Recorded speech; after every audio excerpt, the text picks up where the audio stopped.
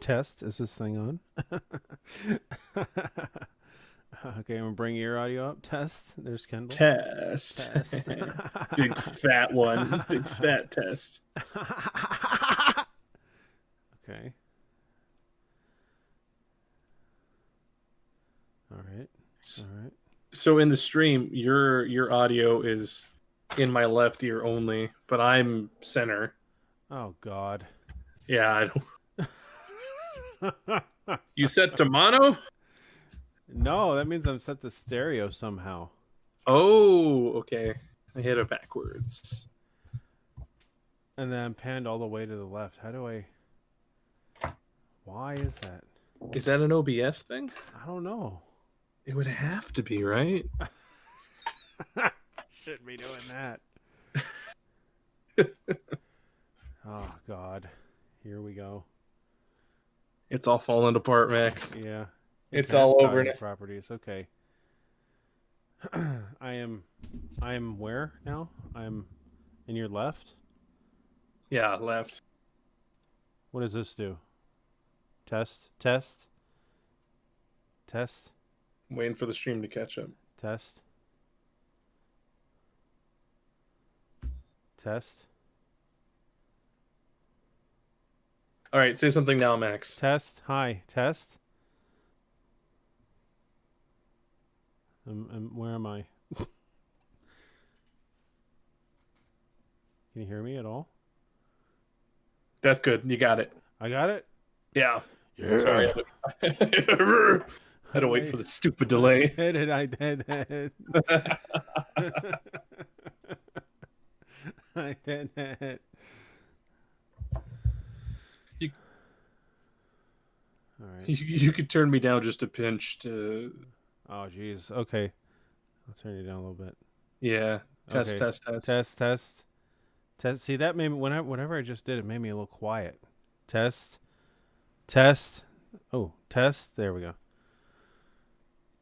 Why was that pan to the left? It's weird. I don't know. I've done this in so long. Right.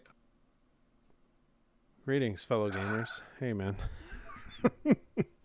Hey. What's up, dude? Just working out the kinks. Mitchell.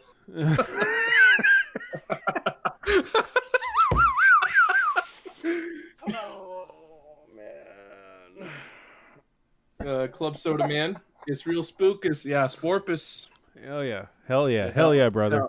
Helion, yes, brother. Wow. Oh, man. No, work account good. Work account very good. That's what I say. That's what I say. Yeah, dude. Just work account's probably got that company card linked to it, right? Just freaking, Yeah, man. Drop Send some. us $1,000 every minute. Do we even have the chat where you can give us money? Super chat? No, we don't. No. Yeah, we're not cool enough. No. They don't let us have that kind of power. It's probably for the best. It would finance us buying a tank and then running over Bigfoot. That's what we would do with the money. We're live. This is it. Yeah. Let's let it begin. Sporpule. Sporpule hot. Yep. Sporpule hot. VTuber Sasquatch. Yeah, there's a niche market that we could probably make money off of, but I just don't think I have it in me to do that.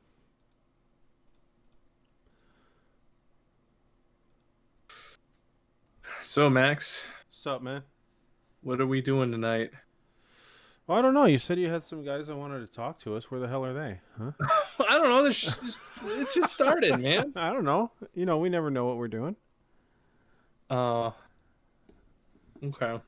Here we are. That's enough. That's right. Yeah, we were here. All right. Thanks for joining the stream, guys. We'll catch you next year. Yeah. My eye's bothering me, man. Just pluck it out. Just. Why? Why is it bothering me, or why? Why's your eye bothering you? I don't know, man. The devil's in there. The demon's in my eye. It's Halloween. Make enough cash to get a butterfly net. That'll wrangle Squatch good. Get some tongs. I don't know about a butterfly net. You're going to need a really big net to catch a Squatch. Just saying. You know what I would love to do? How I would like to kill Bigfoot? How's that? Force him to drink cough syrup till he dies. Why? Why not? All right. Get him I'm on a the simple ground. man. You know, just bottle after bottle. It gets to the point where he won't open his mouth. You break out the funnel. Oh my god. And he like winces every time you open a new bottle because he's like, he just gurgle it down his throat. You wait for those eyes to just look straight up into the abyss. And he whispered in his ear, "Darkness is all that's ahead of you now, boy." I'm a simple man. I'd shoot me a Squatch. Oh yeah, I'd hit one with a truck. Oh yeah, well, I'd hit one with a Jeep. I think Jeep's too little. You need a big truck, giant truck. No, dude, have you seen the new Renegades? Not the Renegades. I'm sorry, the Gladiators. Yeah, It's a Jeep I pickup drove truck. one across the country, and it's no different than a Wrangler. And I don't think if that hit a 12-foot Squatch, it'd do it. I mean, obviously, if you're going fast enough, you know. Wait, it when would- did you drive a Gladiator across the country? July. Oh dang, dude. I didn't go to Arizona, but I did, and I unless you're going 60, Yeah. which is impossible down those forest roads where the Squatch live. I don't know if that'd Right. kill one. I don't think you'd do it. You don't think so, huh? No, and they have the That's- modular roofs and everything. I think he'd just get at you and tear you apart like a wishbone. But don't you want that modularity though, so you can like open it up and like swing out with a rifle and put a couple in them? No, I'd rather just hit him with the front of a huge truck. So you're not Just- even talking like a pickup truck. You're talking like an 18-wheeler. Like, Yeah, I'm talking like this is a Penske truck, and I Oh, I slam him okay. so hard against a brick wall that he turns into like a balloon filled full of red goo. it makes like a thwap noise when you just pop. yeah. Yeah. Yeah, I don't want any questions left. Right. Yeah, I mean, when you're dealing with an interdimensional creature, like you can't leave it to chance because he'll slip away on you. Yeah. Oh yeah. Yeah, you gotta splatter him. Oh yeah. Splatter him real good. Yeah. Oh yeah. You know, get him. Get him. Well, if that's the case, it'd probably take like a Unimog or something. Something. No, actually, no. I would take like a half track. Unimog would be cool to hit a Unimogs Bigfoot are cool. with. I'd Yeah. ruin so many vehicles trying to kill a Bigfoot. You'd fucking smash so many trees with them. Oh yeah. I mean, I'm just thinking of how much a deer messes up vehicles when they hit. Oh yeah. Oh god. And oh, if god, a stupid little like 300-pound deer or whatever the hell they weigh, I know some of them Uh-huh. are heavier, some of them are lighter, can mess up a truck or a car real bad. You know, this giant freaking stupid thing would just maul a truck. Yeah. Yeah. Yeah. You really do need like And assuming they're like related to apes, they have those trifold jagged muscles that don't fucking get hurt or whatever the hell. right. Nah, you need something serious. Yeah. Yeah. Okay. What about something with like a winch, so you could like Well, rope them up? feed him cough syrup. Yeah, rope them up upside down and funnel them cough syrup. I keep Yeah. thinking of that truck from the Rescuers Down Under, something like that. It's like a half track, like I don't even know what it was supposed to be, man. You ever seen that? Long ago. Ah, fair enough. 1990. God, it's older than I am. Huh. Don't dox me, boys. Don't dox me. Rescuers.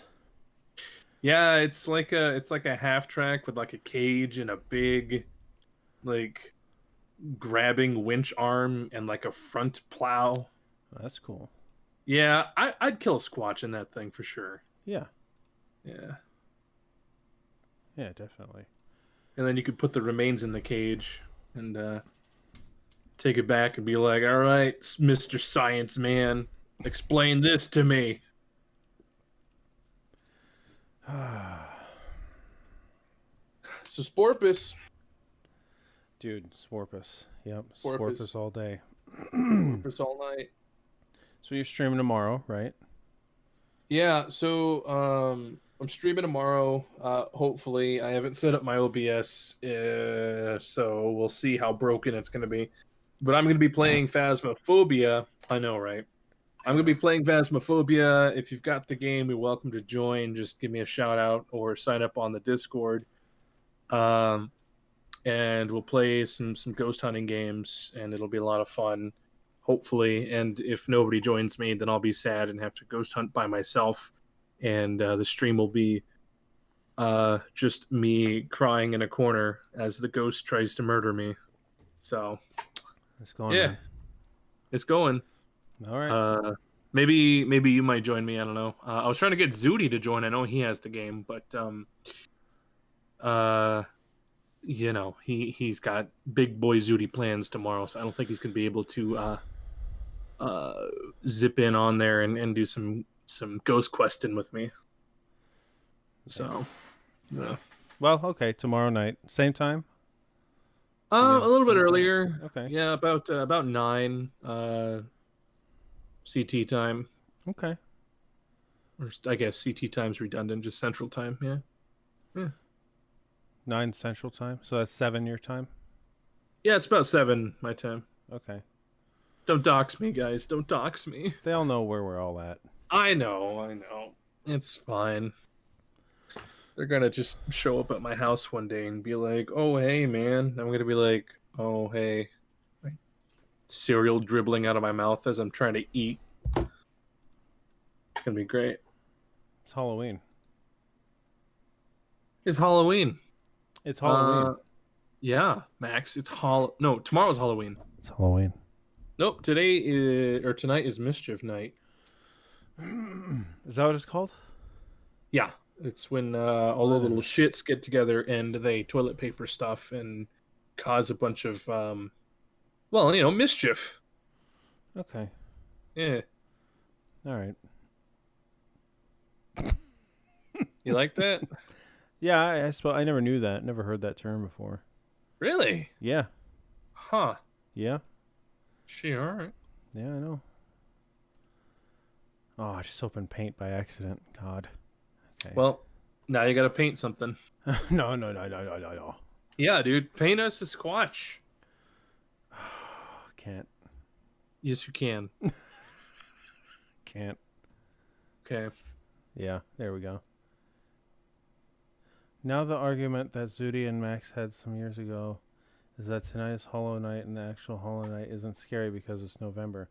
No, on Halloween is October 31st, fire. Right. And the moment midnight strikes, it's not Halloween anymore. Yeah. Now, Halloween isn't like Thanksgiving or Christmas where it seems to linger. Everyone just shuts Halloween off. Like the moment it ends, the moment you're done getting candy, it seems to be done. Yep.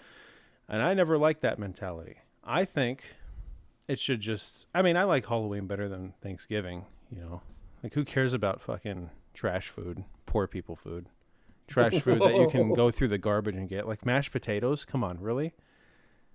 Come on, get real. Gravy and mashed potatoes? It's what food rots into. It's fucking Thanksgiving food. I hate that shit. Halloween's way better. And I always thought the essence of Halloween should linger. But, can't have everything my way. I think it would be better if it built up more to Halloween. Yeah? Yeah. I feel like the whole week going up to Halloween should be more focused on, because I feel like, I don't know, I just feel like the day before Halloween and Halloween itself are like the hot zone, and then everything else is just blah. Yeah. I also think Halloween should be the last Friday of October. because Oh, okay. oh yeah. Because I'm sick of like Halloween's on a Tuesday or Thursday. How shitty is that, man? Right. How I'm supposed terrible to is that? enjoy it. Yeah. Yeah, yeah. And then you have Hollow Weekend. Yeah, exactly. Whatever. What do I know, man? What do I know? I'm just a simple idiot. Well, someday, Max. Someday. Someday. Mm-hmm. Yep. Someday. We'll have it our way. What's going on, guys? Who's here? Let's do roll call. Who's here? We got a few watching right now. I know we just started, but say hi, everyone. I know Fire was here immediately. Actually, Fire, you weren't first this time. Yeah. Which is something. Mitchell was. Yeah. Who? Hi, Avery. AKA Oh, Avery. Okay. Is Here are my gamers. God. Hell yeah. Oh, Schruber is Mitchell. Gotcha. Yeah, Schruber. Yeah. Oh, I know that name. The Shroobs. Hello, Bloodhound. Hello. 8 out of 10 man. on Discord here. Now, Jake, you were the guy with the Bigfoot story, correct? Is he the one?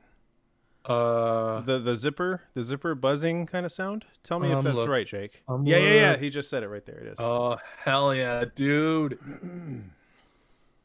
Get him on. I want to talk to you. Fire. Hey, Mr. Sunshine. What's going on, guys? Yeah. Hey, Avery as well. Maybe we'll have Avery on. I haven't talked to Avery in a long time. Right. Jake, yeah, man. If you want to call up and tell us about your story, please. Yeah, we got another story too. Calamari gave us a story. Is he wanting to talk to us as well?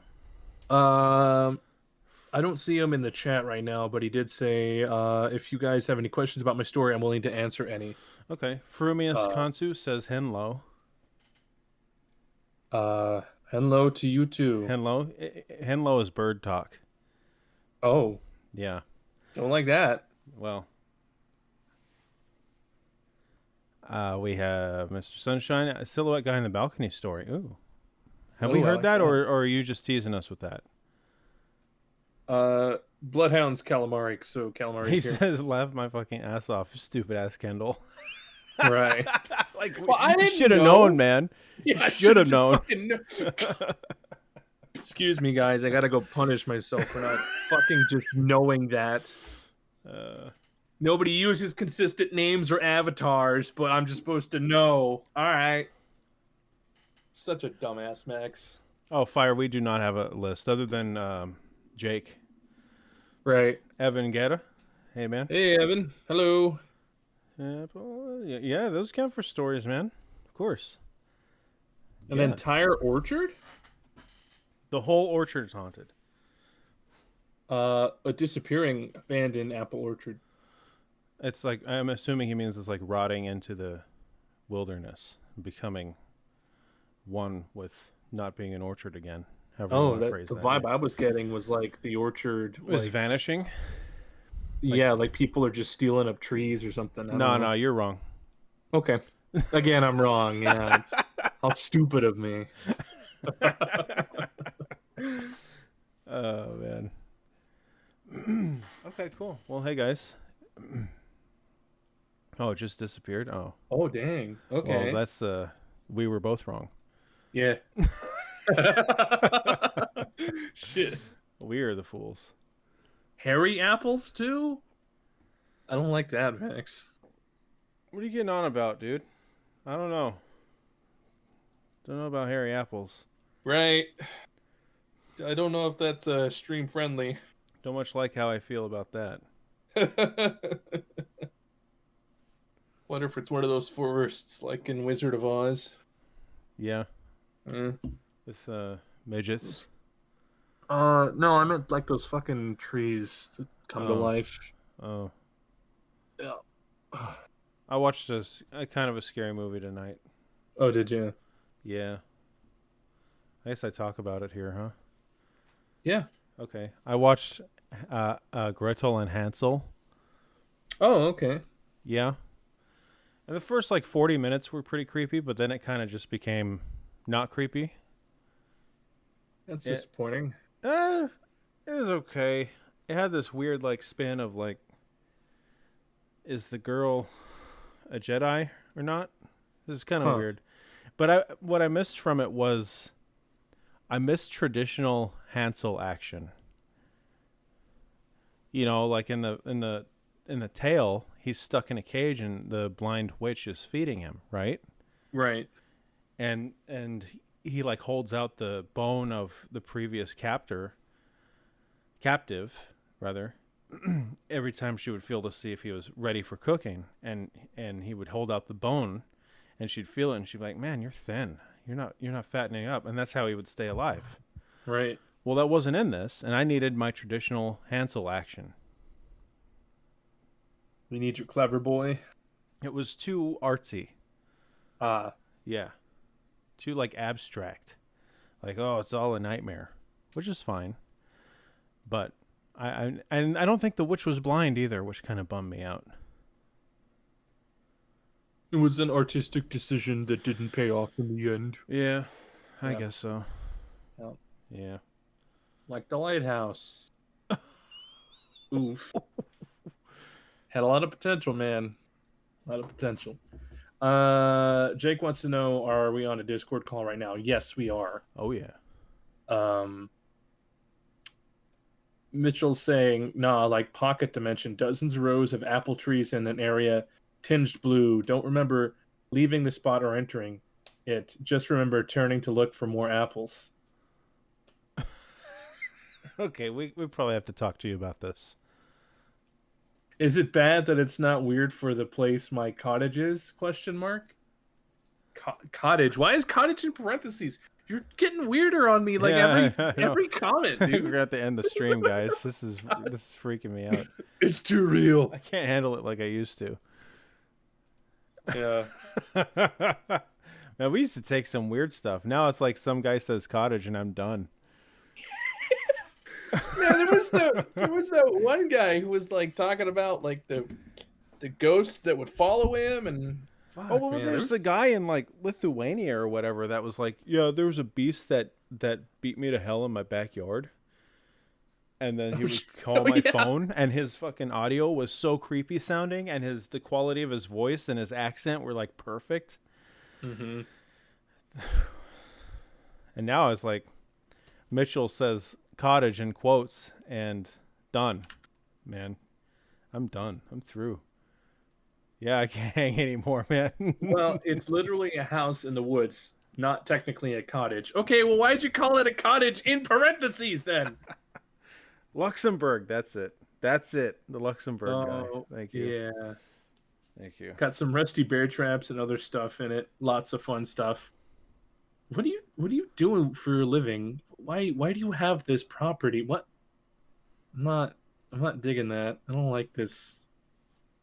All right. Well, how about we do a second roll call and then let's jump into something. I don't know. Maybe we'll talk to Jake.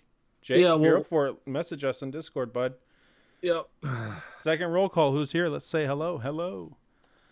Let me see if I can find some. Yeah, music. things were weird back then, Hunter. Yeah, we rolled hard, man. We did, man. But now we're busy, and that's just how life is. I don't know about busy. I'm not taking calls from Lithuania and Luxembourgian guys, brother. Having them tell me about the Men in Black or what the hell ever, man. It's too much. It's too much. Yeah. We're too old for this shit.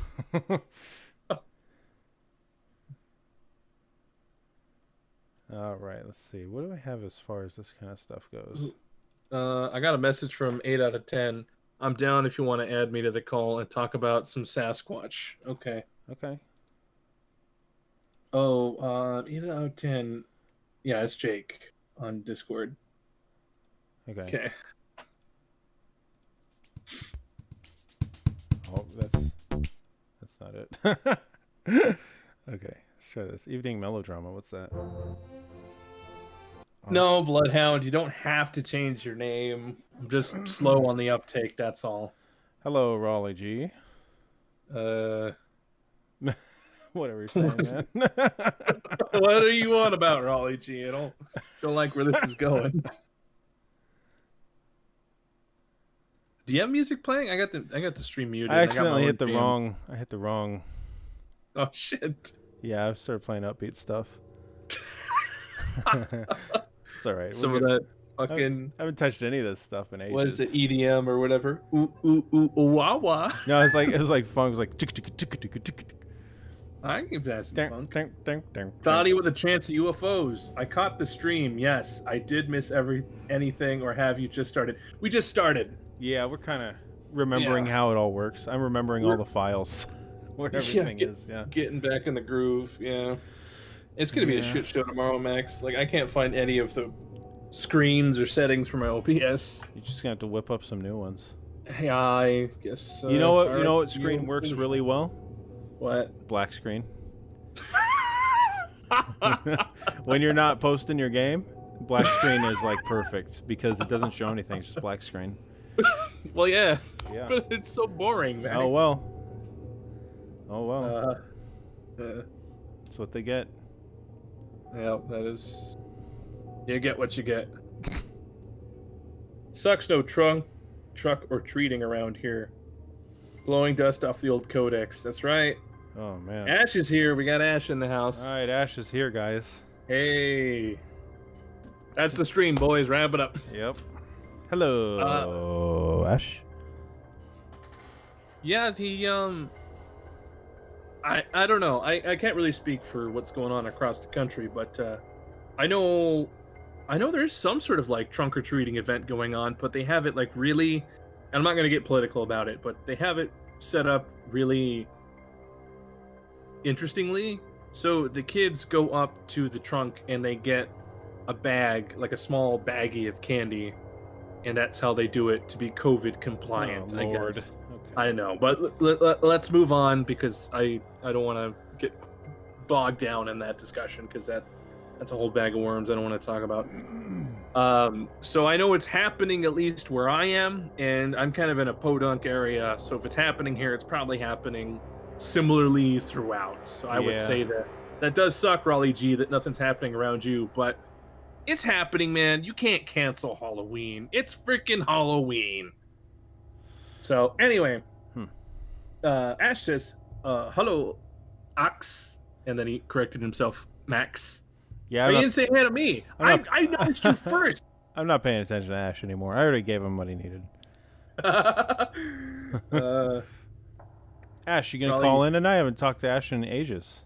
Guy, yeah, I haven't heard you, man. Ash, destroyer of Sasquatches. Yeah. Ash, destroyer of mutton.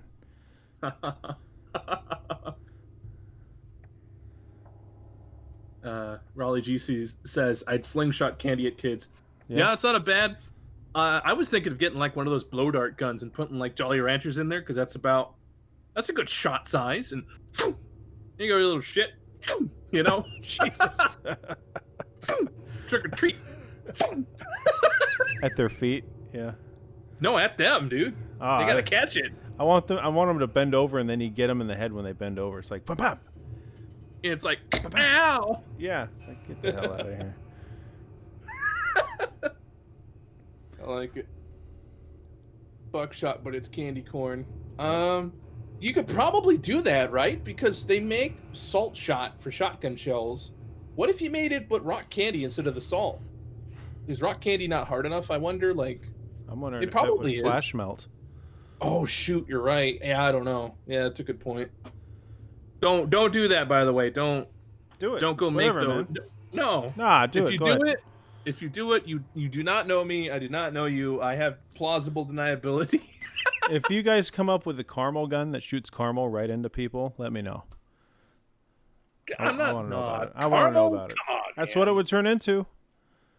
Okay. That's what it would turn into. Phlegmy caramel gun.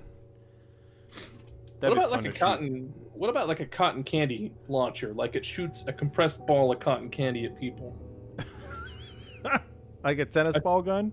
Yeah, like a tennis ball gun or one of those shirt flingers that you see at like Super Bowl events I'm and just stuff. imagining a ball so dense with sugar that it's actually just sugar, and it's just like this whap that hits somebody and knocks them on their ass each time it hits them.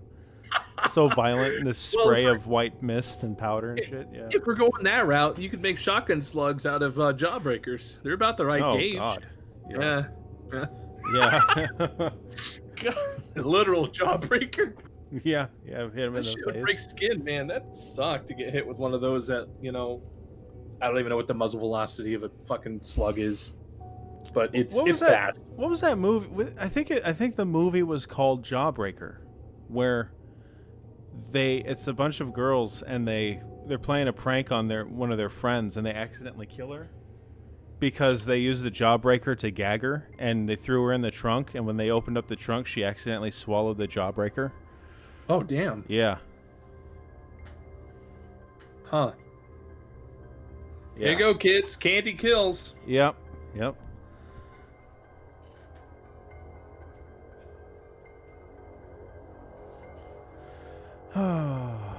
Let's get Jake in here. Jake, where you at, bud? Let's grill you down. And anybody else that has a Halloween story, Halloween anecdote, whatever story, go ahead. Feel free. Message us. Yeah, We'll tell you how to get on here. It doesn't have to be like Bigfoot or aliens. No, if you or just want to whatever. talk, we can talk. Yeah, dude. If you got like a spooky, something went bump in the night story, it's whatever. We'll put you on. Give you your 5 minutes of fame. On the best 5 minutes. Jawbreaker was like a better version of Heather's. What's Heather's? Oh, jeez, I don't want to get into that. Oh, okay. Too much, I'll just man. Google it. I'll Yeah. just Google it. Too much. Oh, I get it. Oh, yeah. All right. I just Googled it. I know what's up now. My bad. I was All not paying attention, I guess. All right. Okay. Yeah. It looks like our boy says we can add him now. How do I do that? How do we do that? Would it be easier if we were on the channel and we just dragged people in, or Where? no? Hang on. We're professionals, you can tell. Can you just drag him into Fort Kickass? Yeah, I can do that. If he's already in a voice channel, I can do that. Okay. Or you can I don't. might be. Jake, if you're on the Best Five Discord, just join a voice channel. He is. Talk Zone 1, 2, or 3, and then we'll drag you over into. Oh, there he is. He just joined Stream Zone 8 out of 10. Okay. Oh, that's okay. He just joined Stream Zone. Okay, so then we can drag him over to Fort Kickass. I'm gonna go ahead and it's Fort Kickass only open to us. Yeah, but we can. Yeah. I just jumped in there. Okay. There we And then go. Unmute him. Hey, Hey, man. Oh, do you have headphones, man? Or can you mute the stream? okay, there we go. There we go. Can you hear me? Oh yeah. All right, cool. What's going on, man? Nothing much, just chilling, Yeah. watching the stream. Okay. Sorry. Yeah. Sorry, this is how you Yeah. spent your Hallows Here we are. Eve. Here we are. I'm literally just sitting in my bedroom by myself, drinking beer, watching your stream right now. So, Hell yeah. Yay! All right, man. Cool. All right, so we read yeah. the story. We read the story like a week ago or whatever it was. 2 weeks, Mhm. 4 weeks, I don't know. And at the end of it, you said, "I wonder if anyone else has had experiences with like strange things in the woods." And I had so many questions because it's like, okay, what kind of sound was it? I know you said it was a zipper sound, right? And yeah. I know you said. Now, my curiosity was: is it more electronic? Is it more? right, that's what I was wondering too. Was it like mechanical? Was it like something like a vibrating, like you can kind of, like vibrate with your lips? Was it like a natural sound? Do you want me to just like tell the story, Sure. like Yeah, recap from it. my Yeah. own mouth? All right. So, me and my dad, right, are Yeah. like pretty avid outdoorsmen, and we go backpacking with each other and camping and hiking and stuff and off-roading all the time. Like that's like what we do together to spend time together. Mhm. And since I'm basically at home from college indefinitely now, and I'm just Right. living at home working, we have tons of time to spend together on the weekends.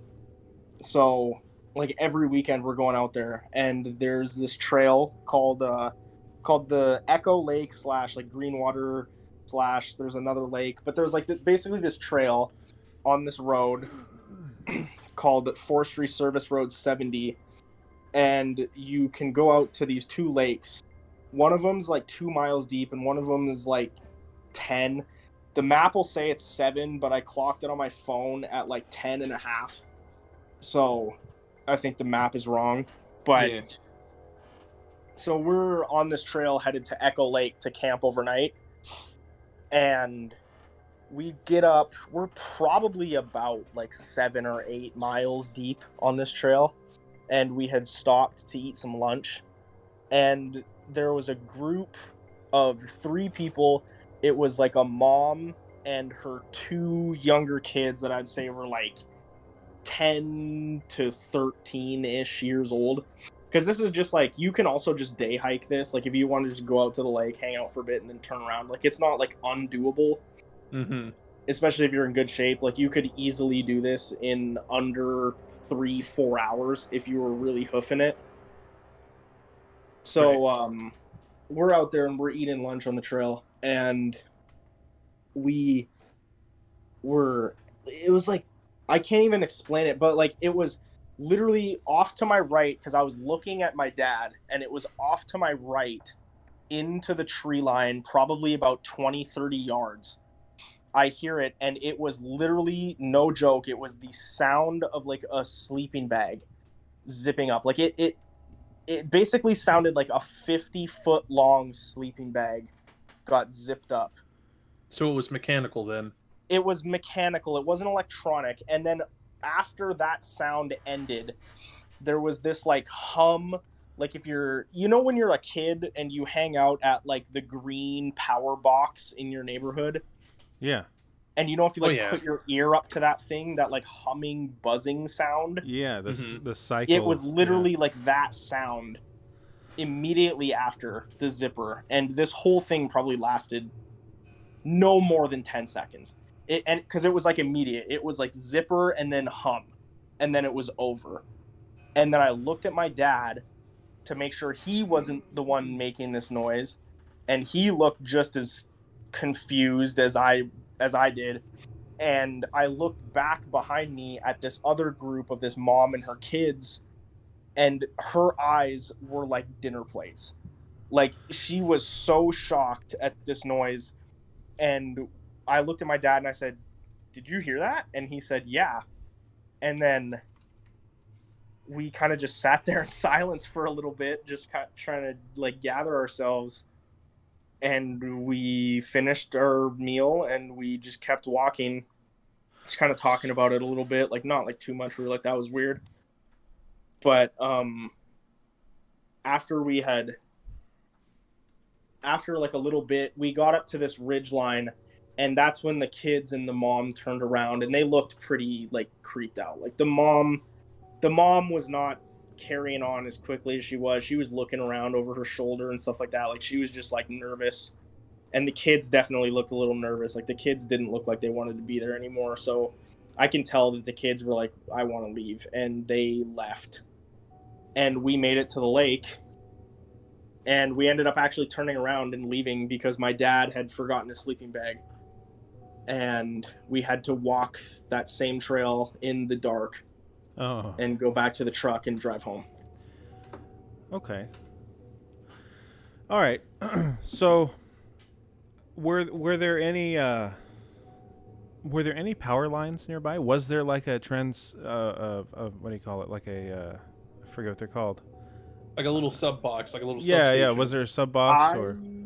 I can't imagine there would be, because you can go on Google Earth, and if you look up like the Echo Lake Trail, Yeah. it's like pretty remote. Like it's not like super duper remote. Like I've been on trails that are way more remote than this, but it is remote enough that there's absolutely no power. There's absolutely no people that live out there. And the only other people that we would encounter are hikers on the trail. Like you're not going to see anybody. And it was far enough from a road, because there's forestry roads that like snake in and out of there because, it's Washington and there's tons of logging and stuff that goes on. So it's like there's tons of forestry roads back there. But it was not like close enough to any of these roads that you'd be able to hear a vehicle or you'd be able to hear anything. The only thing man-made that you should be able to hear out there is like the faint echo of like gunshots from like the public range areas that are all over the place in the woods back there. Could it, I think I said this in the video, and if it sounded just like a sleeping bag, then no. But could it have been a chainsaw or something like that? I don't think so, because there was no, like, it didn't sound like it kicked on or like it was like powered by anything. Like it was literally like, it was just that sound of the sleeping bag. Like it was unmistakable. Yeah. Right? Yeah, it was like zip, and it like, starts out low pitched and then gets super high pitched and really fast. Okay. It sounds like something got hit by electricity. Right? Like I could maybe I could imagine the vzz being like a fucking zap of electricity, and then maybe you heard a sizzle. Maybe I don't know, but it was like it was a clear day. There was no lightning or anything like that. That could have struck something with like a lightning bolt. How loud would you? Sorry, Kendall. How loud would you say it was? It was about the volume of like a person like yelling, not like screaming like their head off, but like yelling to get your attention. Okay. So it was a solid like it. I could tell that it came from like off into the woods, but like it sounded like loud. It was so loud that there's no chance that it was a person's backpack. Okay. All right. What were you going to ask, Kendall? I was going to say, how close were you to the water? To the water at that point, it was down a ravine. We couldn't hear it anymore, and we couldn't see it. Okay. But it was down a ravine, I'd say probably 100 yards. Well, that gets rid of my theory. Another thing is it might have just been the weird sound of a fishing line getting thrown. Because that kind of makes a whoosh. Yeah, I get that. But no, not at that distance. There's no way it would carry like that. That river isn't fishable anyways. It's too shallow and too fast. Yeah. It's only probably like 3 or 4 feet deep at the deepest, and it's like it is moving. Like it is pretty fast. It's fast enough that like when you're right next to the river, you can barely hear each other talking. Yeah. Okay. How if you were to guess, and you might have mentioned this, but I forget. If you were to guess, how close do you think you were to the sound? I would say at the closest 20 yards. Holy smokes. It's pretty close. Probably closer than you want to be, huh? Yeah. And I never asked my dad if he saw anything, but he didn't look like he saw anything, and he didn't react like he saw anything. Okay. All right. Interesting. And have you been back since? I go back to that area all the time because that's where I go off-roading and stuff like that, but like I haven't hiked that trail since. Huh. I wonder I've had Go ahead. There was another thing that happened on that same hiking trip that I don't want to lump into this because it's too ambiguous, but I have heard similar accounts on like I love like the Sasquatch Chronicles podcast. Sure. And I listen to them all the time. And there has been tons of stories of people talking about this where they hear, like me and my dad were by the river when this happened, not like close enough to it that it was like disturbing, like loud, but it was like we could still hear the river. Yeah. And we were hiking uphill at that point. This was probably about an hour before we heard this sound. And my dad says, he looks back at me and he says, "Do you hear people talking right now?" Oh, ew. And I said, "Yeah, I hear that." And it sounded it was so muffled by the river, but it sounded like it was coming from across the river on our left at the other side of the valley. It sounded like two women talking. Bigfoot. and we couldn't distinguish any words or anything, but it was just, like, when you're like far enough away from a person that you can't hear any of the words that they're saying, but you can make out that like call and response of a conversation. Sure. It was like that, and we just chalked that up to other hikers, but we never came up on anybody on the way out. Like, nobody ever came back past us. I've not to steal your thunder or anything, but I've had similar things with talking happen to me when I've been out in the middle of nowhere, and it's been like it seems like it's always just like it's like people down the street, like 2 or 3 houses, like if I was to put a distance on it. Yeah. But, and you can't quite, it's like you hear the conversation and you recognize that it's back and forth, but it's just like it's a little too far to understand. Yeah, it was like when you have your window open and you can hear your neighbor in the backyard. Yeah. Yeah, it was like that. Like it was loud enough that we could distinctly tell that it was like something that wasn't like a natural sound, but it wasn't close enough that we could tell like what was being said, or even if it was like human beings talking. Like it was just that like little chatter, like back and forth. Yeah, not a huge fan of that. But nothing happened. Interestingly enough, like nothing happened on the way back when we were like in the dark. Yeah. Yeah, that was my follow-up question. Once you said that you guys had to turn around. Nothing happened. That was the weirdest thing. Is like I was creeped out the whole time we were coming back, because I was like, oh fuck, like we gotta walk right past where all this stuff happened. Yeah. And nothing happened at all. I didn't get any bad vibes. I didn't have anything happen to me. What time of day did you hear the sound? The zipper sound. It was probably about 2:00 p.m. Oh wow, right in the middle of the day, huh? Yeah, it was right in the middle of the day. It was probably like 70 degrees, sunny, just beautiful, perfect day for a backpacking trip. Man, it almost sounds like electricity. Like the way you're describing. I mean, clearly, like if you're hearing a 60 cycle hum or whatever it is, it's got to be electricity, right? So see, like that's what I was thinking, but it's like I don't even know. Like I don't even want to call this Bigfoot, because like a lot of people, when I tell them this story, like my friends, when I told them the story, they were like, "Dude, that's Bigfoot." But I'm like, I don't want to say that, because I looked and looked and looked, and I never heard any sort of Bigfoot story where they described that sound of like a zipper or like a buzzing sound. I've heard people talk about machinery. I've heard stories. I heard one story that was really scary about a guy that was just hiking and he heard a car door slam. Huh. Oh my god. But I've never heard any story that's the exact same as mine, which is why I'm so like hesitant to call it a Bigfoot. Now, right. You listen to Sasquatch Chronicles. I'm sure you're well familiar with how into the weird they get, right? Like with the balls of light and the here. If you're going into the idea of Bigfoot, this is sort of what popped into my mind. Is what if I'm not saying that's what it is, but what if what you heard was a Sasquatch leaving our plane of existence? See, I was about to bring that up because I remember hearing Ron Moorhead on that podcast talk about how he heard the tree knocking, and he thinks that sound is them like snapping into our dimension. Yeah, I've heard similar. I've also heard that the smell is the smell of of matter burning. Smell. Yeah. Which is interesting. Like burning ozone. Yeah, exactly.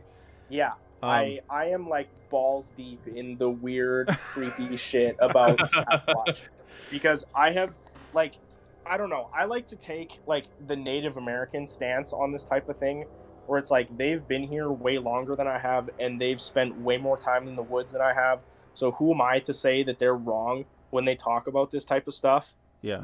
Yeah. So like when they say that this thing is like spiritual and it's like the boss of the woods, like, all right, like I believe you. I mean, if they're real, I certainly believe they're the boss of the woods. You know, it's like what? Oh yeah. Because I've had, I got to tell this one. This is, once again, not necessarily Bigfoot, but I was on a solo hike on another trail in Mount Rainier National Park, which is a like massive Bigfoot hotspot. And this hike is called the Dallas Falls Trail. It's Dalles Falls. Yeah. And it is I was up at the top basically, like right before you get to the very top. There's this beautiful like lookout where you can see basically the entire White River Valley, like all the way up to almost Mount Rainier, but you can't see Mount Rainier because there's a couple mountains in the way and you're not at high enough elevation. And on the way down from this hike, once I get to this spot where there's like this really sketchy like wooden like staircase type thing, Oh. I like it was just this weird feeling that I had in my mind that like, you know, that feeling that you get when you're like leaving a person's house, Okay. like when you're just like that feeling that you're obligated to like thank them. Okay. Yeah. Like a weird like, all right, you let me be here, you know. Yeah, it was like Yeah. that feeling. And I got this feeling, and it was so compelling to me that I literally turned around and faced the woods and said goodbye. And then I just kept going. Wow, man. You made your peace with the forest. And literally that was the first one. That was the first time I'd ever had like a weird experience in the woods.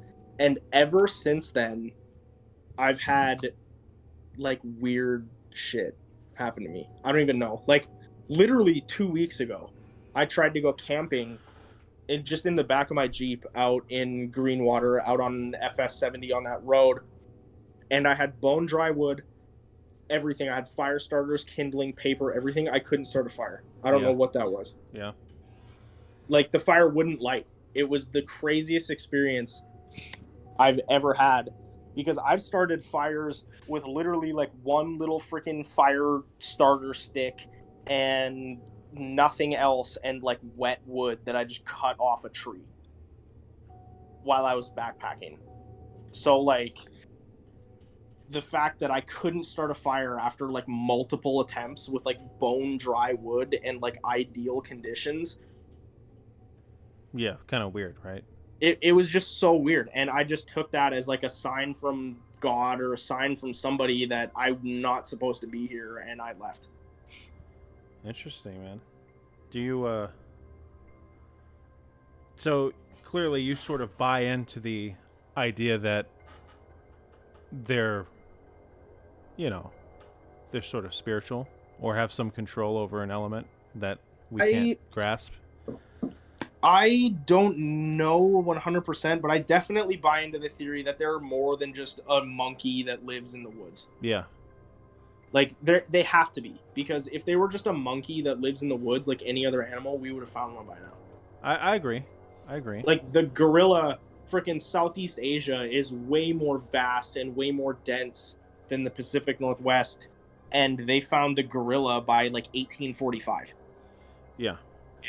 Right. So like the idea that there's a thing bigger than a gorilla in a smaller forest that has never been found is insane to me. So I think that there has to be some kind of like something more to that story. What about lights? You know, sometimes when a Sasquatch is around, there's a ball of light or a streak of light. I have a story about that. I have heard of that. I've never seen the lights. I've seen like a UFO like in the sky, but I've never seen like a light in the woods. Okay. So I don't know if you want to hear it, but here's what I think could have been a Bigfoot, and I don't know because I never saw anything more than. Is this your own story? Yes. Oh, okay, awesome. I want to hear it then. I think I might have told it a few times, but there's an area. I live in Tennessee. There's an area out here where a lot of creepy stuff is said to happen, and I came across because I had a coworker who was on the local forums. It wasn't even like it was like a forum with 60 people on it, and they were all locals. And, they would trade like, oh, I'm selling a bench. Oh, I have chickens that lay eggs. It was just like that kind of thing. Like, Yeah, like a Facebook group type deal. And every now and then you'd get like, saw a thing on the side of the road, think it was Bigfoot, and they would sort of escalate. And eventually one of the guys who owns a farm down there, he said that he flat out saw one on his property and he shot at it. So my coworker, knowing that I'm into this stuff, said, we got to go out there. And I said, okay, we'll go out there. And it led up to a weird string of events where there were a bunch of dead deer and a lot of weird noises and things like that. And on the second or third trip, we went out there and we're driving around at night in the area, and it is creepy. It's like a weird area. Sometimes you go out there and you feel nothing. Sometimes you go out there and it's just like, I feel gross, So we're kind of driving, and there's deer all over the place. When you see the deer out there, you know they're deer. They're so easy to tell it's a deer because their eyes kind of glow green, and their eyes are sort of on the side of their head because they're like a weird shaped animal, Mm-hmm. And they're very easy to tell. They move in a certain way. They're a certain height. It's clearly this is a deer. Yeah. So I'm on the fence because, the shit that I'd seen prior to this, which is a whole other thing, it could have been a guy. I'm real skeptical. I haven't seen anything with my own eyes or anything like that. We go to the end of the road, we turn back around, and we're rolling up over this hill.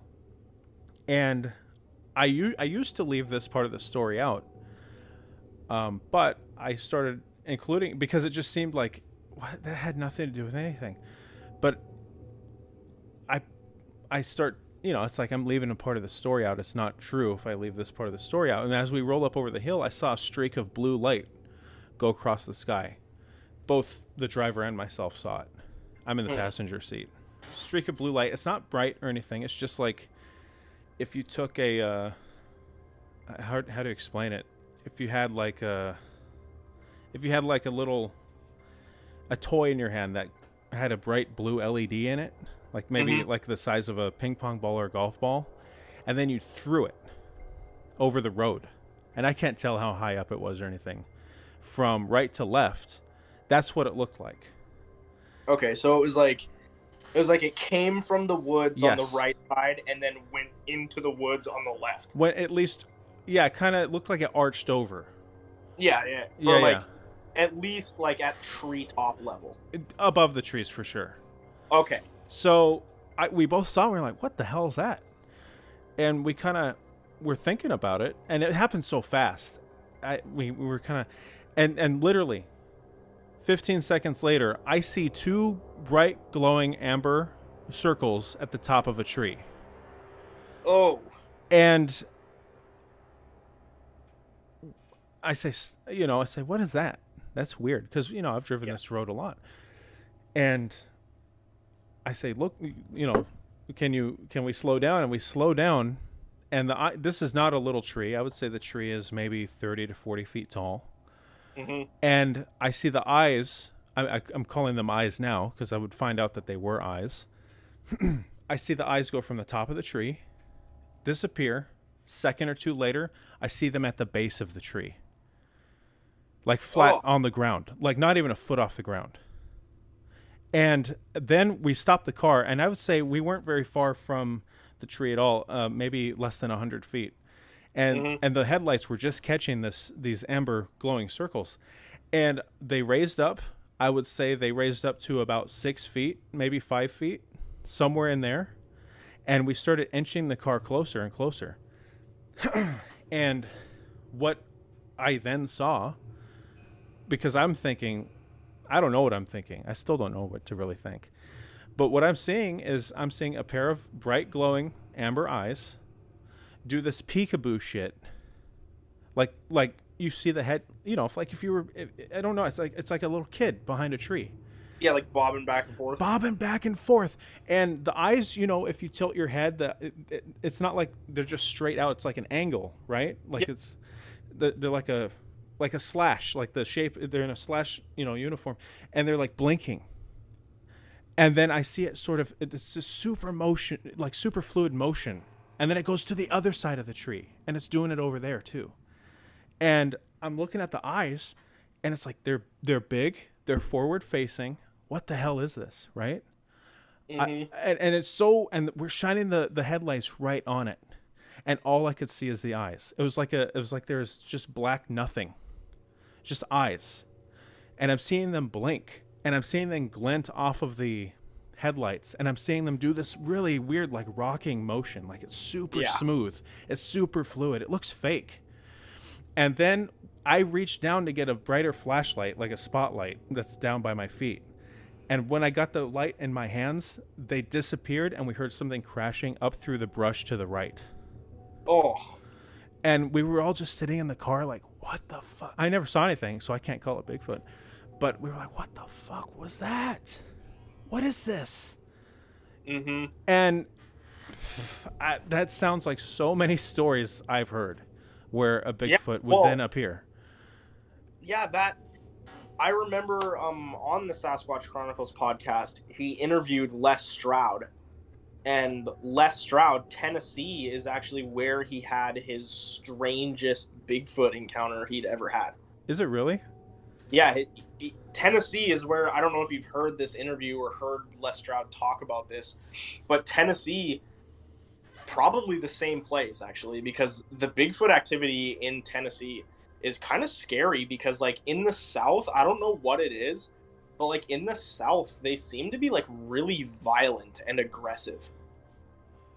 And in Tennessee is where he said that he had the, like, weird...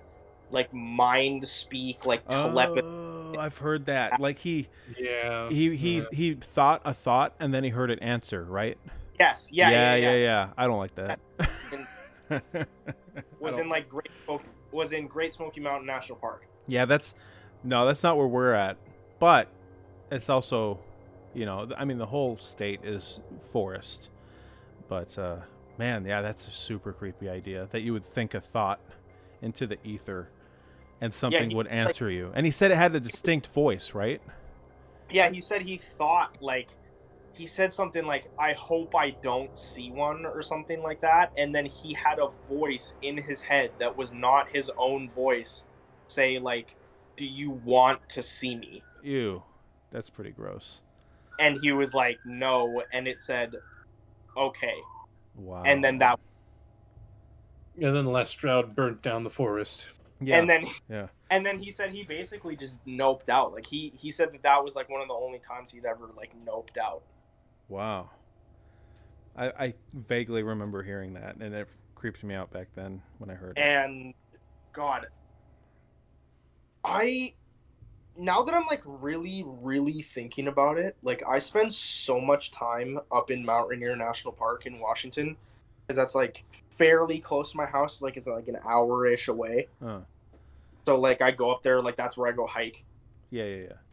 And God, in the wintertime, there's this highway that goes across the pass, across Chinook Pass, and goes from this little town called Enumclaw, and it goes all the way to Yakima in central Washington, across the mountains. It's not like I-90 that just is like a 4-lane freaking super highway that goes across the whole state. Right. It's just 2-lane, 50-mile-an-hour speed limit road through the mountains. And in the wintertime, it closes because there's too much snow. And you have to close it off. And there's a gate at the sign that says, "Welcome to Mount Rainier National Park." And literally at that sign, when it's closed off, you can park your car in front of that sign and go like snowshoeing and snowmobiling and shit like that on the closed road that's covered in snow. Right. And me and my little brother went up there in like February when like quarantine had just started and I just came home from college. Yeah. And what happened was we were up on this road and we get to this creek crossing that goes under the road, and there's a footprint. There's like a trackway that goes down into this creek. And I had a picture of it on my phone. I'll actually send it to the Discord. And I have a picture of this on my phone. It's not a bear print and it's not a boot print because there's no tread in the foot. and it's like fresh enough that if it was a boot print, there would be tread. Gotcha. And this track goes step like sideways, like it's like kind of like shimmying its way down this bank, because this bank is like really steep, and then there's one print just clear in the mud on this creek bed, and then the trackway across the creek just disappears because it's just like so thick that there's just no way that there would be a trackway. Right. So it's basically like 3-4 footprints up to this creek, and then just nothing. And I took a picture of like the clearest one, and it was probably at least as long as my elbow to my middle fingertip, which is like at least probably like 16-18 inches. Yeah. Right, yeah, it's And it had claws. Ew. like it which had is- distinct claw marks at the end of the It had- toes. At least 2 toes had distinct claw marks. Oh god. Yeah, that's something I don't really think about much. Like, okay, yeah, let's say Bigfoot's real. That guy's got to have some like nasty fingernails and toenails. Like, you don't want that touching you, man. No, he's clean. Yeah. It was just so weird because it went down this bank like a person would go down the bank. Like it was like shimmy down and then like hop down to the creek bed and then just take off into the woods. All right. Well, shoot, man. My brother, we didn't say anything about this, but when we saw this, my brother, he like gently suggested to me like, okay, like let's go. And he's only 15. So, and I had the same feeling. I was like, yeah, I don't want. And we both just had this feeling like it was like something watching us the whole time. Like from the very beginning, we had this just like, it was light at the beginning, like just like this weird feeling. And then once we found these tracks, it was like, yeah, like time to leave. Yeah. We never said anything about that. I didn't say anything because this was like his first time in like the real woods. So like I didn't want to scare him. But like I felt it, and then we went back like weeks later. And he said to me on the hike out, like when we went out when the snow was starting to melt and it was a little shallower, and he said, "Hey, I don't feel weird this time." Interesting. And I was like, ugh, like don't say that, because like I felt weird last time too. And he was like, yeah, it felt like there was like something watching us. Yeah. And yeah, that was the exact same feeling. I'll send the picture because it was Sure. really fun. Let me get on there right now. It'll take me maybe a minute to find, but Sure. I'll send it in general so that everybody that's in chat right now can take a look at it. There we go. Kendall, can you take the wheel for 1 minute? I gotta get up and get something real fast. Sure thing. Huh. Yeah, that's God, that's wild, dude. That's absolutely crazy. Like, let's check out this here picture. It's up in Yeah, I'm trying to find it right now. yeah. My camera roll on my phone is not sorted at all. It's just a mess. Nah, you're all good, man. So is mine. Oh, here it is. Awesome. I would put it on the stream for everybody, but it's all in Max's hands right now. Oh wow! Look at that! Look at that! That. Yeah, there's definitely no tread whatsoever, and there is the makings of some like toes going on there. Yeah. Yeah, I didn't know what to make of that because that was like over a highway guardrail, like a Jersey barrier. Whoa, that's crazy, dude. It was at like literally probably like the bottom of my rib cage because I'm 5'8", 5'9", and that thing, which means that thing is like waist, like the bottom of his junk was at least where my rib cage is. That's that's not where you want the junk to be. No, that thing freaking thing. If that's its waistline, that thing would have been at least 7 foot tall. Right, which is pretty in line with you know, the Bigfoot size. You know, they say it's anywhere from 8-ish to, I've heard some stories where it's like as much as like 10 feet tall. I've heard stories over 10 foot. I've heard 12. 12. Wow. Is like, I feel like that's overestimating how tall it was. I think so too. But I've heard multiple stories that are like 11, 12 foot. I mean, the proportions for something that big, though, my But it's gosh, like- guys. It's like I work in a warehouse, right? And like Mhm. the scaffolding is in 6 foot sections. Right. So it's like, or like the racking, right, where you like put like pallets and shit, is like 6 foot sections. Yeah. So it's like, that is literally like, if you go to like a Costco, that's like the second tallest, like the middle rack of freaking shelves is 12 foot. So it's like, I don't know if it's that tall, because like that is just absolutely insane. Yeah. At 12 feet would be like, I can't even imagine how many calories that thing would have to take in every day. Right, and that's one of the biggest, you know, detractors to the possibility of a bipedal humanoid ape thing existing, is like, where in the heck is it going to get the food sources to sustain itself? Yeah. Like, Yeah. I've heard of stories of them carrying off a deer, but like, even at that point, like one deer a day, I don't think is going to subside this thing. Oh yeah, no. If That's it's like a meal. if it's 12 foot tall, like we're talking like multiple deer every single day. Right, and not to mention, like, its only mode of transportation is fast walking through the forest. So Yeah. that's it's constantly burning, you know, calories doing that. So I'm back. That's why I'm more in the camp of it's like a supernatural type being, or like an interdimensional being somehow. Like, not like an alien, but like something that can like pop in and out of our world at will. Because like, I just can't imagine the carnage that this thing would have to cause every single day to just subside itself and not eat.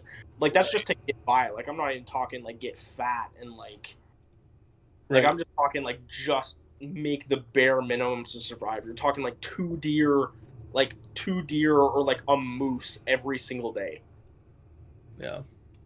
which is like insane. So I don't really think that this thing is just a monkey that lives in the woods. Right.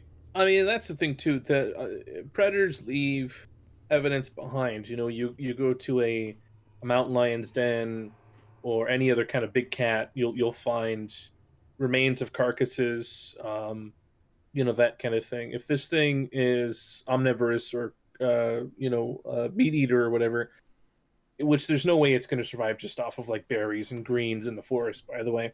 Mm-hmm. You're going to see a pretty big trail of destruction that it leaves in order for it to just, like you said, exist. So, yeah, that's always been kind of the thing in the back of my mind. Like, yeah, but realistic. And that's why I have, like, no time for Nessie. Because there's just, guys, if you sit there and you think about it, there's no way an aquatic creature of this mass could survive off of what's in the loch. You know? It's just... No, it's not. Yeah. There's no way. Like, that thing that's the size of a blue whale in the lake is not freaking eating like salmon and trout. Like, for Yeah. dinner. Well, it's Like, not that thing would have kids. to take thousands. Exactly, it'd have to eat kids. Yeah, but like, that's another thing though, is like Bigfoot, like, there's all these missing people, and some of them are like really, really creepy, and I don't understand like what's going on. And Right. I don't even know.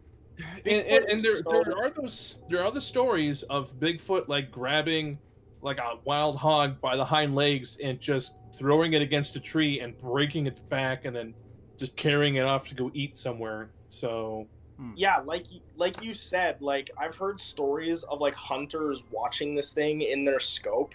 right. And I've heard stories of them just grabbing a deer by like the top of the head and just like cranking its head back and just killing it instantly and just dragging it off like it's like a purse. Oh, Yeah. God. But like, I don't, like, I don't even know, because it's like, at that point you're talking like there's way more implications than just this thing eating a deer at that point. You're talking like this thing is hunting, this thing knows exactly how to kill something. Like you're talking like there's so many implications at that point that like I feel like the people that just make up these stories don't even understand what they're saying. Yeah, no, I get that, and I mean it's the same thing with like the Project Blue Book. You know, like I think it was like 90% or even higher than that. It was in the 90% range of the UFO sightings that the Air Force investigated were easily explainable and debunked. But there was a solid chunk, and it might have been 90%. There was a solid chunk that could not be explained, and that's the stuff that if you sit down and read through it is like super compelling, and it's just like, huh, boy, there's shit out there in there. Yeah, like I'm one to believe like firmly.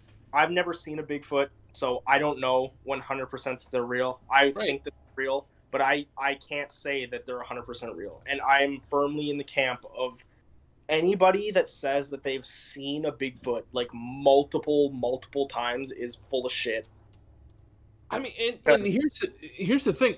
Hell, I don't even know if I saw a Bigfoot, if I would be able to say, yeah, that was a Bigfoot. Like, I saw something weird. Like Max says, like, I saw eyes and a black mass in a bush that moved around with a childlike curiosity, and then it disappeared. Like, you know, like I think I would be a similar kind of person if I saw any kind of lump of, you know, fur moving through the woods in a bipedal motion. Like, I don't know if I'd say that's a Bigfoot. I'd say, like, I don't know what it was. Like, I saw this thing, you know, it walked like a man, but it definitely was not a man. And yeah, I don't know.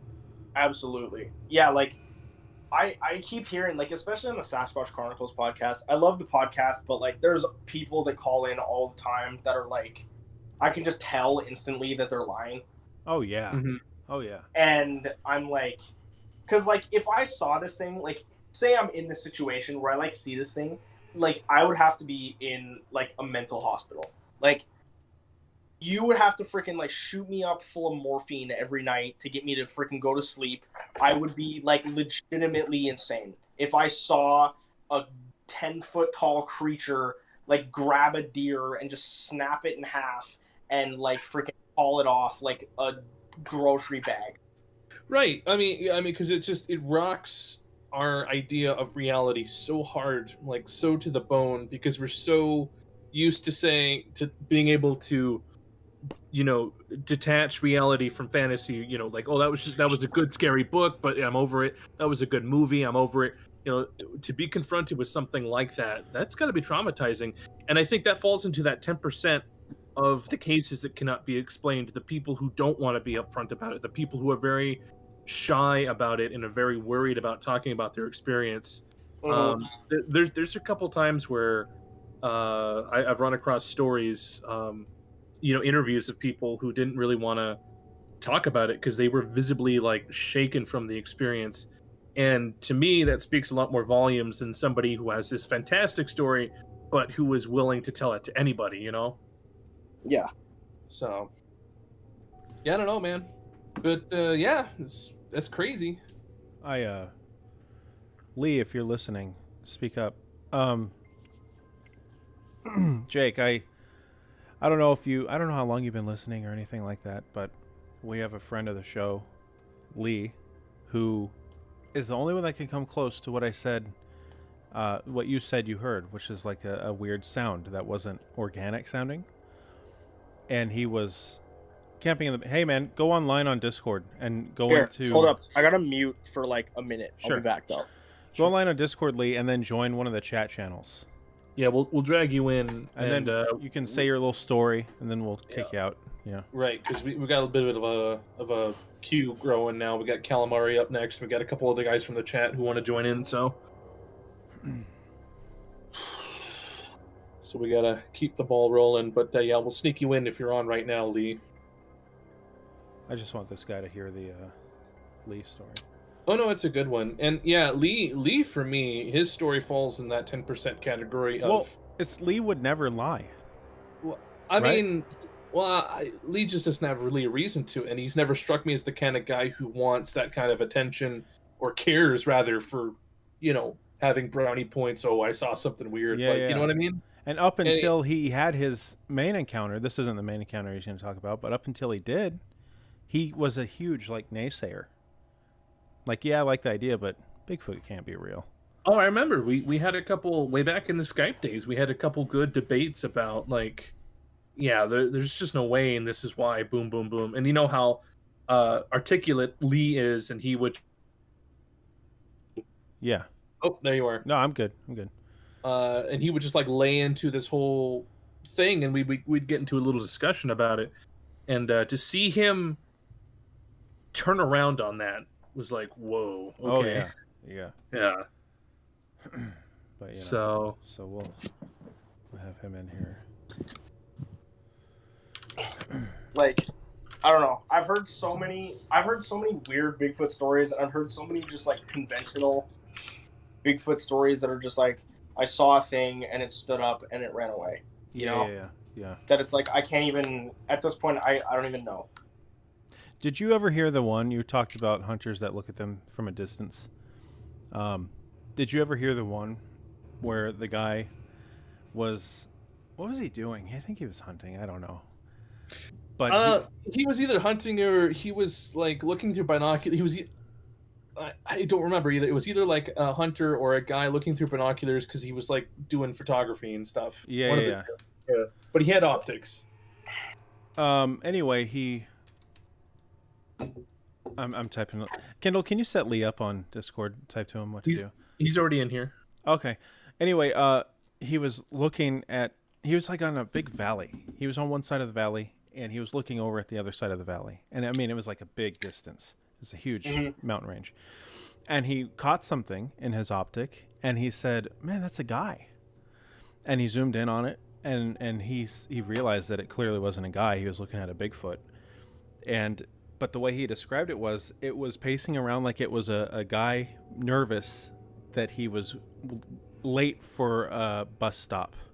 Like, that's the way he described it. Like, it was antsy, And he was just staring at it for the longest time.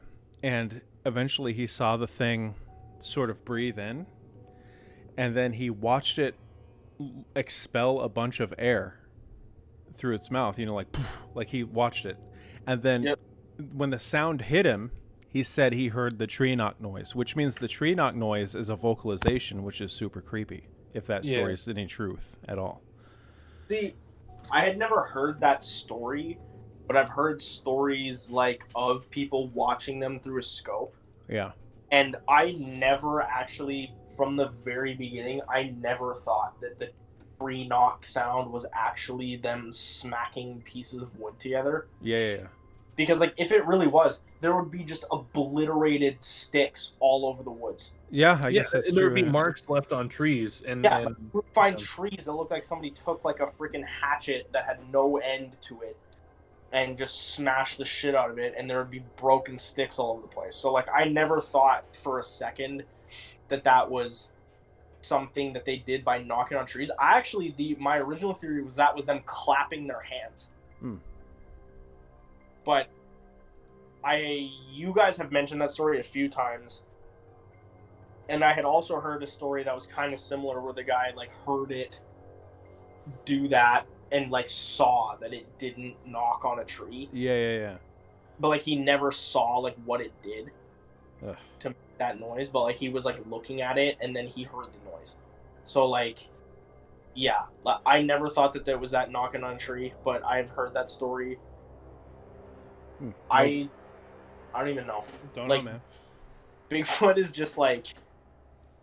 is a cruel mistress of a cryptid, because it's like you get people that are like totally credible, that are like lawyers and doctors and policemen and soldiers and shit like that say that they see a Bigfoot, but then it's like all these freaking idiots that see Bigfoot or don't see Bigfoot and like make up these stories. And then the people that don't believe in Bigfoot, just take the story that they just ignore all the credible ones from like lawyers, doctors and soldiers and cops. And then they just take some drunk hillbilly that called the cops because he saw a bear in his backyard and said it was a Bigfoot, and the cops show up and arrest him for being like belligerent drunk and calling the cops. Yeah. So it's like, anytime those stories get out, it's like that's the story that gets on the news instead of the story that's like, yeah, the district attorney saw a Bigfoot in his backyard. Lee? Yeah, man, can you hear me? Yeah, can you hear me? Yeah. You good? Yeah, man. Jake here had a story. I don't know if you heard it. I don't think you did. I think you joined after. Where he heard what sounded like a zipping sound, and then like an electrical like transformer or power box hum in the woods, and then it went away. It lasted like 15 seconds or so. And he was wondering if anyone else out there had anything happen to them where they heard things that weren't organic in the woods. And immediately my mind went to your story when you were in the tent when you were a kid. So I'm gonna ask you to please tell that story. Yeah, no problem. I think I might have talked about it once before on a previous Halloween thing you did. Yeah. I was young. I was living in Idaho, so it was between the age 9 and 12, somewhere between there. And I had this buddy named Taylor, and we went camping. But when we were camping, just the two of us as kids, we were camping like right behind the house. So, and the town was Orofino, and it's like it's in this canyon. Like if you took like a super giant, godlike axe and slammed it into the ground, and there's the river that went right down it, which was the Clearwater River, I think is what they called it. It's connected to the Snake River somewhere. And anyway, so like our house was, just imagine like both sides of the canyon, there were only houses built on one side of it, not the other side. So it's not like a huge mountain, but it was a really steep down into the water. So anyway, it's kind of like being on a mountain in a sense. It just goes uphill on one end, downhill on the other end. And wilderness and woods? Oh, yeah. Okay. Yeah, it's a small town. Really small. I mean. Yeah. Anyway, so when we were camping behind the house it would slope up, and then there was this small little plateau, and then it would go up again. And I'm talking really small. Like, I don't think you could have fit 2 tents. Definitely not 3 tents in the little plateau area we were at. And I used to shoot my .22 back there and stuff. Anyway, so the actual story, there's not a whole lot to tell. My friend and I were camping in this tent. We were kids. And we had a lantern on. And we heard a beeping. Definitely electronic, sort of like a digital sound. This would have been before year 2000. Okay. And we heard it off in the distance. And I don't know who heard it first. One of us said something to the effect of like, "Do you hear that?" type thing. That's the message anyway. And we listened. And I can't remember if the fear came first or if it started moving towards us first. But one or the other. And ultimately, we turned the light off, and this is funny, because it really isn't a lot to tell. We basically laid down, like we were already like kind of laying down, but not like because we were like talking or something, so we had like our elbows up or whatever. We were on opposite sides of the tent, and I didn't even get in the sleeping bag. I don't believe I was just laying down on top of it, and just like an absolute deep terror. And it got really close. Never had any idea what it was. I still wouldn't. Yeah, I don't know. So I don't know. I don't know if there was an element of like let me make this normal for a minute, right? Maybe there was some kind of tracking device on some kind of animal. Maybe it heard us or saw the light. I don't know what kind of animal would necessarily approach. But like I'm trying to make sense of it, and and then maybe there was an element of like the fact we were kids, and the fact there's like maybe there's like a two people mass hysteria element that Yeah. I don't know, but all I know is I've never been so afraid, and it got close too. How close? Well, How far was it when it started, and how close was it when it ended? I know it's hard to tell, but if you were to guess. yeah, I mean, I definitely I couldn't tell for one thing in an exact sense, and then it's like we're talking like this is got to be more than 20 years ago now, I guess. Mm-hmm. So but it got close, and I don't know if it got like 5 feet away or 7 feet away close, God. or 9 feet away close. But like if I had to say between 5 to 9 or something, Oh man. I would maybe say 7, just to say like maybe around there. It got Oh, close, and it was a Jesus. beeping. It was only one pitch. How long would the tone last? Just like deet deet, or deet? Yeah, it was. I don't really recall if there was. I know it wasn't a long sustained one, but it was a one that was repetitious, and I can't recall anymore if it was like periodic or aperiodic. Yeah. Was it like? Yeah. What was okay? Was it like a really aggressive beep, like like those old alarm clocks that just like scream at you, or was it like a soft beep? No, it definitely wasn't like that, like that super extreme alarm sound. I mean, I guess I would softer side, not Okay. not like a muffled, not like a muffled sound. Yeah, because Yeah. when they told this story, I remember I heard this story. When they told it, like the first time I heard it, I was picturing almost like the cloaker sound from like Payday 2. Oh, Lee doesn't. That like know. I don't know it. I don't know if you know that sound, but just like look it up. It's like this like beeping, like yelling beep that like, I think I'm the only one who knows what you're talking about. yeah, it's like this like scream almost, but it's like electronic, and it gets like louder and more intense the closer it gets. And it's like, but you said that got like 5 feet away. Like, did you ever Somewhere hear in there. like footsteps or anything that went along with it, or did you just hear the beep? No, I don't recall hearing anything except the beep, and I remember that we heard it way off. And by way off, I'm not talking like a mile or something. You know what I mean? Yeah. Just like I would say for sure the distance we heard it at its farthest point was farther away than our house, Okay. my house. But the idea of like running to the house or something was sort of Not an option. yeah, it was just this bizarre brain freeze. It was just I mean, Okay. Here, I have a question, Lee. yeah. If you know back when telephones existed, did the sound like when you would actually dial a number, like boop?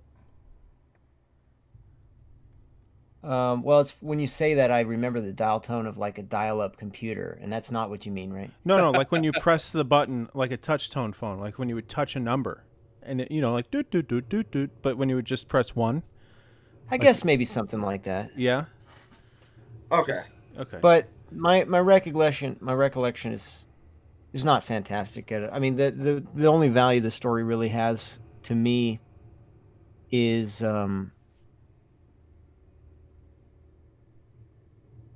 one is that it just obviously number one was just the stupid level of fear, and never knowing really what the deal was. yeah. And then beyond that, it went straight to us, and then it left, and then it went back. So it was. You heard it go wasn't away? like a. Yeah. Oh, gross. Oh, that made it way scarier. Yeah. But I at least that's as I recall it, and I do remember laying awake. Like I don't know I don't remember if I heard it disappear altogether or not. I can't recall that anymore. But I do remember laying awake. The fear never died down. Yeah, Never. yeah. And at some point I woke up, it was the next morning. Jesus. Mm-hmm. So I don't know how long all that stuff took place. I don't know. And I know, of course, that my friend, I mean, Yeah. we didn't actually talk about it a lot, but Yeah. we did like, what was that kind of thing, and there's just not much else that we ever said about it. In fact, it'd kind of be interesting if I could track that guy down. Yeah. I haven't seen him probably since I was like close to 12. Right. No, that would be And, interesting. And yeah, I've never found him on Facebook or anything. Actually, I had 3 friends in that same town that I can never find on Facebook again. I wonder if it got him. Yeah. Do you recall if it went around the tent at all? Like circled around or went around, or did it just come up and go back? I don't recall it. No, I definitely didn't circle a full circle. I definitely recall that it was on my side of the tent. Ew. Okay. Ooh. So like imagine okay, see if I can like kind of draw this a bit in your mind. Like, so you got a house on a steep incline. Yeah. The front door looks down that incline towards the river, which is quite a ways down there. Walkable for sure, but it's not like right next door to the river. And then there is no back door, but if there were, it would have been facing up the hill. Okay. And that's where we were camped. So there was no back door, but we were behind the house. And then the door of the tent was facing towards the house. Okay, so the door is facing down the incline towards the house, which the house door is facing down the incline towards the river. And I was on, if you were to walk into that tent up the incline, I was on the right, and my friend was on the left. Okay. And Oh, wow. yeah, there was a space in the middle for like cards or whatever and stuff like that. Yeah. lantern. I do remember his face. Yeah. I do remember my friend's face. Yeah, And how freaked out he was. like it's a face I could make probably better than I could describe. But if I made it, it'd be like kind of like a joke, Yeah. The only way you could make a face like that is if it's you're kind of funny. It was just like the O face, it's like his mouth was like his eyes opened up and his head shook after like Yeah. da-da-da, and like his mouth was open, so it's just like absolute terror. And I remember that like, man, yeah, it was funny in a way. I mean, the amount of fear is funny when you think about it, especially it's like, it's not what you describe. I wouldn't describe, like somebody says, okay, what's a threatening sound? It's like, a beeping, a chirping of a digital chirp. Like, okay, that's Yeah. really, Right. But So- it's like when it comes up to your tent from the woods, Mhm. and it yeah, and it goes away without any other sound. Yeah. What the hell, Yeah. man? Like if it were a possum or something, not saying a possum beeps, but like if it were any conventional animal, you think you would just hear animal noises. and I gotta wonder, like, what kind of animal up there is even tracked anyway? Yeah, and I I don't don't know. think I don't any know that animal kind of that thing, has a tag on it makes an audible beep. Right. I think when they track it, I think the device itself gives you the noise. That way, because the beep would annoy the animal, right? It would Right. scare the animal. Yeah. I just think it's like a radio transistor. Yeah, I would think that's exactly how Yeah. it worked too. It's not like Jaws where it's like doot doot, Right. It's exactly. It's not like it's. I hate how in the movies it's like it blinks and it makes this audible noise. It's like the animal would rip that out of its skin. It would Yeah. like spook the animal, and it would not want it in it. Like, yeah, you want it to be as unabrasive to the creature you're tracking as possible. Yeah, so that's just weird, and it didn't give you like any kind of like breathing sounds. It didn't give your tent a little sniff. No, Mm. nothing like that. All right. Okay, but did it come from okay, so you described the house is facing the river, right? Mhm.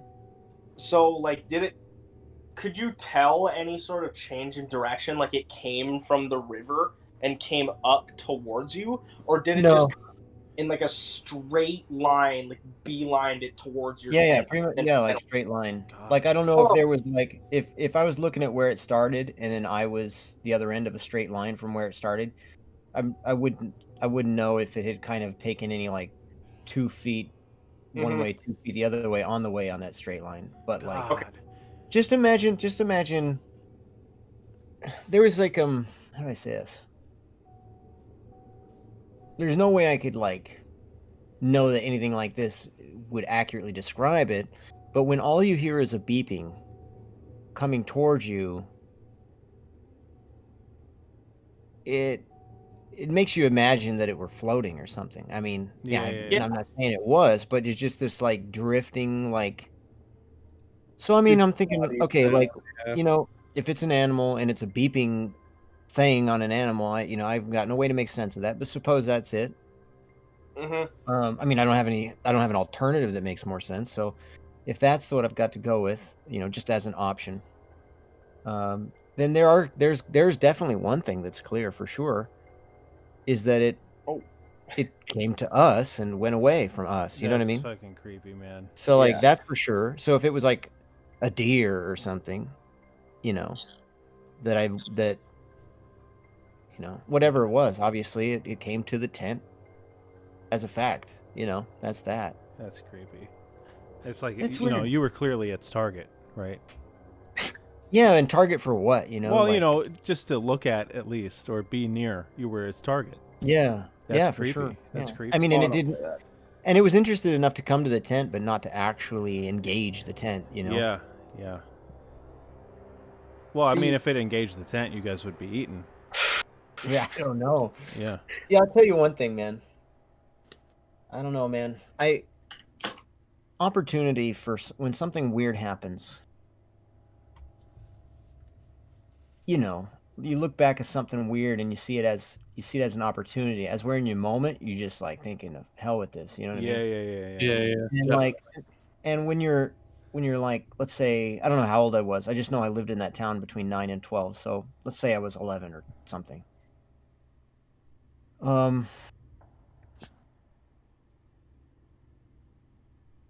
I could like I wouldn't even like think to myself, I wish I do have other experiences where if I could go back, I would have like pursued, Yeah. but that's not one of them. Not as an 11-year-old. I'm not going to get out of a tent in the middle of the night or whatever and go out Sure. for some.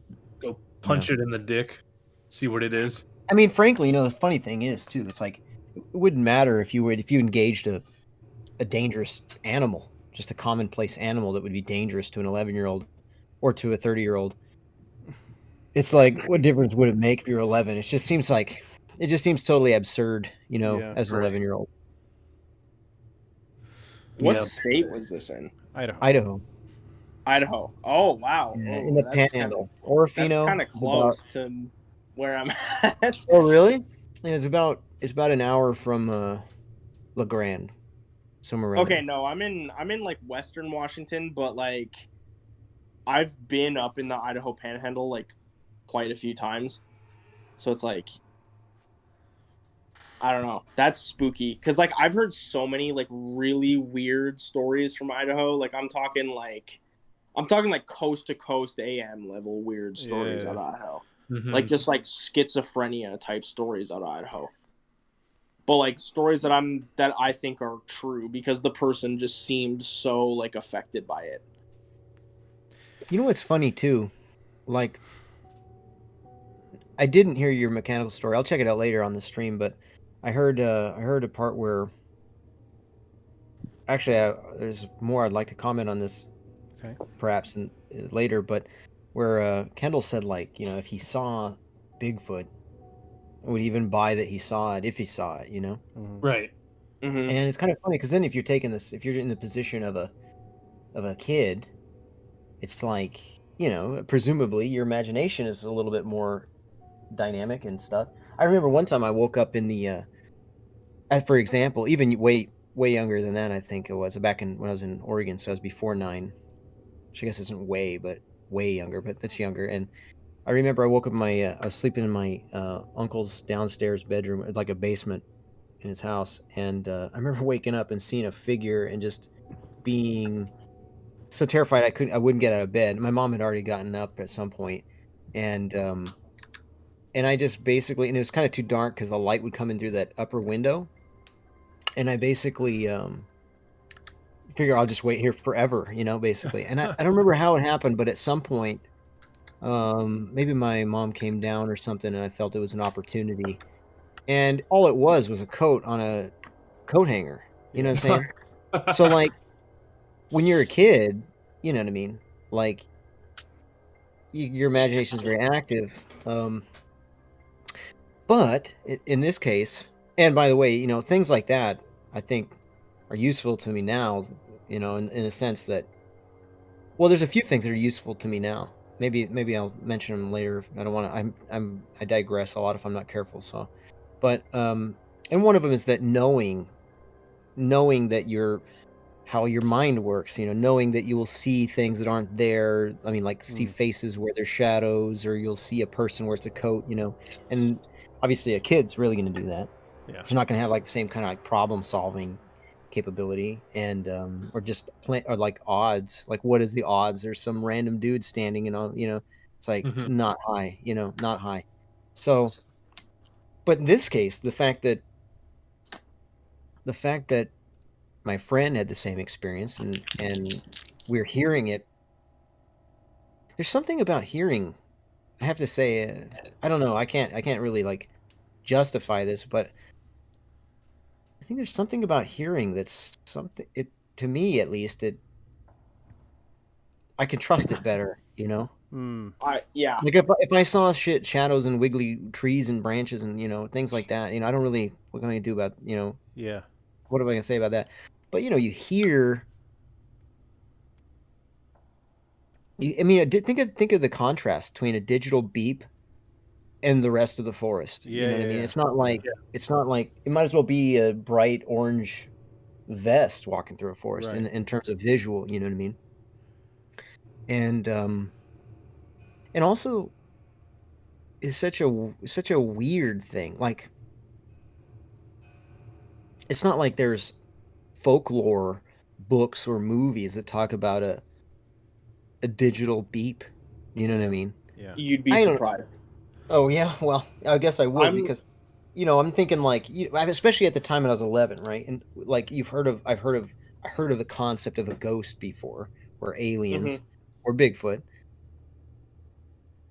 Loch Ness, or whatever else, but no, you know, like we didn't have, this was before we even had a computer in the house. Like, I Yeah. mean, there was like, yeah, so it's not like yeah.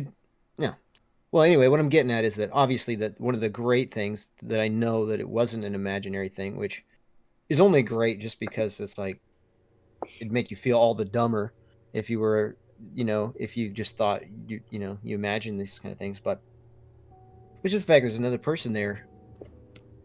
You know what I mean? Like, and then beyond all that, the additional stuff is just the things that, like, you have no you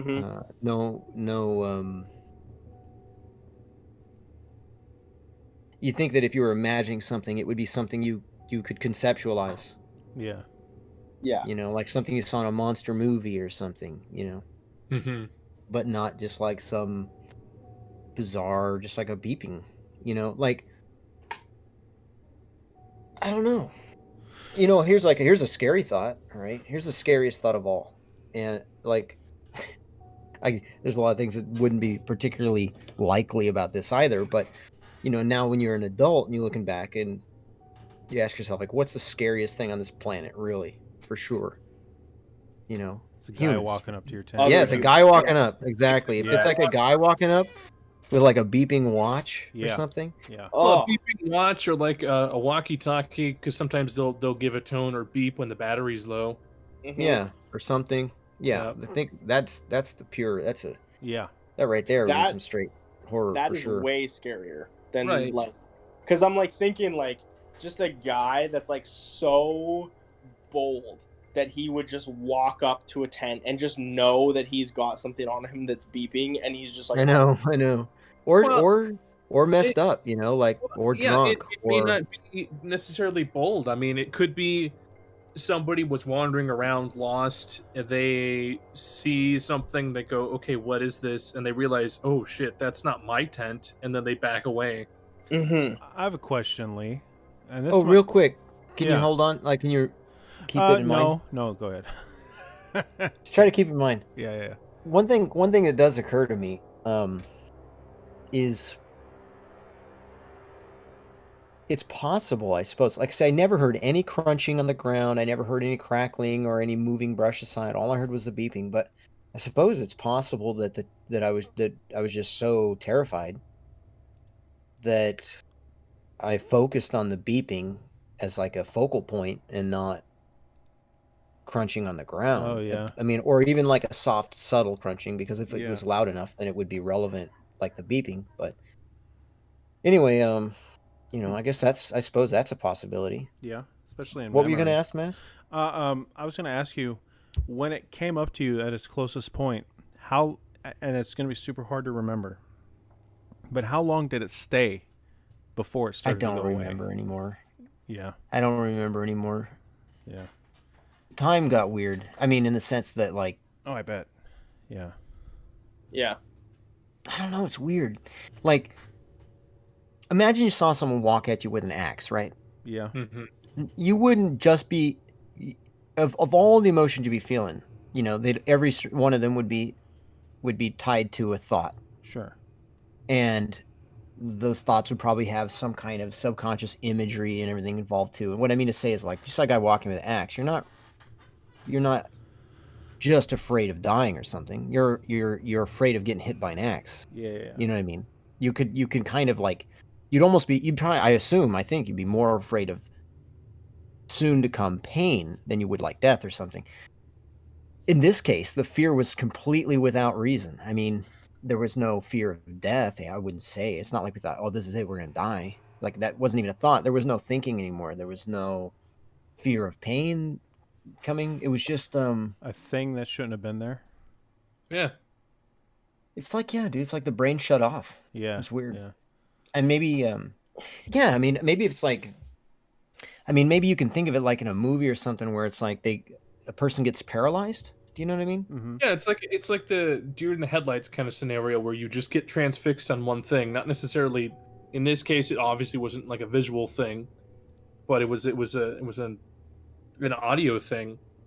I could see where if it didn't happen to me, or even if I just hadn't thought about it for a year or 5 years, or just hadn't thought about it for a while or something, I could see somebody get, like, paralyzed by fear in a movie and be like, yeah, right, it's movie stuff, you know. Yeah. But I mean, that's the best way to describe it. We didn't run. All we did was turn off the light. That was our great act. Beyond that, we just didn't move, didn't breathe. Just, yeah, it's weird. I And mean, there was no light or anything associated with the sound. no, So you never saw anything, you just heard it. yeah, Huh. That I don't like that. That's creepy. yeah. Like I say, there's another thing about, like, something that's sort of like a caveat to the story is that, I mean, or I don't know, like a review of caveats, like talking about a little kid camping in the woods, like, this is ripe for terror. You know what I mean? In a way, wasn't expecting it, obviously, and then it's the age between me now to then is like double of me then to being born, and like half of that time is like sentient anyway. So who knows? Yeah. If anything, if anything, the only things I can say for absolute sure is that it was a digital sounding sound. That's Yeah. digital is a description, not a like a definite thing, but that's the best to describe it. The sound was real. That's 100%. The digital quality of it is just a description of it. My friend and I were terrified to the point of, like, just being immobile, and then until we woke up the next day, and Mm-hmm. and it was a long time ago when I was a kid, and that's all that's like absolute 100%. Well, shit, man. Thanks, Lee. Yeah, man. Yeah, man. Thanks, That's Lee. yeah. Um, Ooh. now, Lee, you can stick around or leave. I mean, I don't care. Doesn't matter much to me. But you know, I'm sure Bigfoot will come back up, and we all know you love Bigfoot. So I was what's up? wondering something. Yeah. Hang on, I'm gonna message you something real quick. Okay. Jake, man. I mean, Yeah. we got to move on, but awesome call in, man. Yeah, thank Yeah, you for joining us, man. Yeah. See, I don't want to make you guys feel old, but I think I've been watching your channel since I was like 14, 15 years old, and I'm 21 now. Oh no. Oh, damn. Well, thanks, man. Yep. I mean, this is season 9 of Of just Halloween, yeah. Halloween So- Madness. Yeah, so. Oh, Lee. Yeah, you I think I've been here for 7 years. Oh, Man. Well, you're welcome. And time flies. I guess I just had to wait until I was like a grown man to find a story that I could share. Oh man, you don't need a story to talk to us, you know. But it helps. Sure smoothens out the conversation, but yeah, I mean, Here- we're just dudes who like to talk about Bigfoot. Here's what you got to Nothing's do, Jake. Here's what you got to do, Jake. Hmm. Now you get all the cameras and all the guns and all the lights, and you go back to that spot. and you find it. Yeah. I would love to do that. Actually, that's the funny thing is that my coworker wants tomorrow night on Halloween night to Good. go out to the woods Good. in Greenwater Good. and just sit by the campfire all night long and just see what happens.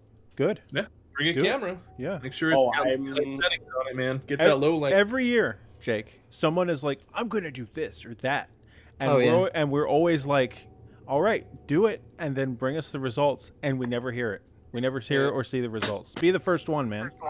I will. I Good. promise. Even if I have to go out by myself and die to Bigfoot, I will swear. Well, I don't know about all that, but Well, he's got to do what he has to do. So yeah, it's you know. for science, so it's a noble sacrifice. Well, awesome. I man. will sit in my Jeep until Bigfoot comes and just reaches right through the driver's side window and just drags me off into the woods. Well, just be streaming it. All right. I will. Okay. Yeah, good. yeah. Yeah. Because then nothing If it's happens. not a If you- stream, Yeah. If It's you know what lost. they say, Jake, if you don't write it down, it didn't happen, and you need to be Yep. streaming it. Yep. I will get Albert Osmond and I will fuck the Bigfoot. All right. Well, you know, you do what you gotta do. All right. And with that statement, I'm out of here. All right, man. Thank you for Let calling. somebody else in. Lee, yeah. if you want to tell it, yeah, you can go for it. It's interesting, you know. Before you invited me onto the call, I was actually kind of nervous to tell it, and I still am a little bit, but not like before. Telling about that story when I was a kid kind of relaxed me a little bit. You're welcome. It's Again, you know, changing lives. yeah.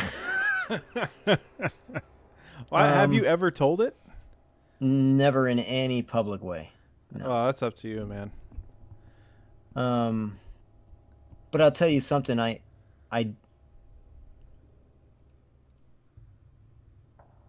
guess, I mean, obviously I don't have to tell it, but talking about it makes me kind of like, it's kind of a dick move to talk about it and not talk about it. No, it's tell not. it. It's called, as you say, keeping the fish on the hook. Oh yeah. Yeah. Well, I'll tell you. I mean, in a way, I guess I probably should be in a way because I had thought about it. I had thought about telling it before to Wes actually, Oh yeah. and I'd actually emailed him, but the email never got through.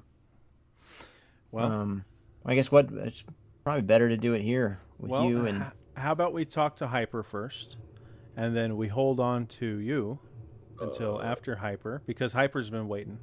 oh Well, yeah, we got Calamari on the line. And Oh, then Calamari. Hyper. Okay. Calamari, then Hyper. So we'll do Calamari, then we'll do Lee, and then we'll do Hyper if Hyper's still around. Okay. yes, And and Hyper, you can stay in the room, Lee. That's fine. Hyper, if you have to go to sleep or whatever, you can of course call tomorrow, and all that stuff. So Calamari, Yeah. why don't you go ahead and join a talk zone, And we'll drag you over. and we'll yeah. drag you over to Fort Kickass, and we can get it going. Yeah. And again, guys, if you're in a call, put on headphones or mute the stream, and Yes, that's all I please. ask. Yeah, thank Yeah. you. So, I'll most likely be on all night. Well, all right, man. There we go. Good stuff. Oh, all right. Here comes Calamari. Calamari. He's muted Calamari. himself. Calamari's muted. So, all right. Hey, there he is. Hello, Calamari. Yo, what's up? Not much, man. You doing all right? I'm good. I'm good. You were talking in the best 5 minutes. Let Dude, that I've been sink in, watching y'all man. for like 3 years. 3 years. Whew. Oh man. Honestly, not that much compared to these other people. Well, Hey, no, man. 3 years is still that means you picked us up when we hit the big slow bit. So thank you for that. Yeah, I remember it was like Christmas when I found your channel. oh Yeah. man. Well, Merry Christmas, right? Yeah, Years Merry ago. Christmas. You're welcome. Gift that keeps on giving. All right, Calamari. What do you got, man? Show's yours. Alright. So basically, I already said this in the Discord chat, but this is relatively recent. This is like 2 years ago. Could not have been more than 2 years ago. I was a junior in high school, and I remember that. So basically, to give context, I have to describe like the layout of my apartment, and I still live here, by the way. Oh, nice. Mhm. Okay. So when you enter the front door, you immediately enter the living room, right? Okay. And then on the left, that's where the bedroom is. It's connected to the living room. And from the bedroom, you could see the living room, but not entirely. I don't know how to explain it, but you could like tell if like someone turns on the light, right? Sure. Mm-hmm. Yeah. Okay, so this story, it was like 2 years ago. It's the four of us, my family, my mom, my brother, me, and my dad. My parents, they sleep in the living room, and me and my brother, we both shared the bedroom. Okay. It was like 3 a.m. or something like that, It's always because I 3 like a.m.. never sleep. Yeah. Yeah, I like never sleep. It's the witching hour, man. Scary. Mm-hmm. So 3 a.m., right? And we're just up, and then just out of nowhere, a bright white light, like it legit illuminates the entire living room, and I could see it through the crack of the bedroom door. I'm like, what the hell is that? Okay. At first, I thought I was crazy, right? But then I asked my brother, and he said he saw the same thing. So, I mean, obviously, it's not just me if he saw the same thing. And like, I can't stress this enough. Like, there's legit nothing in my home that could produce a bright white like that, like in the inside. Like, all the curtains were closed, so like even if it was like a robber or something, like the curtains were closed, the light can't get through, you know? Okay. Gotcha. And is there a window in the room? Yeah. The living The living room. It's a huge window. Okay. Yeah. But like all the curtains are closed, everything, you know? Right. Gotcha.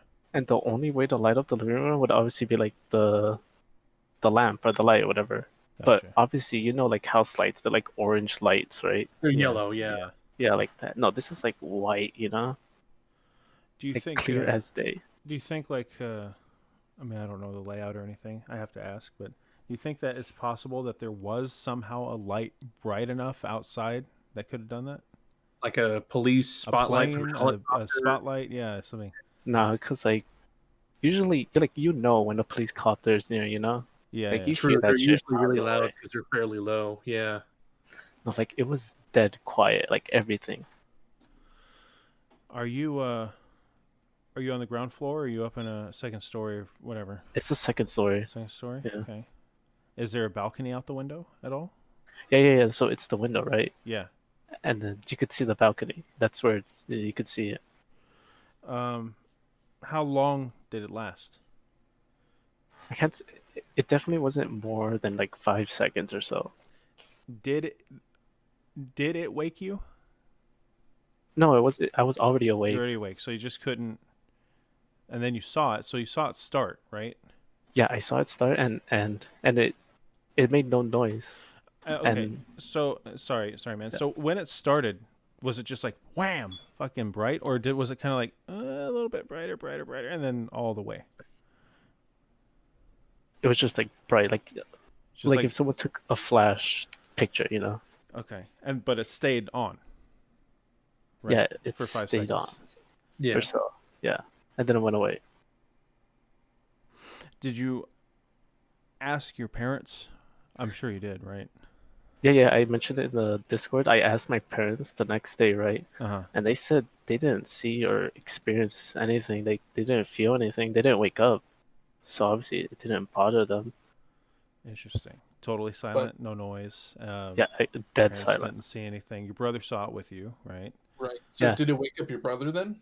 No, he's also awake like me. Okay. He was already awake as well. Okay. Yeah. And like, of course, I wouldn't be telling this story if it didn't happen again. Okay. So Oh. how long after did it happen again? Like no more than 2 years ago. Okay. And then It's still fresh in my mind. So, was it like 2 nights in a row? Was it like and I think it was definitely in like close proximity to each other, but I don't think it was in a row. I don't remember actually. okay. And the second time, was it exactly the same? Yeah, it was exactly the same. Was your brother also awake for that one? Yeah, we're like always up. Okay. Interesting, man. And I don't know. No, but then I don't know if you guys read the message, but you guys realize like why I'm telling the story, like why I think it's paranormal. Oh, I haven't. It's- Kindle, have you read it? I skipped through it. I wasn't sure if we were actually going to read it tonight. That's why I didn't Okay, really... go ahead, man. Yeah, cause like a few weeks earlier, Okay. the apartments they're like together. They face each other, Yeah. Yeah, a few weeks earlier, my neighbor next to us, he actually died. Really? Yes, How and did we he didn't. die? It was just natural cause, Okay. and we didn't know that he died until it started smelling bad. Oh Oh, God. no. Here Yeah, we no, go. that's like the worst way to go. Yeah. Here we go. So I take it he was probably not a lot of family, kind of reclusive then? And yeah, he was recluse, not a lot of family. He was nice, and we would say hi whenever we'd see him. But we would like talk. Yeah. Yeah, I mean, being a neighbor doesn't mean you gotta be best friends. Yeah, I get you. Yeah. No, his apartment is legit right in front of my door. Really? Oh no. And you So think that it yeah, was that's what I'm thinking. Like, okay? was it? Am I Maybe. crazy? Maybe. I don't know, man. I don't know. Anything else happen? Like, have you heard any weirdness? Have you seen any other weirdness? Or No, that was like it. and it just happened twice? I don't remember, but I think it was at least 3 times. And the same thing each time? Yeah, and I remember the last time it happened, I actually just like gathered the balls Yeah. to just confront it. Like I was waiting. I knew it was gonna happen. I don't know when, but it happened, right? I'm like, Yeah. you know what? Screw it. I'm gonna just go see what this is. So it happens. I walk up to the door. I open the door, and I just barely miss it. There's nothing in the living room. And it Huh. just goes dark Yeah, it's dark. and no noise. Just went from light to dark, huh? Yeah, just like a flash picture, but with no noise. That's creepy. And there's nothing in the house that could. There's not like a light that is tripped by a door or anything like that. You know, Nah, no. like I TV. could legit like send y'all a picture and Yeah. just show you like Yeah. how like absolutely There's- nothing. And there's no other symptoms of possibly electrical problems, like because I know if the house has issues with like some of the ground wires, if it's causing a short, or if it has like a loose neutral, then sometimes lights can go dim and then get really bright and then go back to being like normal again. But usually that happens when the lights are on, not when it's dark. Yeah. That's and also, even if that did happen, would it Mhm. not just be like the orange light, as we established earlier? Right. That's exactly. That's true too. Yep. I don't know, man. You still live there? Yeah, I'm still here. I'm literally in the living room right now. Well, you know what you got to do. Get the cameras and the lights and the guns and hang out and see if you can catch yourself a ghost, man. And do people live in the apartment now, where the guy died? Yeah, some people moved in. Have you talked to them? Yeah, I talked to them. Have you- Obviously, we're not buddies, Have you asked them if they've had anything weird?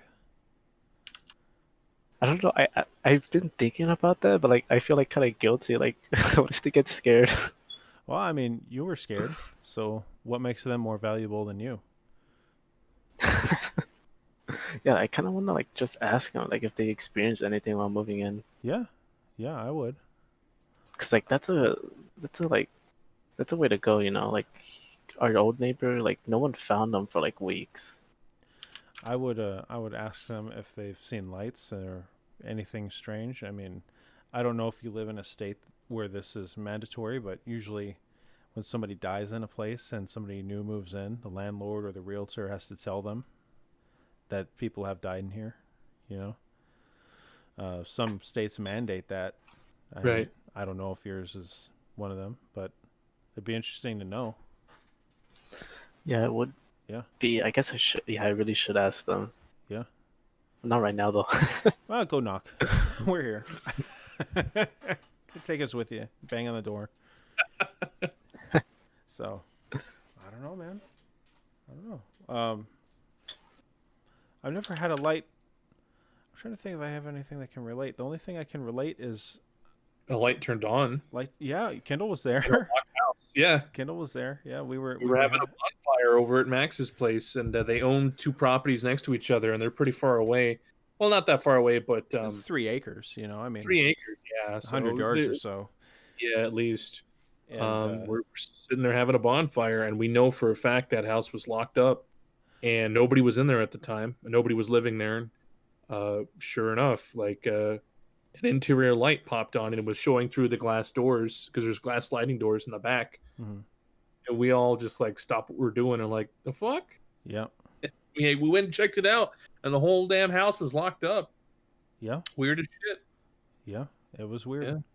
But it was an actual light on in the kitchen. It wasn't like this phantom light. Right. It wasn't a flash or anything. It was a legit like light got flipped on. Yeah. Yeah. I sent a picture in the Discord. Okay. Oh, Like, wow. that's what- Okay. That's what it would have looked like. And is your room the one off to the right? Yeah. That's it. That's how I Gotcha. saw it, because I saw the light reflecting from the front door. Gotcha. Interesting, man. Dang. I wonder. Okay. I don't know. I don't see any bright lights. I don't see anything. It's no noise. No. You don't think the refrigerator or anything swung open? I mean, I'm sure you've gone through everything in your mind, right? Yeah, definitely. Yeah. I don't know. I don't know. It's just weird. Like, I don't know. Anything else weird in this place going on? I do have a story about how I actually think I saw a UFO once. Okay. Yeah. Okay, so yeah, this was earlier. I was younger. My brother, he just gone off to college, so I was alone in the room this time, right? Yeah. And in the room on the right side, there's curtains and a window. So I was just laying in bed because I couldn't sleep, as always.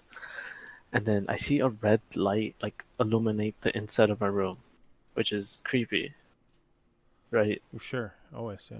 So then I'm like, what is that? I get up and I go to the window, and then like it couldn't have been more than like I don't know how to like estimate it, but I'm just gonna say it could have been more like 500 feet away from me. It was like this thing. It was floating in the air. It had lights on it, and it could have been a copter because you could hear those things usually, Okay. and I couldn't hear anything. Yeah. A drone? It could have been a drone. No, because this is the thing. Because it legit, I remember distinctly, it disappeared before my eyes. Really? Like, Just I like was gone? looking at it. Yeah, I was looking at it, and then suddenly, it just like flashed brightly and it disappeared. Did it? And you saw it after you woke up and looked out the window? Yeah. So you think there was any way? And again, I'm just asking because I'm trying to, But you think there was any way that you were still like half asleep and you're like, kind of out of it and still sort of waking up and you maybe misidentified or Nah, because I was definitely still awake yeah. because I don't usually sleep till late. And I tried taking a picture of it, but my phone quality sucked and it was super dark. So that Gotcha. sucks. And it was outside, 500 feet away. Yeah. And was it just like floating and then it vanished? How long did you lay eyes on it before it went away? I watched it for like a good 10 minutes or so. Oh, geez. Okay. Like it was like moving like slowly. I remember I called my dad to see it. Yeah. But the thing that sucks, every time I called him, it'd be out of view. So it's like one of those unfortunate things. It never happened again?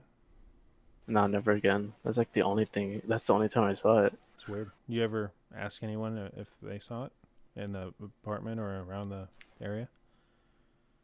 No, I don't really usually talk to these people. Yeah.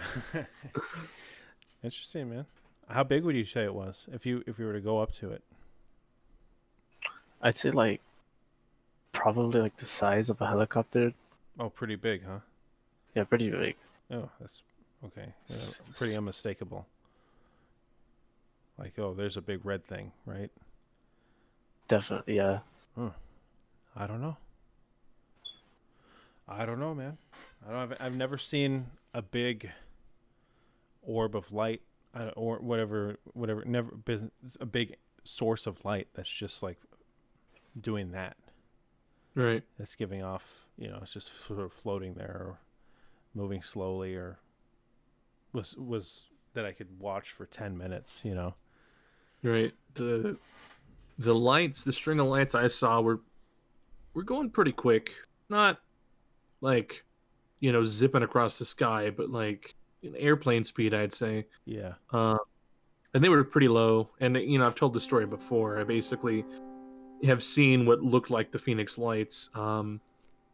And we are where I live is part of the flight path of where the Phoenix Lights were first seen and last seen, which is pretty interesting.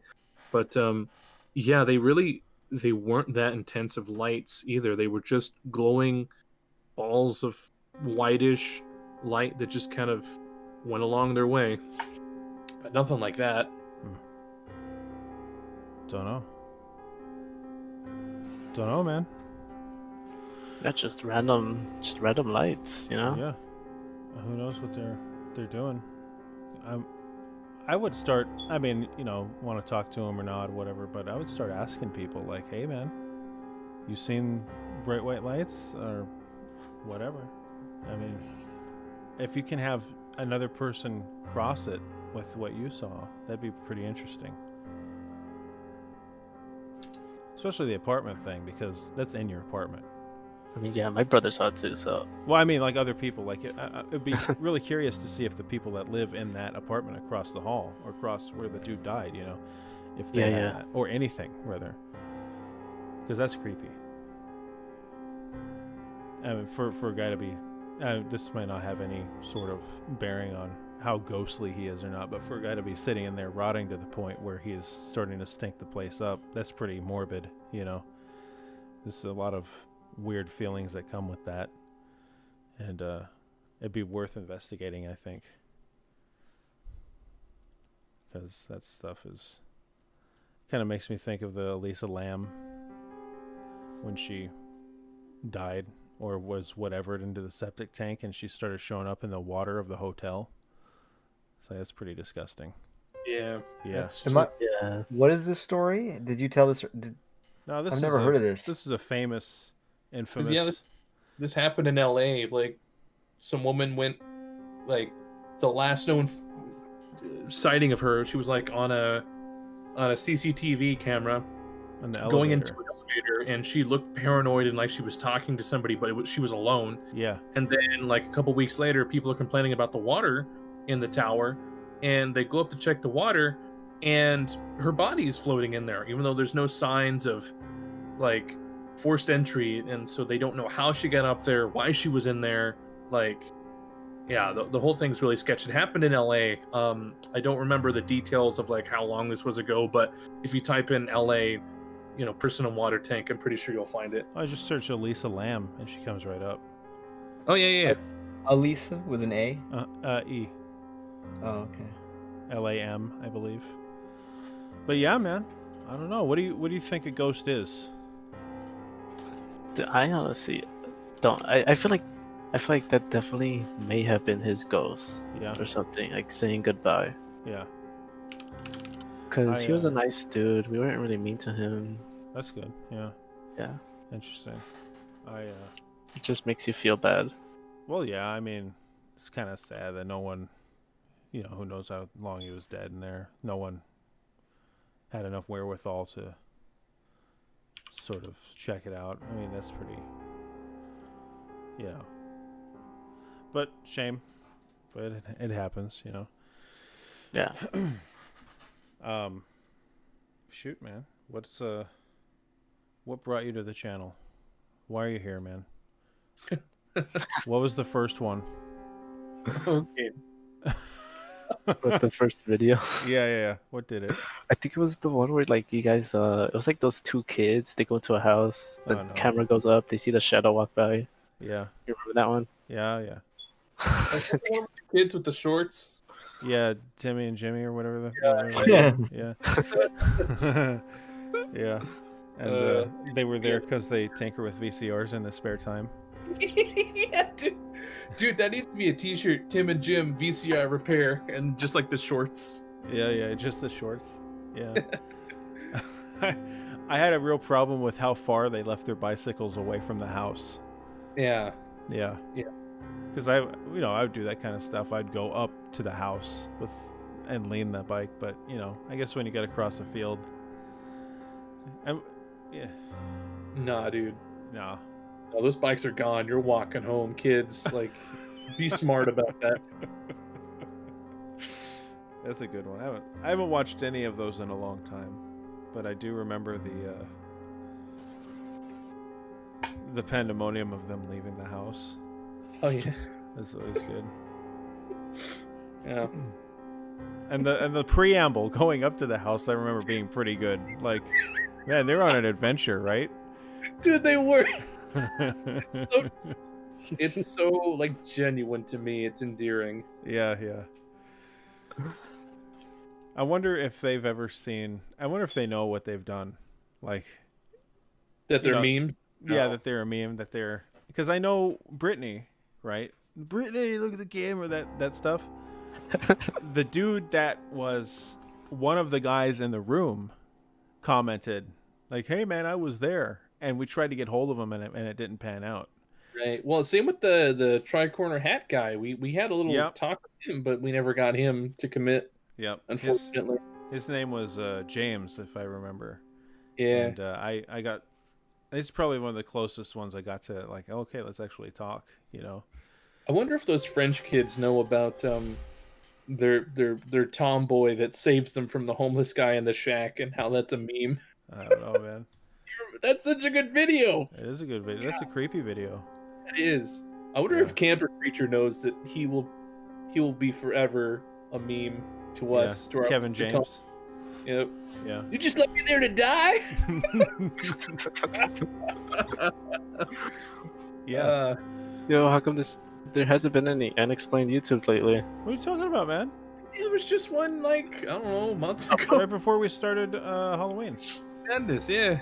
We did, I know this. We did Unexplained YouTube, The- 57, cigar-shaped UFO, and I even made, like, a meme-ish looking thumbnail just to be extra annoying to people who have been waiting for more unexplained YouTube. Yeah. The real answer is there's that, and then the real answer is it's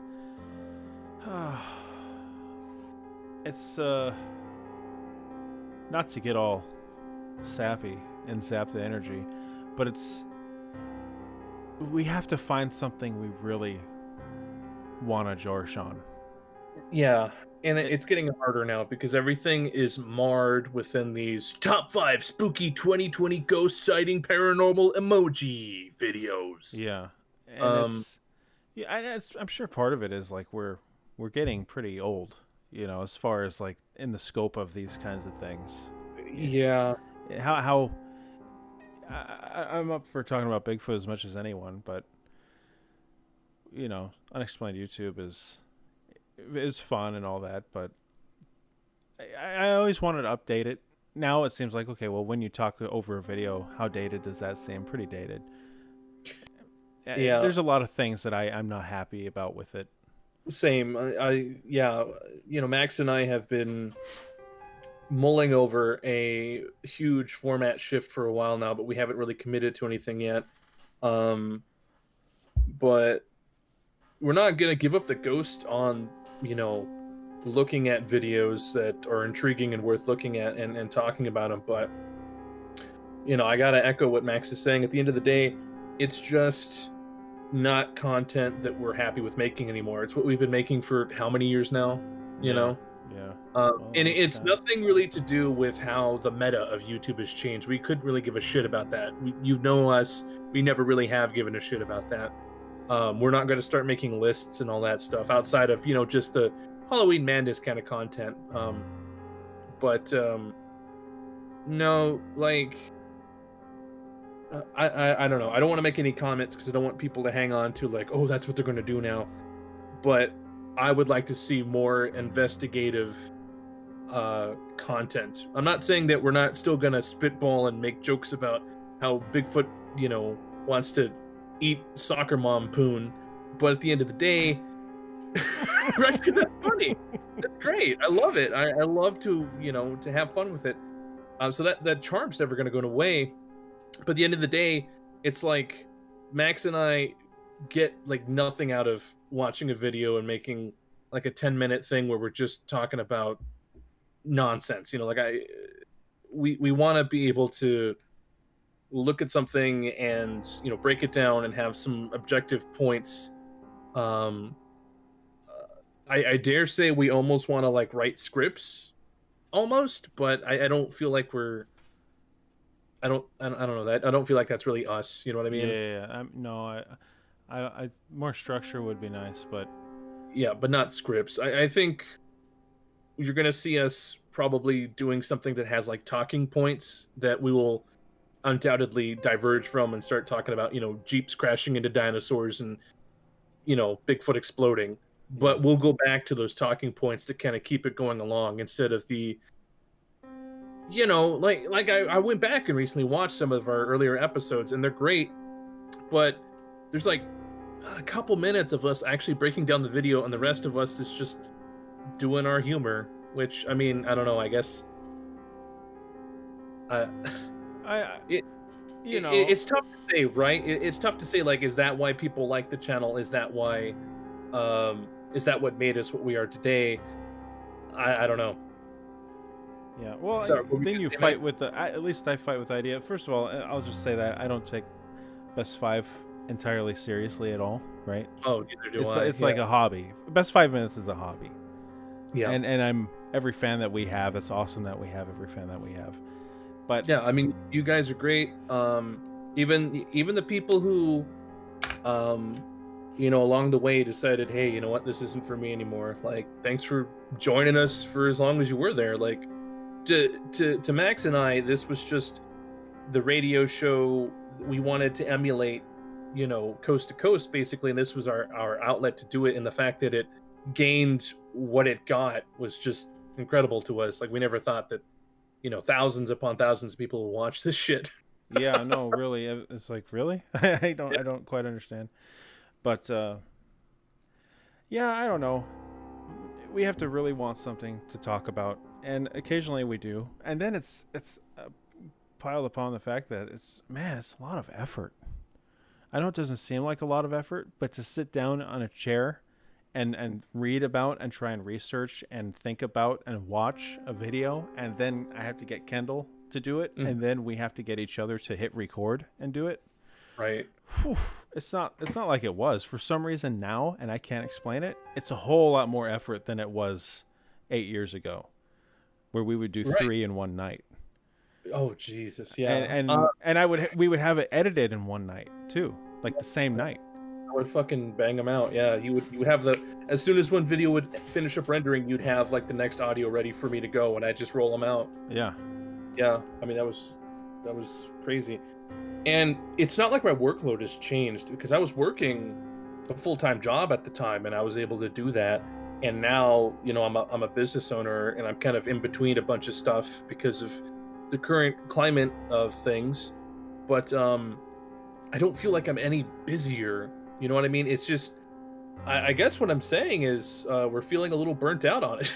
Oh yeah, I guess that's a quick way to say it. Not you know. That you know, it's kind of an unceremonious way to just kind of drop that on you guys, but I mean that's what it is. The magic of finding these little videos on YouTube and going, oh wow, that's really crazy. Like let's talk about that. That's kind of gone, man. A lot of the stuff is just like, we've seen Bigfoot do this time and time again. We've seen, you know, ghosts open a door time and time again. We've seen something weird in the window. We've seen lights in the sky. It's like, you know, and so to get my interest, I want to dig deeper and talk about stories like, you know, there was almost every developed country has at least one story that's referred to as that country's Roswell. Like Canada has a story that's like it's Roswell. Australia has a really good one. And that stuff I really want to jump into. But at the end of the day, like Max said, it's a lot of work to get all those talking points together, to get all the research together, and then get both of us to align with that and be able to record with all that. It's a lot. It's not as easy as when we used to just sit down and we would show each other a couple videos and go, all right, let's do it slick. And then we would slap the record button and make the magic happen. Yeah. For me though, and I'll end on this one. I mean, I'm not ending the stream, but I'll end this notion on this, is the best part of doing any of this is talking to people and hearing their stories. Oh yeah, it's definitely. Easily the best part. Yeah, because it's been like, how many stories have I got? Like Avery, like tonight, he's here, he lights in his fucking living room. Like, come on. Lee with his beeping noises. I mean, Lee with his Bigfoot story, which we're about to get into. But it's like, the best part is hearing other people's creepy stuff. And when you love creepy stuff, well, that's as good as you can get when other people come to you with their stories. Yeah, which, I mean, that has been the biggest source of satisfaction for me, is not, you know, like seeing the subscribers or the views a video got. I mean, that was cool to see because I never thought it would happen. For two guys who literally didn't understand YouTube when YouTube was getting big. But having people actually reach out to us and genuinely want to share their experiences with us, like, that was just so cool to me. And every time it happens, it's really cool to me. I love to listen. I think it's great. I'm not gonna lie, sometimes I think some of you guys are full of shit. But I love to like just the same. No. There's been a couple guys, and I'm not gonna drop names because I don't want to throw shade on anybody. Can't There's remember. been a couple guys. Can't remember names, so you're safe. Yeah, that too. I honestly can't remember. But I if I started to go into the story, I think you would immediately go, oh yeah. There's been a couple guys who felt like they were just blowing smoke up my ass. But for the most part, a lot of these stories are just very unique, and they feel like they have some substance to it, and I enjoy it. I love it. I love being able to interact with people like that and share thoughts on it. Yeah. And I love that we get to literally be coast to coast. You know, we literally sit here, listen to the story, grill you a little bit, and at the end of the day, you know, we all get to expand our horizons a little bit more. I think that's just awesome, you know. Oh yeah. So So, anyway, man, yeah. That's we're a little tired of it, and we haven't done it for 2 years, so we're still tired of it. That's our answer. We still like it. We still love the subject. Right. It's just here we are. Yeah. I mean, Anyway. there's still I mean, there's stuff in the pipe, right? You know, we have, I'm not going to say what it is, but we have a story with a couple videos that we haven't really done anything with, but it's pretty cool. Like, I really like it. I'm pretty excited for it. Max has, you know, some stuff that I don't know when he wants to talk about it, but you know, he has mentioned the noise you heard. We have that on video that we can share. But it just comes down to like how we want to do it, you know, how we want to present that to you guys. And of course there is the Skinwalker documentary that's still in the pipe. Yeah. Um, So I have all of it So, I sitting mean- right there. yeah, there's still, you know, interest for us, but it definitely has lost a lot of that spark. So, you know, maybe the change on the content might kind of bring some of that spark back, but it definitely, I don't see it ever hitting that volume of videos we were doing. We were doing what, like 2 a week at one point? Oh yeah. Yeah, I could see us going to like maybe 1 or 2, or definitely 1 a month. I could see maybe 2 a month, but I don't know. But I could see us maybe getting back into the groove if we like the new content Yeah. That's structure. That's what it's all dependent on, is if we want to do it. Exactly. So- So Anyway, Yeah. man. Yeah. yeah, just to wrap that up. Yeah. Anyway, Yeah. What's going on? Yeah, honestly, the scariest stories, y'all should like definitely like ask your Mexican viewers, because dude, I'm telling you, I'm from Mexico. Mexico's haunted as fuck. that's what I hear. Yeah. All right. Because I have Mex- like 2 just rapid fire stories from my mom. Yeah, go ahead. So apparently, my mom says that when she was in Mexico, my grandpa apparently like every night he'd be scared to go to sleep because he believed that witches would visit him in the night and scratch him all over, Oh, ew. Oh Jesus. like ew, like right, and I like, don't like that. and in the morning he legit would have scratches like on him, Yeah. and it just went on until one night, they asked like a witch doctor or something, like for help, and they did like a ritual or something, and then it just stopped. Like apparently, like my grandpa would stay up like all night, terrified. But then as soon as the witch would come, like it would just knock him out unconscious. You know, like scary stuff. And then scratch them up. You know, Oh. just scratch him up. Well, I mean, that's no good. And the other story, there's witches in Mexico. There's also like gnome people. You know, Yeah. it's scary. Like Was it duendes or? yeah, duende. Yeah. You said it My mom like how we says- want to hear it. Duende, duende.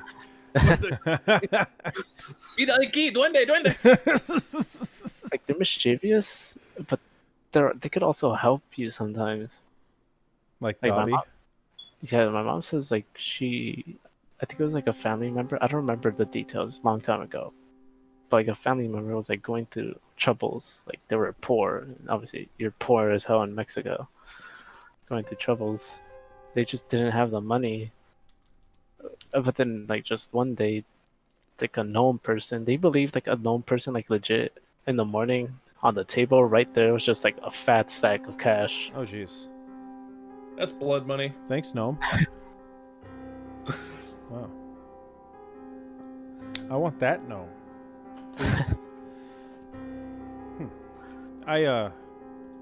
Please. This reminds me more of your previous story, former one. I work with a guy. I know it's not Mexico, but he's from Costa Rica, and he told me a really good story of he and 2 other guys went on a hike because one of them owned a cabin or a house or something that was out in the jungle, and they had no way to get to it, because they're from Costa Rica and they don't have any money, and they just started walking. They're like, yeah, stay there.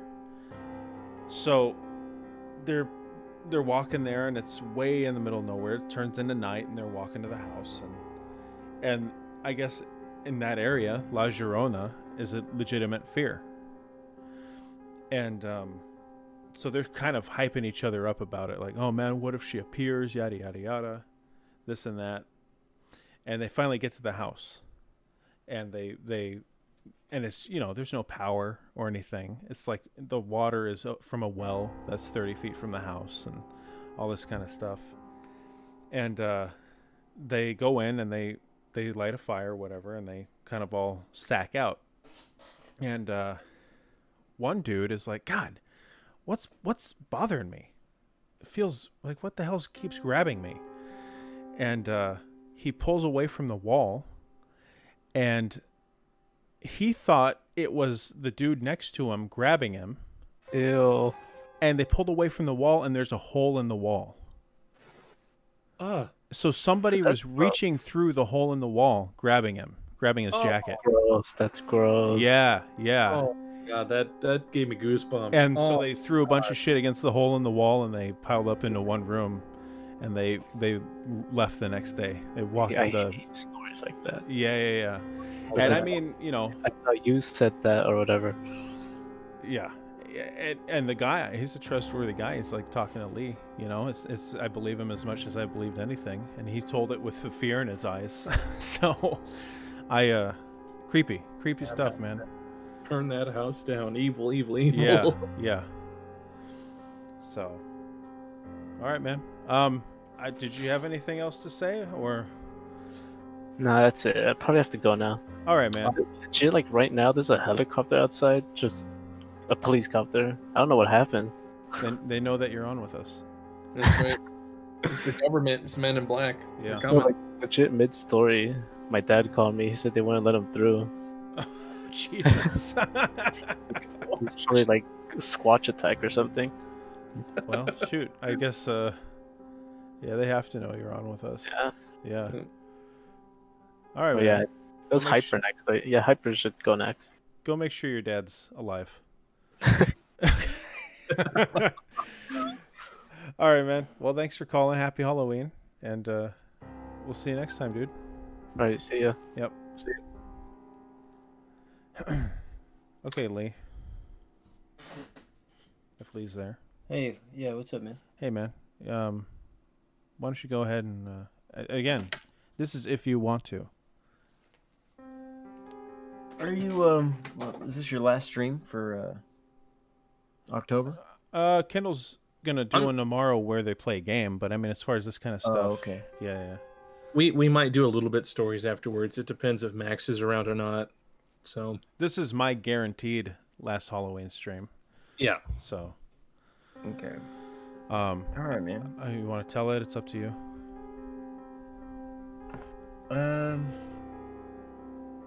Yeah, sure. Why not? Yeah. Um. Here, Kendall.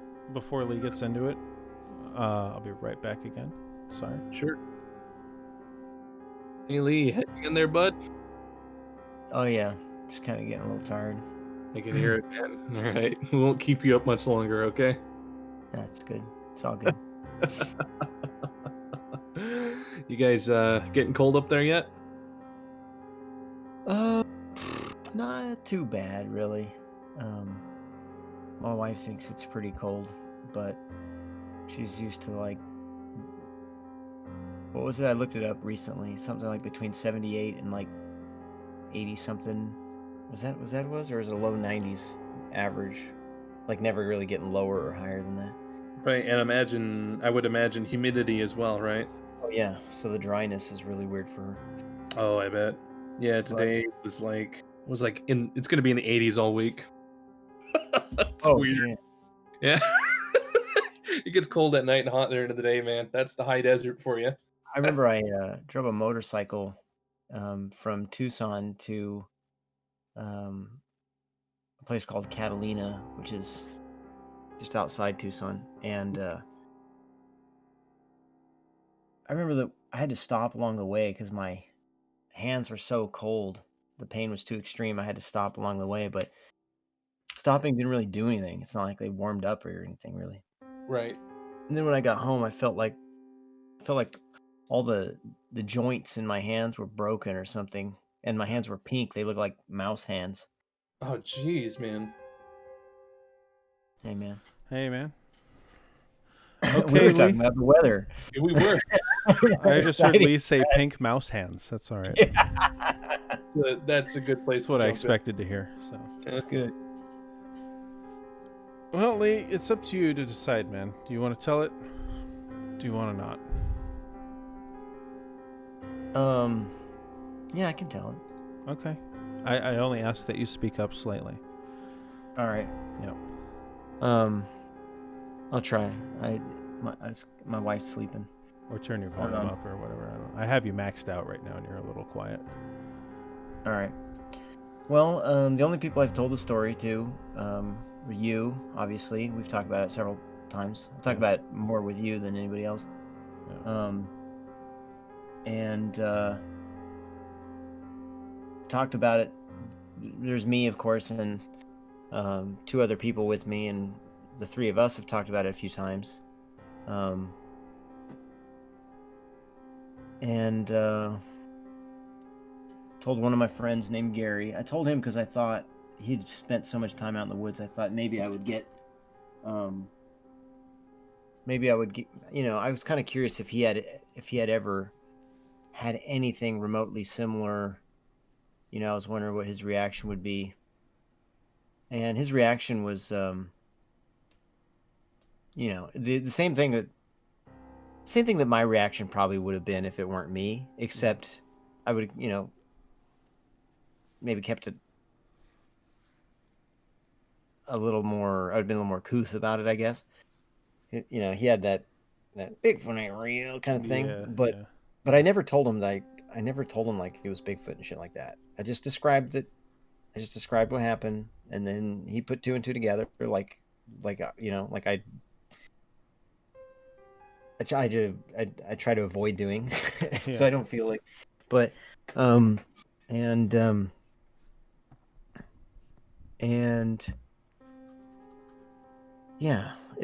then he didn't have any. There's no good explanations he could come up with for the descriptions of what happened. And later on, I sent him that picture of my friend's hand in the track, and despite the fact that he didn't think it was what he thought I was saying it was, he also said that there's nothing else. I mean, there's nothing that he knows that could have made that track. Yeah.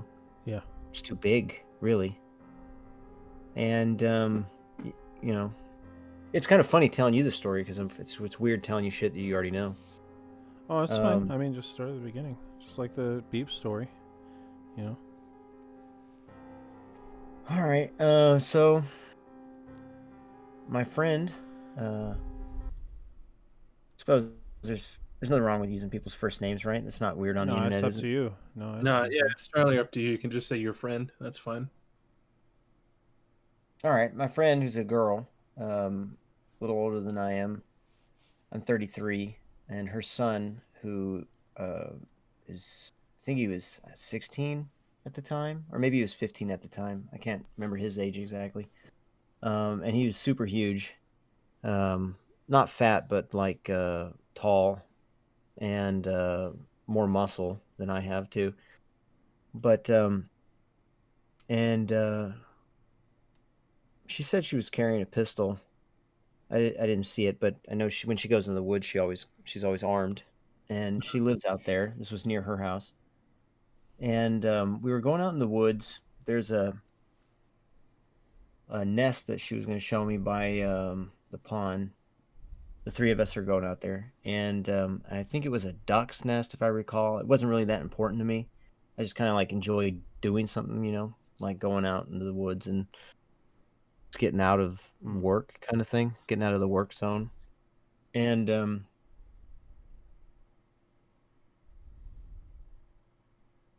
yeah, so as far as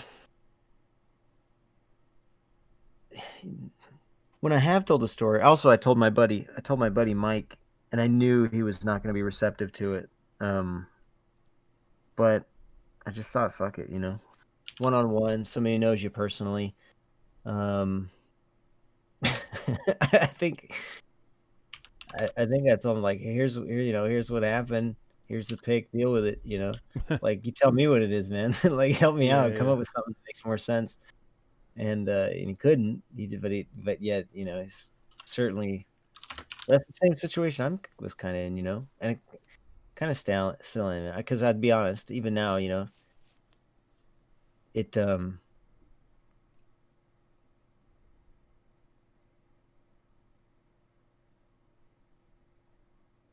it's the kind of thing you feel stupid talking about.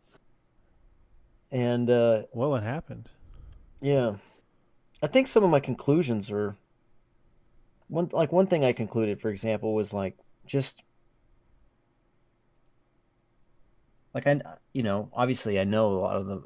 I want. It's funny I say a lot of them, you know, because well, a lot of them got to be hoaxes, that's for sure. There's Yeah. people out there hoaxing all the time. And then there's a lot of people who think they saw something that probably didn't see what they think it was. You know what I mean? So Yeah. they're not hoaxing; they're being honest. But you know, there's probably something more, you know, Sure. normal. And one of my takeaways from the experience was that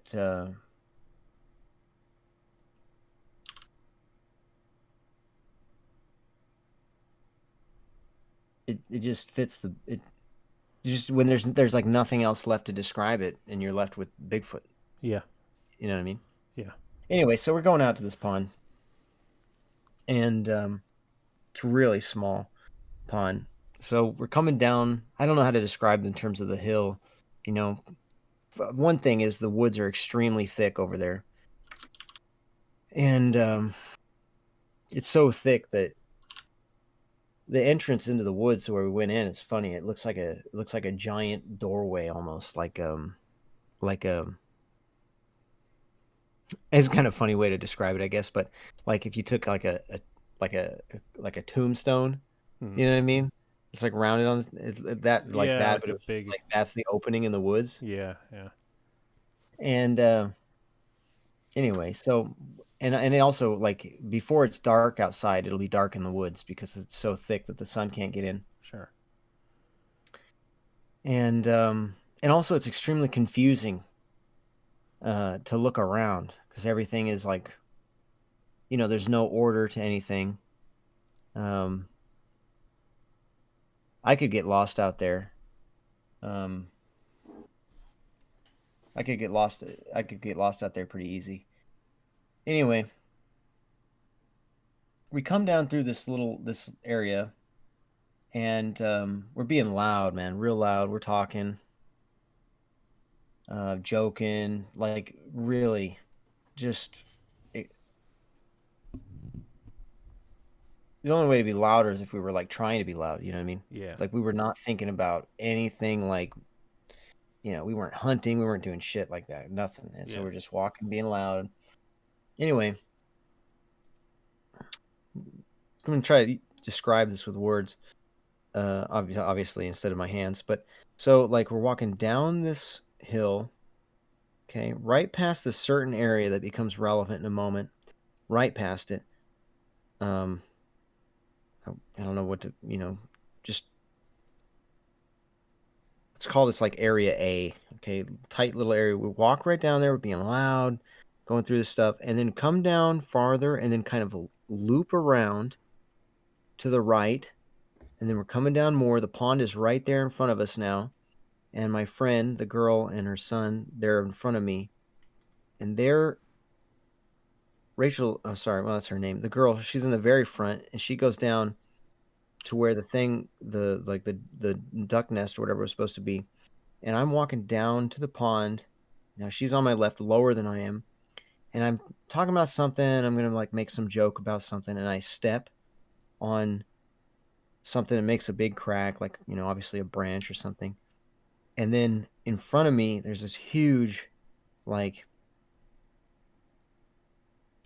just noise explosion of like just cracking and it's just thrashing around.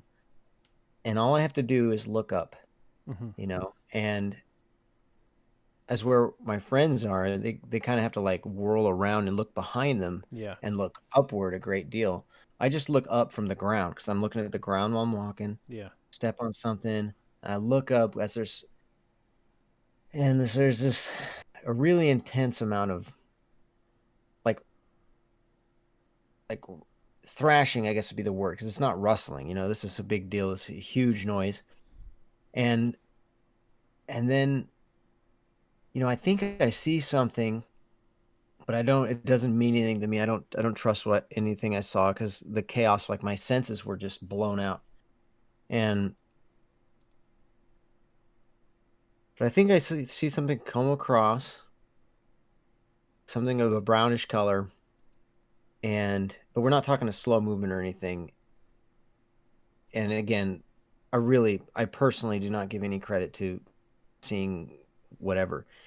And there's this huge boom in the ground, and then this series over and over again like this, like boom, boom, boom, boom, and it's the sound of this thing landing on the ground. Yeah. And basically, like hauling off. And they're these single impacts. Oh. And we're hearing it, go away from us. And it's not going away in a straight line or anything like that. So that area I described, we walked past, I called like Area A. It's not very far away. This is not like from the moment I described that spot that we came down around and then took a right little loop, like this is very small, very small. Like not small enough to fit in the room of a house, but like, we're talking like,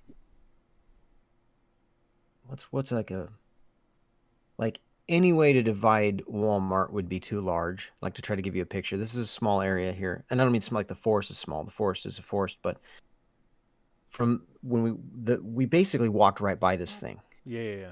And from that point where we walked right by it without knowing it, down to where I took a little right in a loop to where they were ahead of me. So they took a right to the loop like I did, but they're in front of me. So then they took a left down, and it's like we're going down as we're doing this snake like, Yeah. path that we're taking here. And so I was walking right directly at it after I'd taken my right loop when the crashing happened, and I looked up. And anyway, so the point is, like, that first area that I described, that's where it was, and we had walked right by it. And so it started from there, and it went up the way we came. Huh. So its first huge impact into the ground was around between where I assume it was when the thrashing started, because I assume that the thrashing started from where it was when we walked by it. Yeah. And the first track that was in the ground, which we found, I'll get to that. It was in between those spots. And the second one was like on our path. Like that's how close that was. Yeah. And then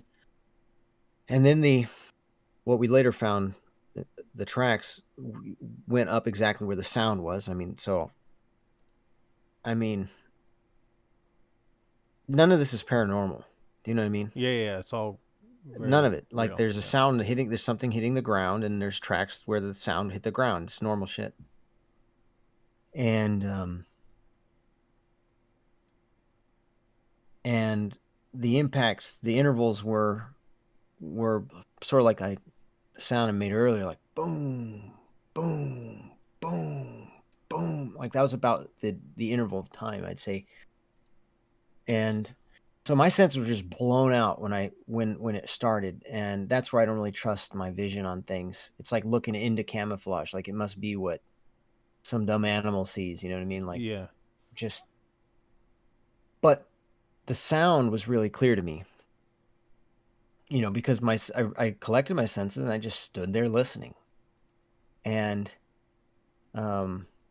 it's funny because when I think back to how many impacts there were at the time, I wasn't counting the number of impacts, but I was listening so closely. I was listening to the quality of the impact, and I could replay it in my mind after it had happened, which I've done. I used to play games with myself where I would hear something and I'd repeat it and count the syllables of things, or like rhythmic patterns and things in school, sort of just to keep from, Going because I nuts. hated school so Yeah, much. Yeah.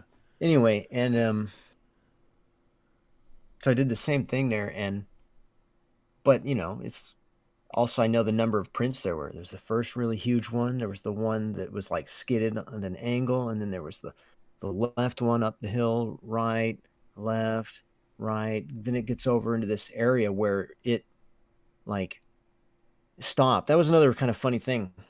It didn't like run until it was gone. It's like if you heard a person running away, you'd like it's like eventually like they're so far, you would assume, you'd thinking like if a person was running for their life, it wouldn't just stop. It would just keep going until they thought they were clear.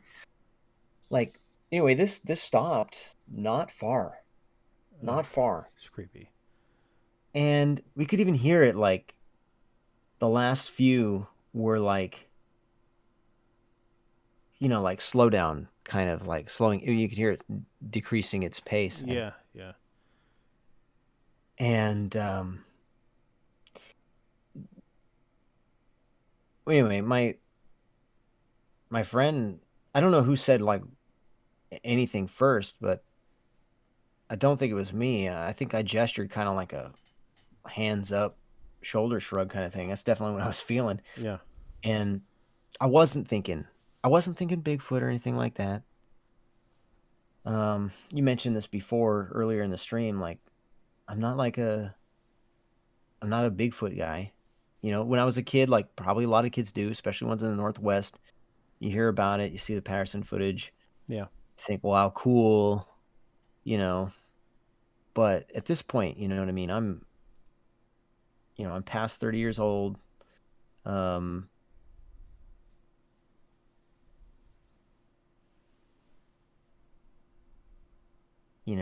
Think of how many the hoaxes and everything else, and you go through the logic of it, and you can give yourself so many reasons why it's not a thing. Yeah.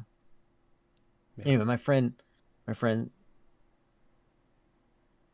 all I said to my friend was like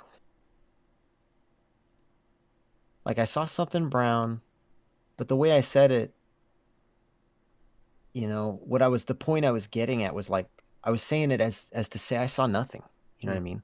Like, yeah, obviously there's something just crashed through there, and like, what the most I could say was is something brown, like, that's like useless. It means nothing. I don't even trust it myself. Who knows? I could have been seeing, everything out there's green and brown. Yeah. You know what I mean? Yeah. And my friend was like shocked that I saw anything at all.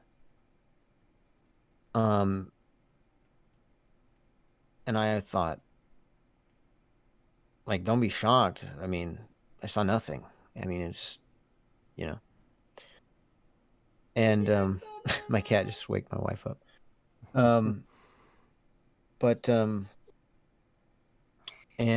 So she goes over there, right? So she goes back through that area where we just were. Again, we're not talking far. And in fact, I have a picture, and it's closer than it looks in the photograph. And she raises her hand, and I can just see her hand through the The jungle. You can't hear my wife, can you? Yeah, we can. It's fine. Oh, okay. The cat's like terrorizing her. Oh no. Anyway, hey, I'm gonna throw the cat outside so that I'll be right. Yeah. Hear him throw the cat outside.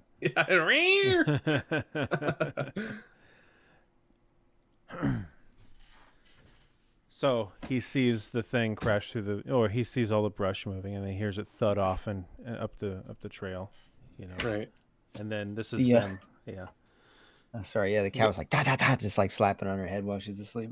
Oh, what a cunt, dude. Dude. All right. Anyway, he doesn't use nails though when he slaps on her head. I don't know. He's more aware than he wants to lead on. Anyway, so yeah. So she goes over there. She raises her hand. I can see her hand, in this like tight little window of brush and stuff, and So let's say she's like 5'4", Okay. 5'5" or something. Raises her arm, and then I see her hand. So that's the height of what we're talking about. So like 7 foot, maybe 8 foot, 7.5, whatever. Yeah, something like that. I Somewhere in mean, I there. have no idea. Yeah. I have no idea. And that's And the height where you saw the thing scoot across. well, that's the minimum height of seeing anything at all. Okay. Jesus. Okay. And but again, like Yeah, the whole thing is what you heard, really, and then this the the exact. evidence I that mean, you well, heard. yeah, the first thing, the initial thing is that the actual seeing. Like I'm just telling you what I saw, and I'm telling you disregard it basically. In that way, I mean, the thing that's because I can't, I'm not giving any credit to seeing anything. It was just this my senses were just like exploded, and I wasn't afraid. Um, Actually, before my friend went around there, when I was listening to the sound, I was just all I was doing when I was listening to the sound was listening, and it was going away, so I wasn't afraid. And it wasn't like when I was a kid, and when I had mentioned that time when I was camping, and I just like that deep terror set in. This was not like that. This was Yeah. much more like I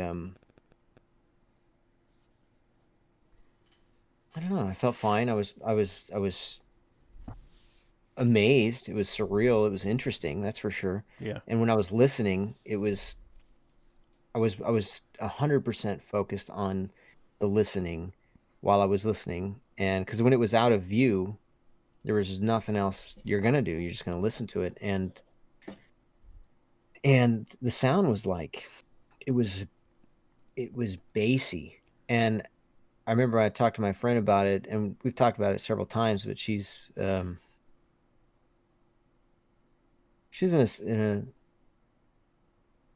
the same boat as I am, where it's like, well, obviously this isn't a cougar, this isn't a bear, and there's really nothing else out here, besides an elk, which is Yeah. also, I mean, that's as disqualified as anything else, for a variety of reasons. The lack of tracks for those things would be one reason, and then the tracks that were there don't fit those things. That's another reason. And then just the sound, man, like it was unbelievable. Like I mentioned that my friend's kid is kind of a big kid, and I said, dude, just jump. Like later when we were walking back, I said, just jump in the air and throw your feet into the ground. Just make the biggest sound you can make. And it was nothing. We're talking about nothing. Yeah. Talking about nothing. And the sound that we heard was like, if you had taken a baseball bat and swung it in the ground, it would not have been close. Yeah. The sound is like a battering ram, like you saw like in the old movies, or in the movies of like old timey England, where they're using like a giant log and slamming it into a castle wall or door or something. If you imagine one of those like being like vertically slammed into the ground, that's the sound we're talking about. Yeah. And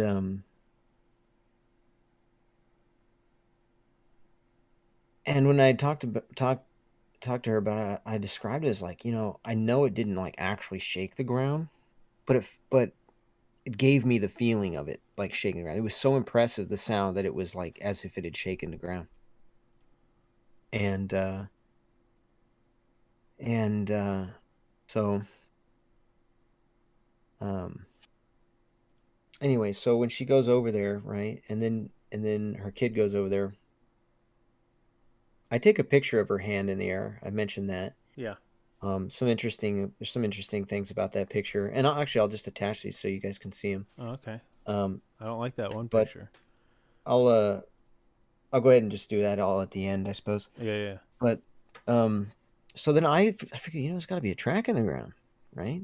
Yeah. Sure. And you know what else? It's hard. I should say that I remember distinctly after it happened. I remember thinking like, I wanted to go follow it. You know what I mean?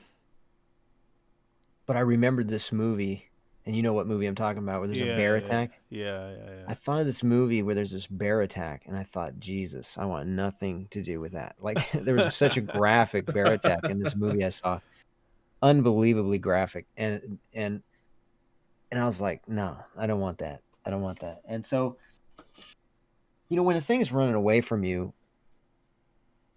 that's comforting, Yeah, sure. like you don't feel like, oh shit, I'm threatened while it's running away from me. If I could go back, I would follow it now. Yeah. But this is before I saw the tracks. It was just, if I hadn't seen that goddamn movie, the odds of me following it were probably pretty high. Mm. So I even had a visualization in my mind, like imagining like if a bear just like, what am I, just charged at me right now, what am I gonna do?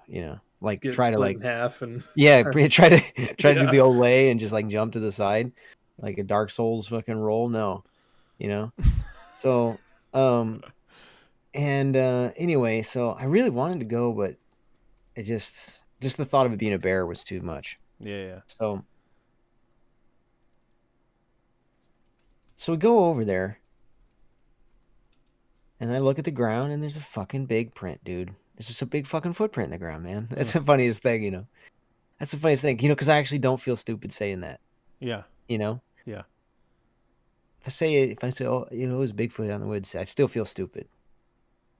To be honest, like anything else, it feels even more stupid, but less like,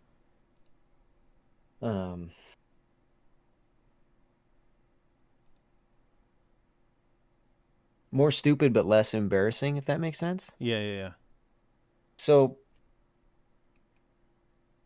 yeah, there's a big fucking footprint in the ground. What are you gonna do? Take And there was pictures. only one, and then meaning there was only one. What I'm just getting at is there wasn't like four hooves. You can tell a hoof from a foot, so and it's definitely bipedal then. yeah, Okay. yeah. I mean, there was one person I've only ever told people I trust, and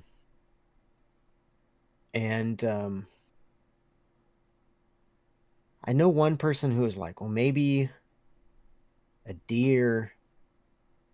He painted this picture. You have to go to great lengths, like, and I know I haven't described all the prints and tracks and how they were and stuff yet, but you have to go to great lengths to like make this work in a normal like explanation. Like, you'd have to have a deer using its hooves together to the equivalent of a pogo stick. Like, you'd have to have the entire weight. First of all, a deer wouldn't be heavy enough. So if take an elk or something, you'd have to have it's all four together.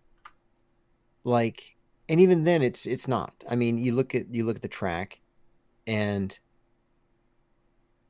this isn't like there's no separation. It's just a big fucking foot, man. Yeah. And it's so stupid, man. It's a fucking big foot on the ground. What are you gonna do?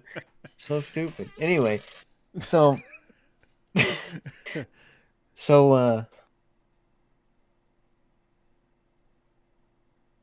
yeah. So anyway, now the biggest track, the clearest track was the first one.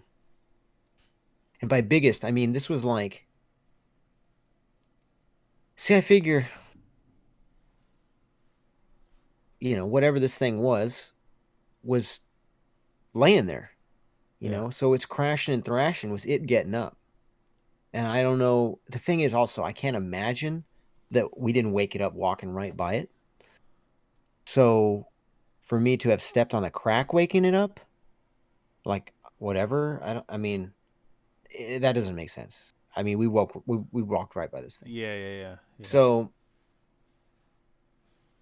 although I just had an interesting idea, but I don't even really like if I feel really comfortable, usually if you and I have talked about it and we talked about it for a while, and then I kind of ease from the saying like, well, let's say, let's say hypothetically, to eventually where it's like, okay, we just operate on the assumption it was, and then what scenario could I, how would this make sense? How would this make sense if it was an elk, let's say, and then you have to do your contortions and your mental contortions to like make it be a deer somehow, and then okay, that's one. Suppose now it's a cougar. Now what do you do? Okay, well, how does this work now? And then eventually you get to where it's it's a fucking Bigfoot, and you're like, okay, now how does this work, right? And it's funny. It's like how it works. If Bigfoot made sense, this would make sense. But you know what I mean? Yeah, it's Like not anyway, real. so So this is a weird deer. yeah, Yeah, yeah, yeah, yeah. exactly. This is It's yeah. weirder. Yeah, the more unplausible thing is the thing that actually exists. You know. It's the thing. Is like if you assumed it was a thing, then the rest of this would be like no brainer. You Yeah. know.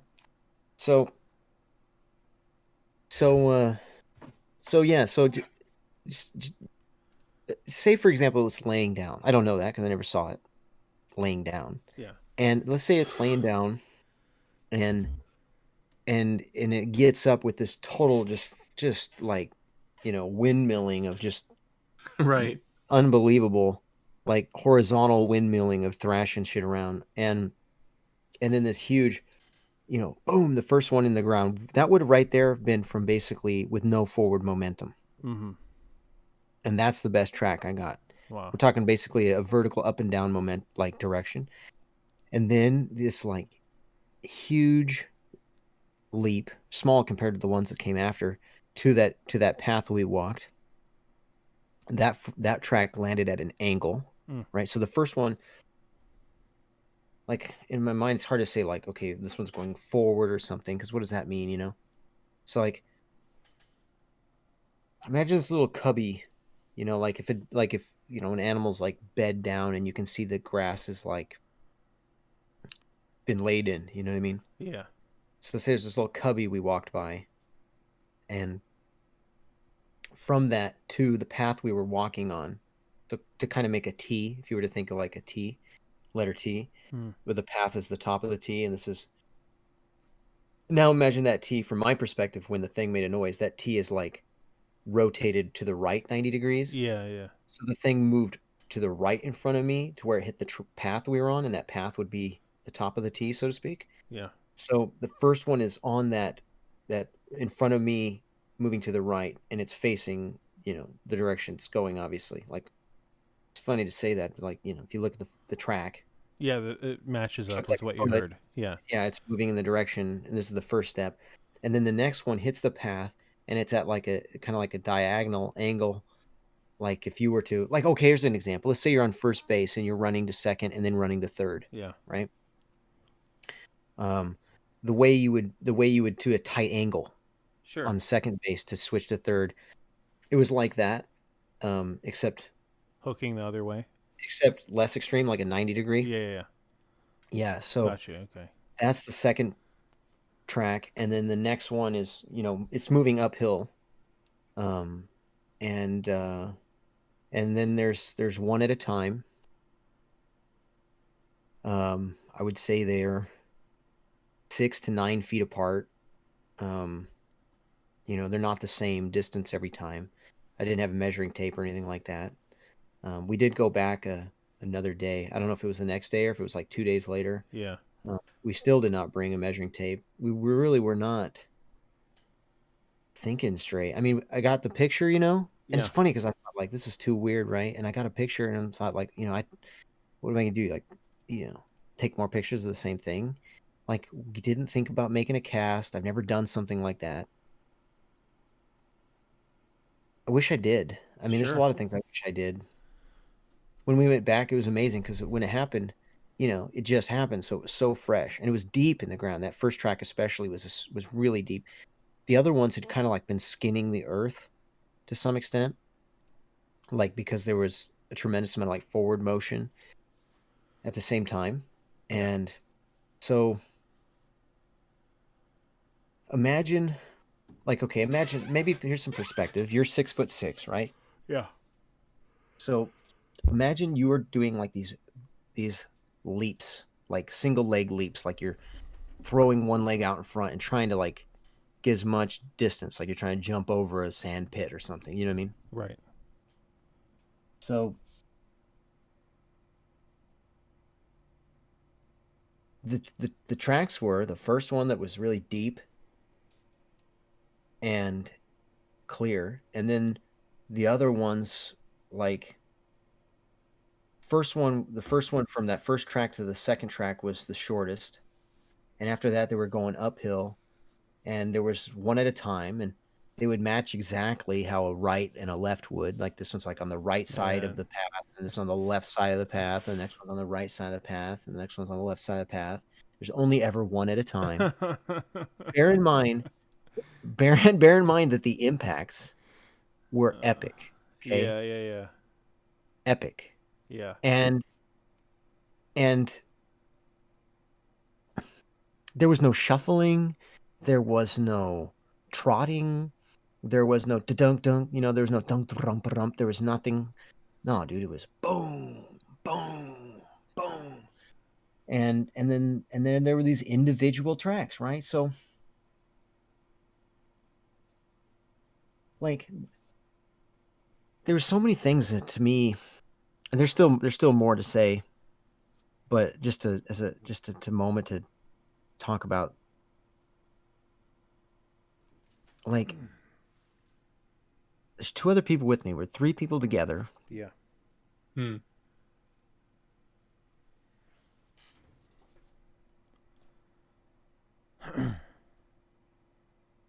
I don't have a positive or a negative feeling about the concept of this being a Bigfoot, let's say.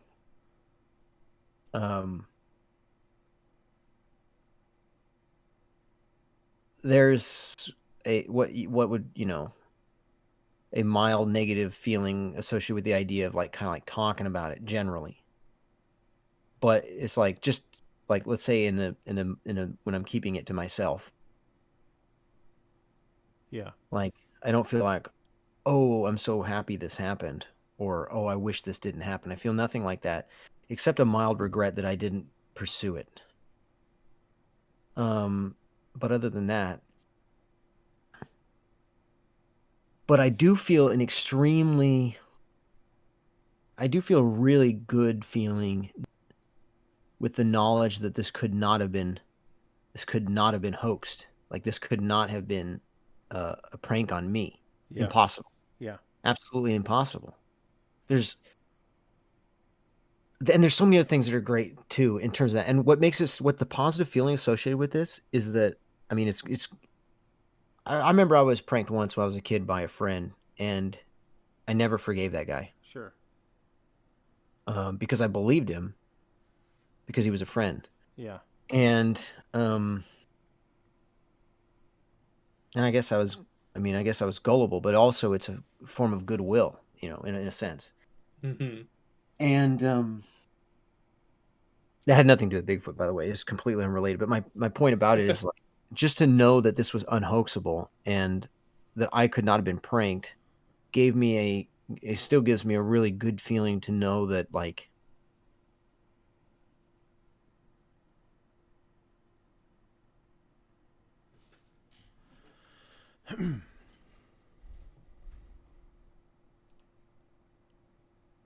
like, let's say if let's say I never heard anything, and let's say that if I had an experience, like a lot of people claim to have, like, they saw a fucking Bigfoot, right? They saw an ape, or they saw a Neanderthal or something, or da da da da da.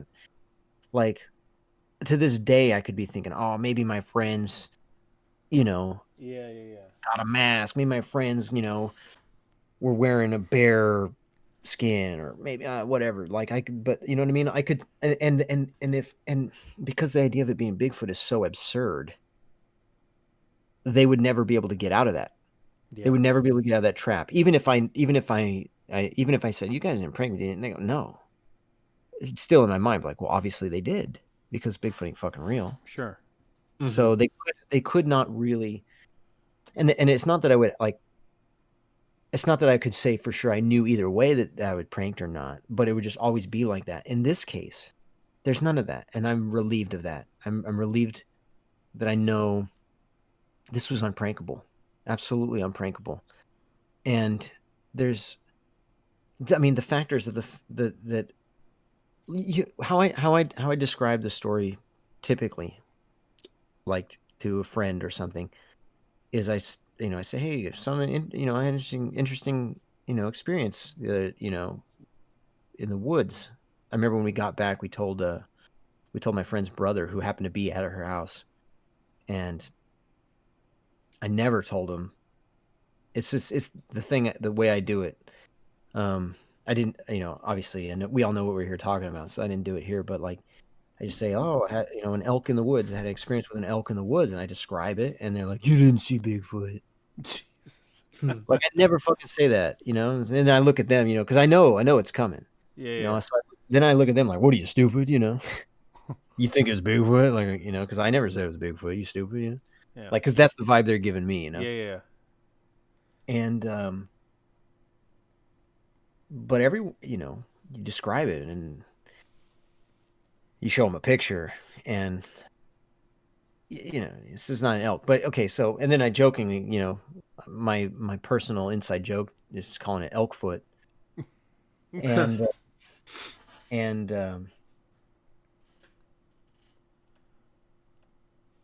I don't know how heavy this thing would have to be. I don't know, but there's no person out there that's going to host that. And then the track was there and it was fresh. And when we saw it the day or 2 days or whatever it was later when we went back, it was obviously old and like kind of, it didn't have the same like sense of depth. The ground was no longer dark and wet from being like dug from the impact. And bear in mind, the displacement of the earth here from this impact on the ground is not like a shovel scooping it. You know what I mean? Sure. Mm-hmm. Something hit the fucking ground so hard. Do you know what I mean? Yeah. It's unbelievable. And that and the sound, the absolute authenticity of it, of the sound happening, in a way that you couldn't say, oh, maybe I just saw this or that or the other thing. You didn't just hear, a tree crack, like when you're hearing these stomps on the ground. So some of the factors that, and I mean, you suppose it again, it being a bear is completely absurd, but when you're talking about like the weight, right? You're thinking, okay, elks and bear, the end. There's nothing else. Frankly, I don't think the bear we have around here, this is not like grizzly man bear, you know what I mean? Sure. The bear we got around here look like giant rats almost. They're little, maybe that's underselling them a little bit, but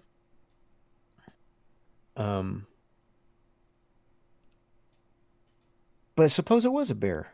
I mean, we walked right by this thing, and I mean, on a personal like scare factor, like when you're thinking of your situation you're in, thinking like that's not good. Yeah. Yeah. It's not like, oh, good, it's a bear. I mean, yeah. So yeah, here I'll send you. Where should I attach these in the general chat? You send them to either me or the general chat. I gotta figure out how to put them up. I haven't done this in so long. But so the one you're obviously gonna send a picture of a print and the trail, but there's the one picture of man, look at that. That's my friend's hand. Oh my god. That's a fucking footprint all day long. You know how fucking It so is. Right. That is, dude. It's fucking deep, dude. And it's, I bet. Yeah. It's a big. That's an elk, dude. Have somebody tell you that's an elk. Yeah, there's no way. After they act like you're stupid, then they tell you that. that. The toes, man. Yeah. Look at the toes. You can see the big toe on the right side. Jesus Christ. That's definitely it's a holy shit. Had not seen this before, Lee. Really? Yeah. I gotta figure out how to put that up. Now, I've got so there's a few more things that went down. I think my friend wanted to kind of follow it too, but also there's something about that, following it is just like... Yeah, it sounds like a bad idea. So we didn't follow it in the path it took, which, by the way, was the path we took to get there. Yeah. So what we did was we went around and we went around like, how can I describe this? Imagine, okay, there's the place where it crashed, which is like a few feet from where that print is, meaning like the crashing noise. That track right there was the first big noise of impact, as where the other noises were like just this, the thrashing of brushes and trees and just everything around it just being like smacked and shit. Yeah. So where we had walked past it, and I digress for a second, because every time I describe or think about walking past it, I think, I could have just looked. I could have just looked at it, an elk, a bear, whatever. By God, I think, what if I saw it? What if I saw a fucking Bigfoot? What would I do? Shit my pants? You know what I mean? Mhm. It's funny too. It's like, man, this is like we've known for years. We've known each other for years before this, and Yeah. years and years. And the jokes were like, and in a way, I mean, the jokes were, what I'd do if I saw it, fucking pick it up over my, break it down over my knee or something like, Yeah. Right, kick its And- ass. Yeah. chop it in the throat with my palm and just decapitate it. And like, we joke about it. I didn't believe this shit's real. Now, besides that though, there was one thing I never was a joke, was that if I thought like, if you said to me, hey, there's a Bigfoot 20 feet out there, I would go. Yeah. I didn't believe they're real. So I will go. That was my view. And the truth is, like, if I found out they were real and I saw them, like, it'd be worth it. This Yeah. was before I'm married, and I don't have a kid yet, but I'm gonna have a kid at some point. And when the time comes that I have a kid, it's like, maybe I won't. But at the time, yeah, my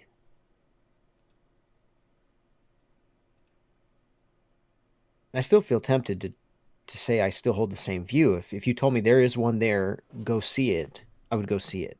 I would walk out in there to see it if Yeah. it was there. But in this case, when it stopped, I was still thinking it was, I just thought, worst case scenario, I'm going to get killed by a bear, So I don't want that.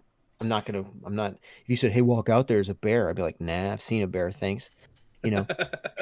So like, I don't need to die for that, And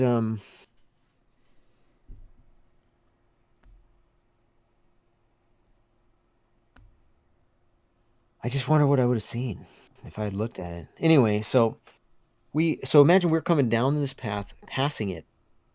Before I took my right's from the perspective of me walking down as I've passed it, and then there's that hook to the right. Well, basically what it is, we kept going down farther and then a left, because when it went up the path we went to, it took a right, which is where we came from. Yeah. And so by us going down the path and taking a left, there was kind of the concept of, maybe we'll circle around it, so to speak, and we were going down there, and the trail got just, and I say trail, it's not really a trail. I mean, this is not like a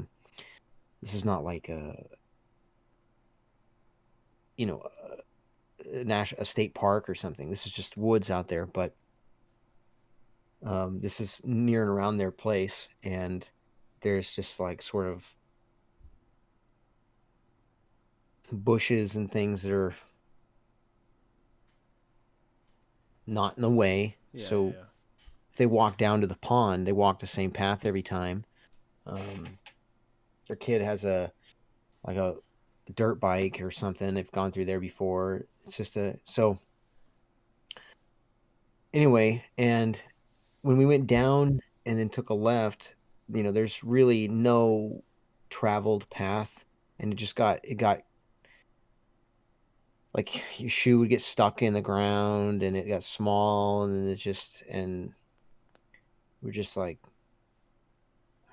we didn't bother continuing that way.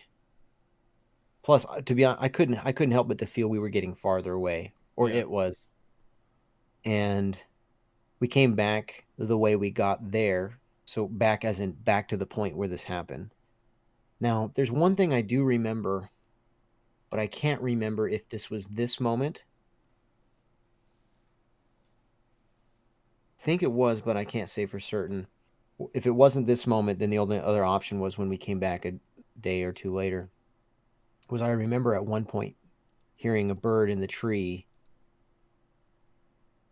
like, and it was the trees area where the thing would have been laying if it were laying, which is an assumption of mine. Yeah. Just making like and making a super loud noise, and it dawned on me then that it was pretty quiet. Besides us, we were just like, we might as well have been carrying boom boxes on our shoulders. Yeah. Like, we were loud as shit.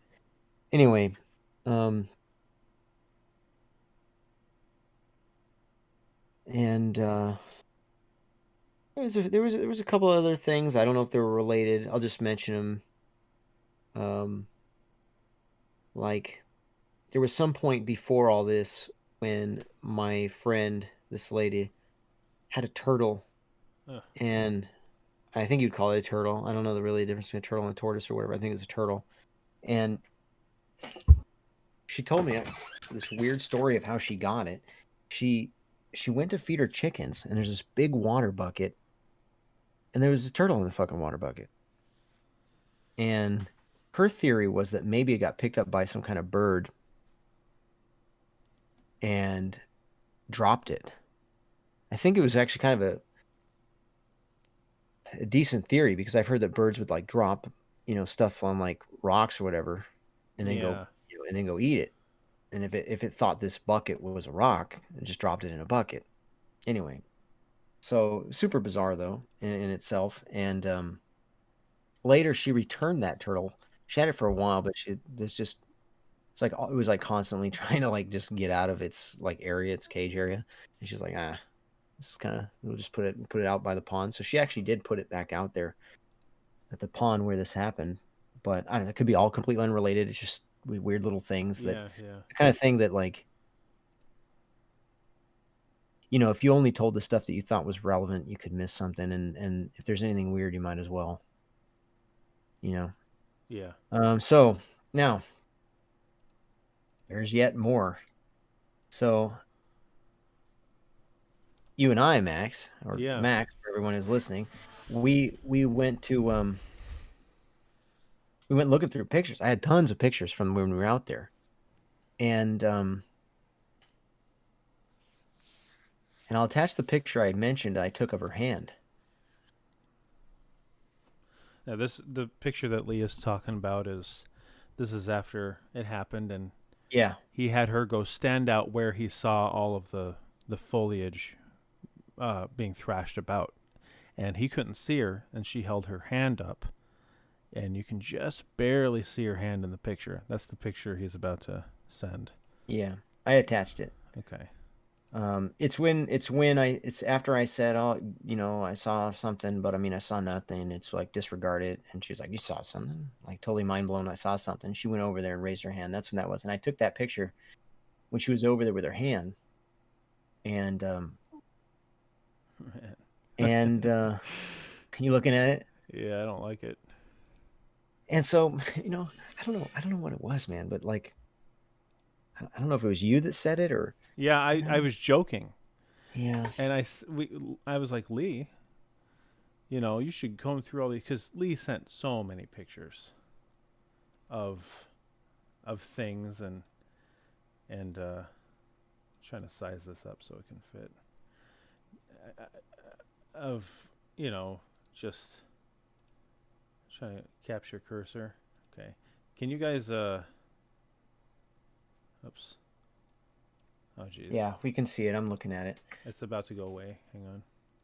I don't know what I did. I have no idea what I just did. Yeah, it's going to go away. I'm going to redo it. Let me put this back on. So, window capture number 4. Make source visible. Capture cursor. Chrome. Oh, geez. Which one is it? I think it's that one. It is that one. Okay. And then let me zoom in, back on it. Like that. So yeah, Lee took a lot of pictures. He probably took, I don't know, at least what I saw was like 20 pictures. And I was joking. I said, Lee, you should go through these pictures and see if you see yourself a Bigfoot hanging out.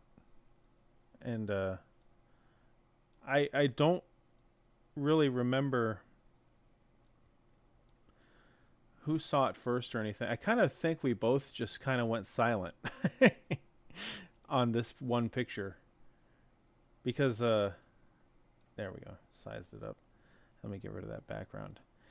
And we were both like, do you see what I see? And can they see my cursor on the stream, Lee? Right now, there's probably oh, you know what? I'm not live. Let's see. Right now, I'm just seeing the image go up and down. There's a great deal of degradation to the picture for being on Yeah, I know. The which is stream. a bummer. Yeah. But if anybody's in the Discord, they can see it really clearly. Can you see my cursor at all? I cannot. No, that's an OBS setting to Okay. show cursor. I'm not about to go in there and do that. Anyway, right in the middle of the picture, you're going to see a little tan spot. Yeah, that's the hand. That's her hand. That's how dense this is. Now, oh, Jesus, man. Oh, my God. I hate it. Well, all right, hang on. I hate it. I'll add a little bit more context here real quick. I hate it. God. I'll add a little bit more context here before. So where her hand is, that's where that track is. And to us looking at the picture, to our left is where the crashing was, and there's the first around there is the track. I can't say she's like standing like over it, but like around right about there. And then to the right is hang on. path we took coming down. I'm curious. Okay. Yeah. So Lee's given the geography. What do you see, Horizon? I'm just curious. What do you see? Probably just a hand. Yeah, maybe that's what he's talking about. But and then the path it took was from left to right, Lee? Yeah, so like what you're looking at is me taking a picture here. So on, like, if you look at her hand in this and say that's around where that track is that I took the picture of, and then to the left of that would be where the initial crazy rustling is, and then to the right of that is our path, and then the path goes up, and and then if you would continue down the path, what you would do, you see this big tree. There's also there's some weird stuff about the photo. It looks kind of fisheye compared to how it looks in real life when you're there. And also her hand is actually closer to me than it looks like in the photograph. It's not as far away as it appears to us here in the photograph. So now if you look at that, you see that tree on the right? Mm-hmm. The path we took comes around the other side of that tree. Okay? So imagine, it's kind of hard to describe. Okay, imagine these are your eyes you're looking at, right?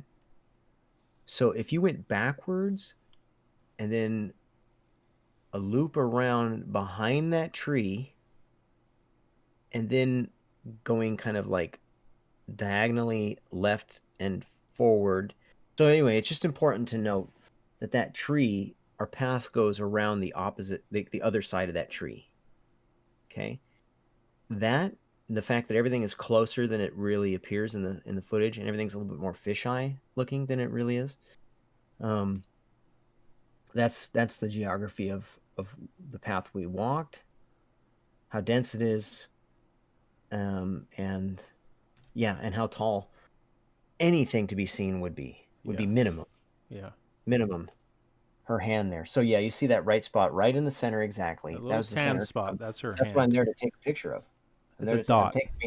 Taking a picture of her hand, and because I wanted to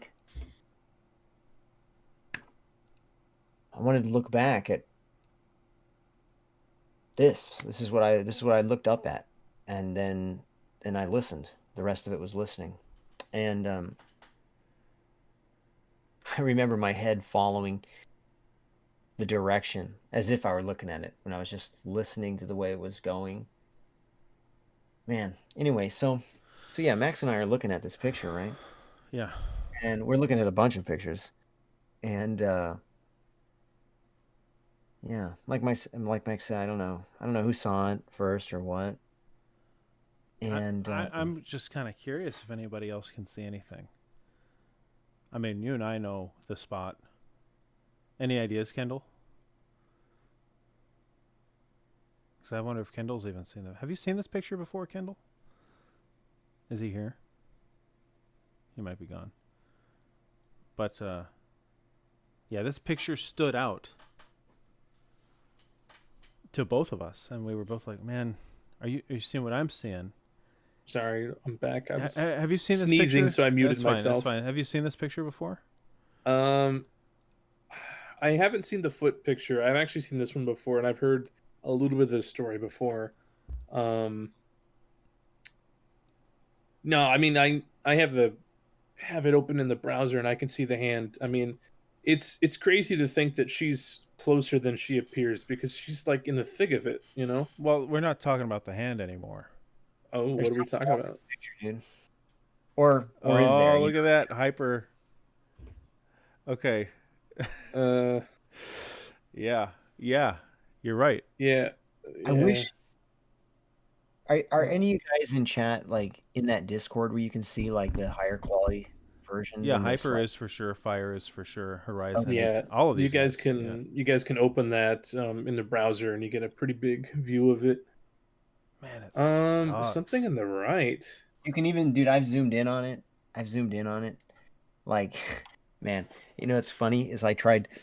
Okay, a few other things about this. Like, when I talked to my friend is like, I dare say my friend is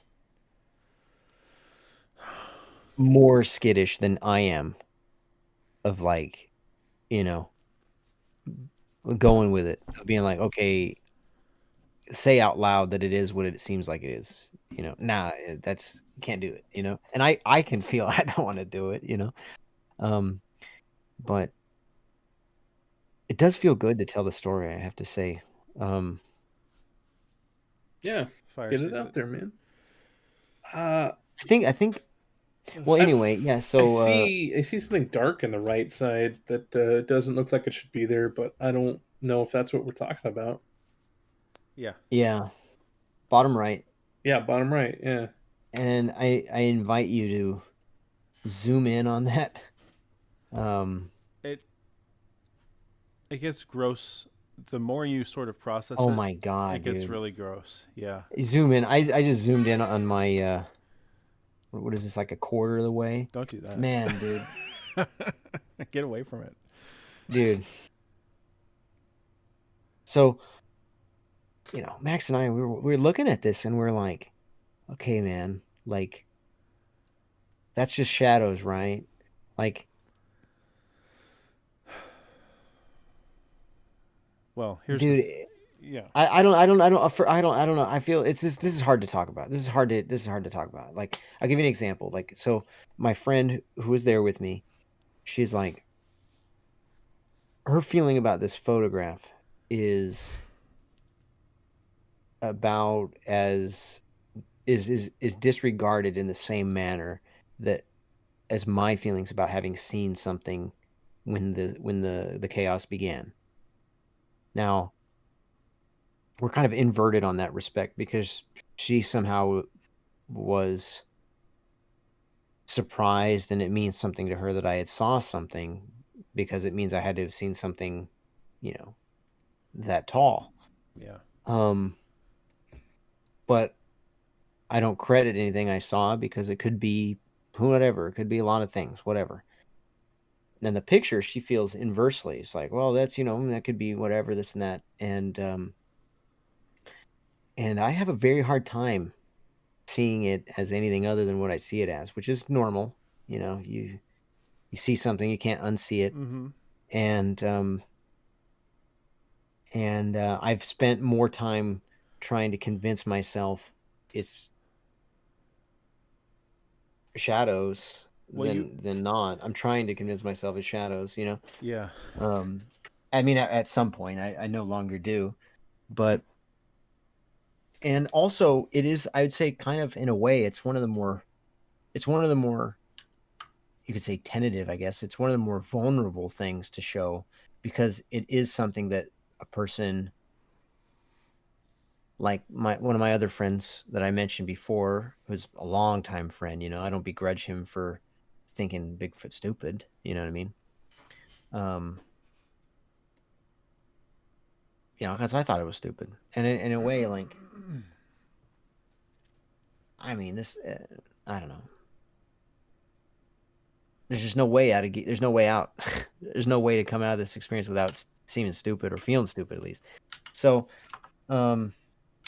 obviously, without changing your thinking, and but anyway, so if somebody is like, oh, if somebody's really kind of like, what would you say?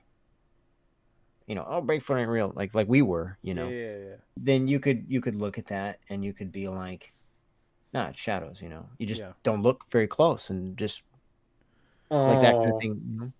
Now, there's other things too, Did like, Kendall just see it? What the fuck? Well, no, I'm dicking around with it in Photoshop, and I'm removing certain colors out of the thing so that darker things are highlighted, so I can get a better shape of it. Oh, interesting. I'm not liking what I'm seeing. No, you're not, are you? It's because you're looking at a big monkey face. That's why you can you're not also, liking it. like, here's where I'm going to go into this mode now, where I say, like, okay, let's suppose that's not a shadow.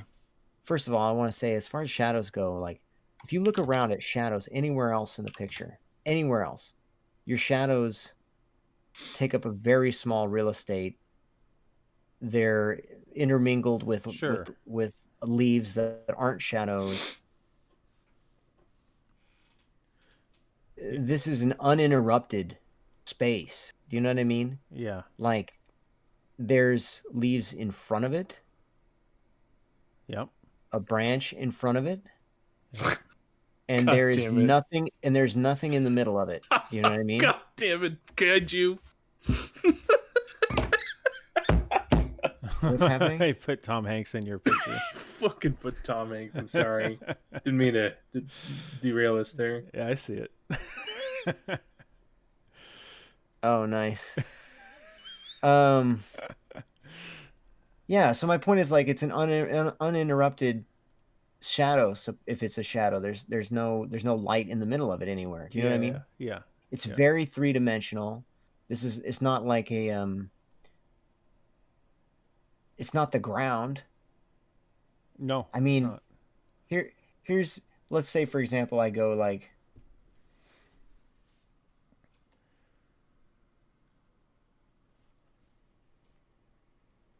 in a way I kind of feel like if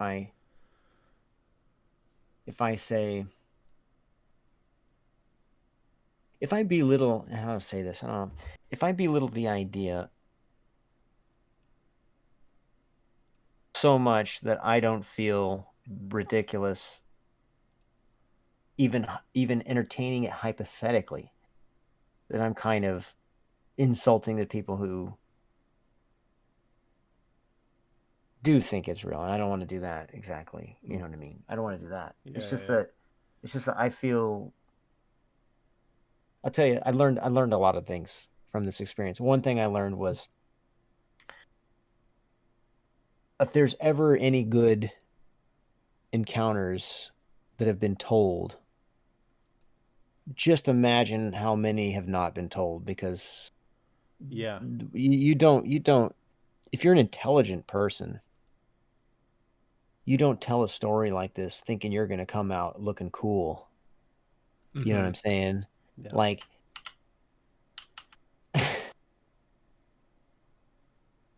at least in my opinion,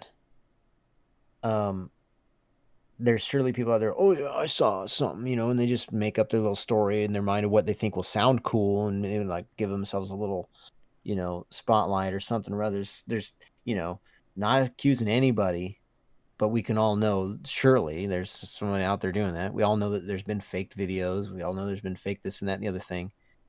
And what we don't know 100%, what we don't know 100% is that any of them aren't faked. We know the ones that are faked, and then we don't know the rest. So, and that is one thing that's really interesting to me about having had this experience, was because I actually do know that mine is 100% not faked, Right. And that's amazing. That's why, to me, the most amazing story, the most impressive one is this one, because it's the only one I know for sure is real. Yeah. Not that I know, not that I can say I know it's fucking real, but I know that the experience was real, And anyway, so I'll tell you what I see here. I'm gonna go with it. All right, I'm gonna pretend, and that's really, to be honest, I don't. Maybe I mean, after this, I buy it more than I like to admit. Mhm. And let's say hypothetically, we're dealing with a fucking Sasquatch here. All right. Okay, hypothetically, we're dealing with a Sasquatch here. All right. All right. So what I'm seeing here in that picture, in that bottom right-hand corner, again, looking on the stream won't really do you much justice. Zoom in on it on the actual photo. I can see the shoulders. Number one. I mean, I can see like the face, dude. Oh yeah. But I can see the shoulders, and I can see the head, like the top of the head that rises above the shoulder line. Yeah. I'm even fairly convinced I see an ear. Yeah. Especially on the left side, kind of pointed, kind of pointy. Now, maybe I'm out of my mind, dude. Maybe these are all leaves and shit, but I'm just going with the hypothetical here that if that is God. a Sasquatch, all right, it sounds. I know how it sounds. It's fucking scary. But if it is that, then let's just say hypothetically, guys, let's say that's what it is, all right? And now we look at it and describe what parts we're seeing of it, right? That's what it would be. That's what I see there. And if it's not that, then it's just leaves and shadows, and I have a hard time seeing that. I say that kind of, I mean, I can't see that. I tried to see that. I didn't necessarily believe what I was seeing when I saw it first. But anyway, so here's my hypothetical, all right? Here's the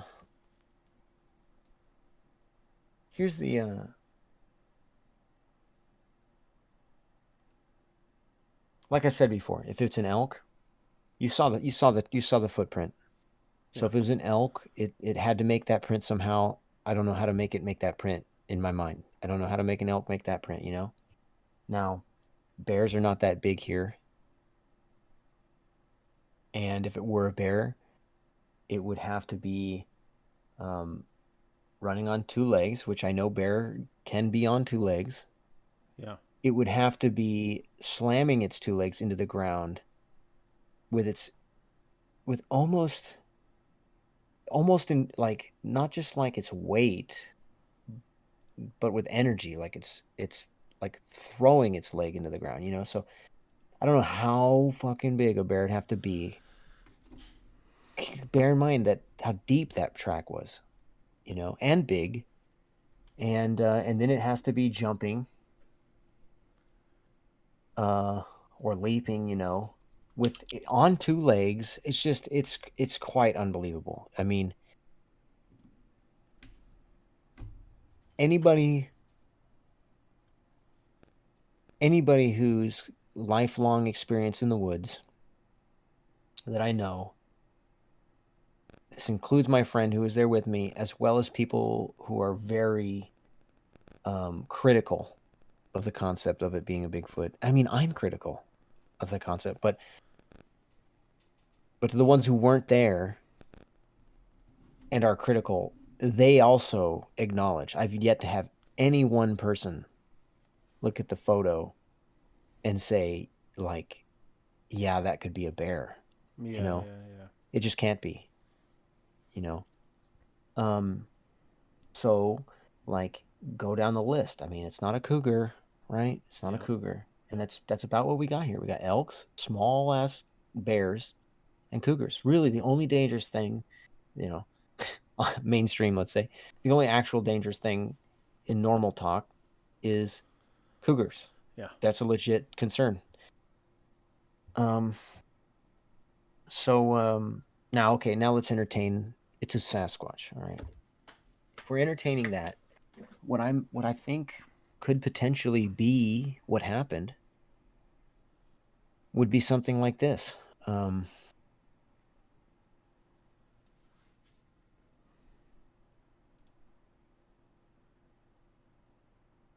Like, ignore this photo for a moment. Ignore this and take this out of the equation.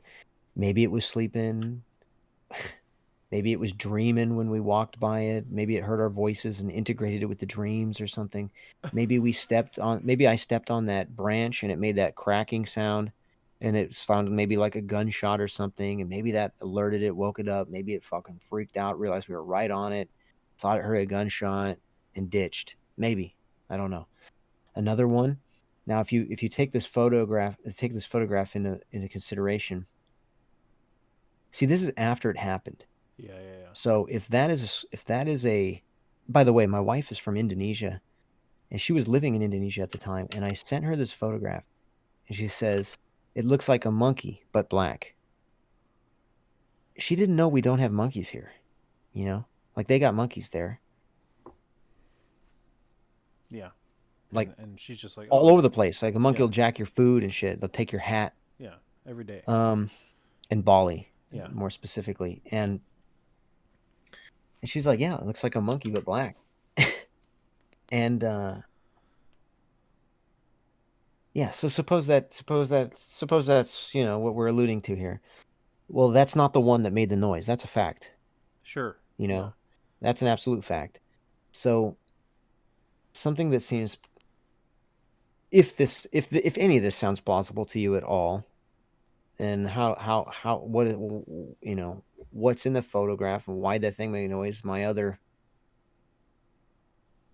thought could be that it made as much noise as possible. Like it could have surely. I mean, who knows?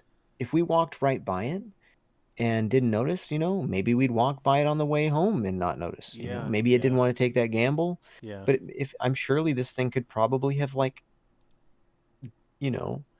left quietly.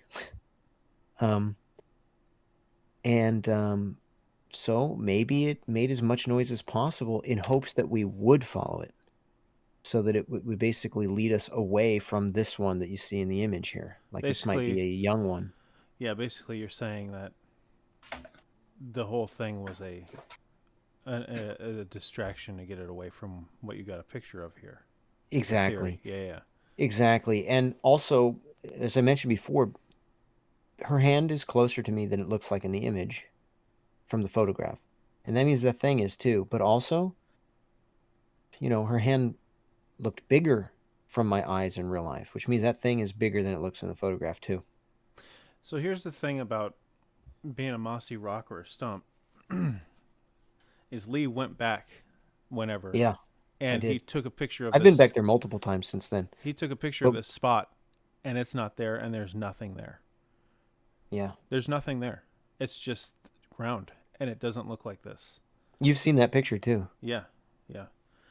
And he walked up to that spot, and he put his foot in that spot, and it's just ground. There's nothing. So there's something here in this photo. It's pretty terrible, and there's nothing there usually. There's a really good zoom of it in Discord right now by Hyper. That's probably the clearest I've ever seen it. I can see like the brow ridge, dude. Yeah, I know. You can see God, the nose. You can see the ears. man. You can sort of see the skin underneath the face of the The fur. head is like tilted a bit. It's terrible. It's just terrible. Which direction is it looking? Because I'm not seeing It's any looking of that. at us. It's fucking. It's- It's pretty bad. It's staring into your soul. I mean, imagine if you actually saw it. I know. Like- Thank God you didn't look down. Think about it this way too. I mean, what I've always said is like we walked right by it, right? The big one, Yeah. Like I didn't just miss one opportunity to see this. Like I missed this one. I fucking looked at it through a lens and just didn't look at it. Yeah. I could have, you know what I could have done? And I mean, obviously you can't if you don't, if you don't,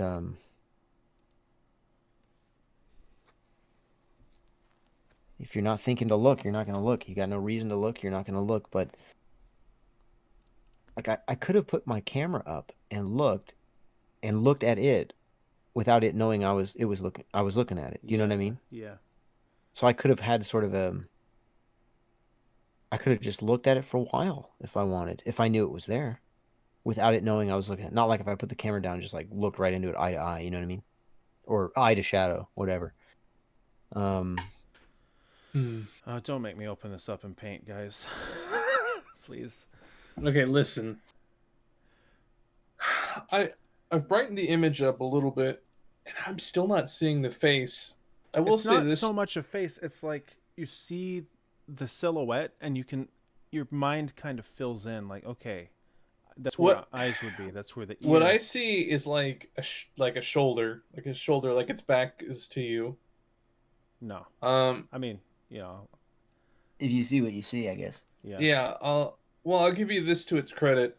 So, I went through and I highlighted all the dark zones so I could take hex codes of it to see if the shadows were showing up relatively the same on the spectrum. And none of the shadows that are close to this match the hex code. This has a red to it, and nothing else in the picture really has that. Well, let's see it. Well, I mean, it's something to look at. It's just hex codes that I'm Yeah. clicking on, But I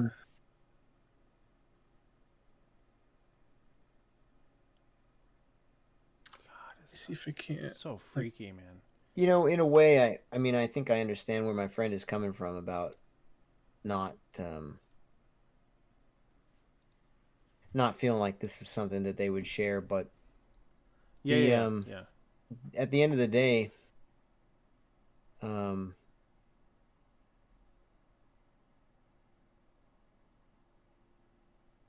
at the end of the day, I mean, the sound, Yeah. it's just that's something else. There's another thing I learned from the experience, that there is no such thing as evidence for this. Yes, yes. There's no such thing as evidence, and I almost feel like in a way, the closer you get to it, the obviously, if I assume you bring a body home, you'd get it, but like beyond that, like for example,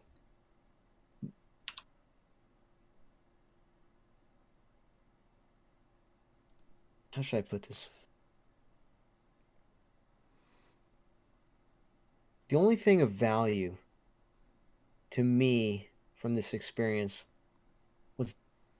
was that I know it was real. And I mean to say that I don't know, you know what I mean? Like, I didn't make eye contact with a fucking Bigfoot and telling you it's a Bigfoot or anything like that. Yeah. But at least I know the whole story from the first-hand account, and if I had, what I said before to Max was, I said, like, if I had looked at it and I just saw something and it was there and it was gone, I'd be questioning what I saw myself right away. Yeah. You know what I mean? Yeah. and a photograph, a photograph of a footprint even, or it's just another photograph on the internet, Sure. like there's nothing there's nothing you can bring to the table, you know? Um, in a way,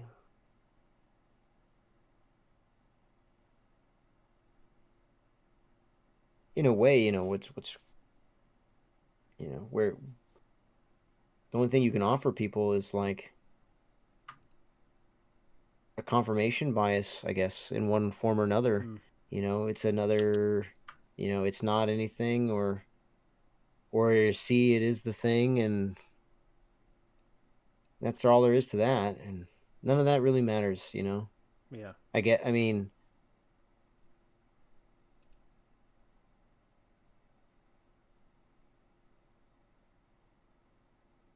Let me see here. Yeah, what Sora post is basically what I was able to get in Photoshop when you highlight whatever that dark mass is, and then you can even see there's a little pocket of red there that I'm struggling to find really showing up anywhere else in the picture. So that's interesting. do you see from that picture that he posted? Do you see do you see how, like, okay,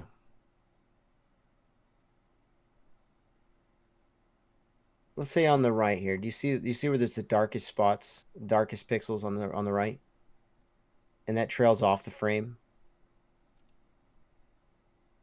You still there? Yeah, kinda, I guess. And it, like, all right, well, you see, okay, look at the top right hand extreme, and then you go down, and there's that white blown out overexposed spot in his edit of this photo. Mm-hmm. And then right lower and left to that, you see those like dark pixels right there. Yeah. And then you follow that line down off to the frame on the right. If you follow it left up, you can see it curve, right? Do you see that? Yeah. Okay. Yeah. Okay. And then as it curves, it moves, it continues to the left, and then it reaches to where it does a sharp, steep bump up, right? Mm-hmm. And then comes back down on the left. Then there's this little darker peak, and then it goes back down to curving down left, and then it comes down all the way to about like 9/10 down. Right? You see that? Yeah. Okay. Okay. I think I'm following. You follow me, Max, right? Oh yeah. I imagine that from your perspective, because you're seeing what I'm seeing, it's like, I wouldn't know how to describe that any clearer, but like if you see that if you look back to where I was first talking, was that overexposed part on the top right, and then there's that black line, and it comes up. That to me looks like a left shoulder, and then as it comes up, and then when it takes that steeper bump up, that comes like does a little, like, that's the head. Okay. And if you go back to where I was starting off with the dark line, and you go down below the second overexposed part, you see more dark. That's the exact same shadow, if you will, or whatever it is, that is around those parts that he's overexposed. All right. Where's Sora's? I mean, I understand what you're saying, Lee. I'm just not. It's not coming together for me. Well, that's all right. It's almost easier to see it if you don't look at it so up close. Because it's like then it all becomes like super pixels, and it's hard. If you look at it and it's almost far away, it's easier to see shoulder, top of the head, Right. brow. And that's how I saw it eye too. socket. But when I zoom in on it and try to enhance it, Well, when you zoom in, it just disappears. becomes way too. Yeah, it's the detail's not there to zoom in on it. You have to step back and let your eyes do what they do. And I know that's sort of an anti way to do it, but it's like this sticks out so hardcore in the photo. It wasn't there when Lee went back. There's nothing in that spot. Right. Okay, that's basically how I like overexposed it, Sora. And yeah, you're right. It's an odd color, but it's well within the realm of being branches and leaves. Like the hex codes aren't really matching up with other similar colors in the picture, but you know, that doesn't mean that they're not, you know, close enough or whatever. Let me see if I can do a. I'm just gonna do a crop here. That's true too. Oh yeah, Um, look at that one. Look at that one. That Sora Satoshi just Yeah, yeah, yeah. posted.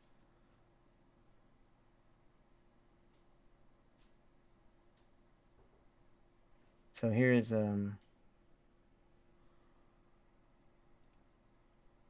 oops. I don't know if this helps any. I just cropped it. Yeah. Yeah, I mean, I still see it. But it's still like,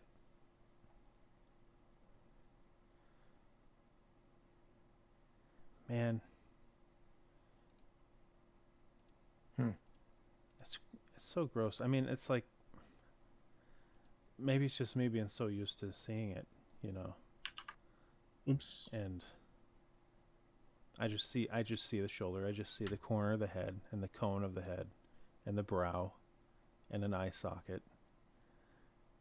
I mean, that's it, Lee, right? Like, Yeah, yeah. Yeah. Damn, I wish I could see that.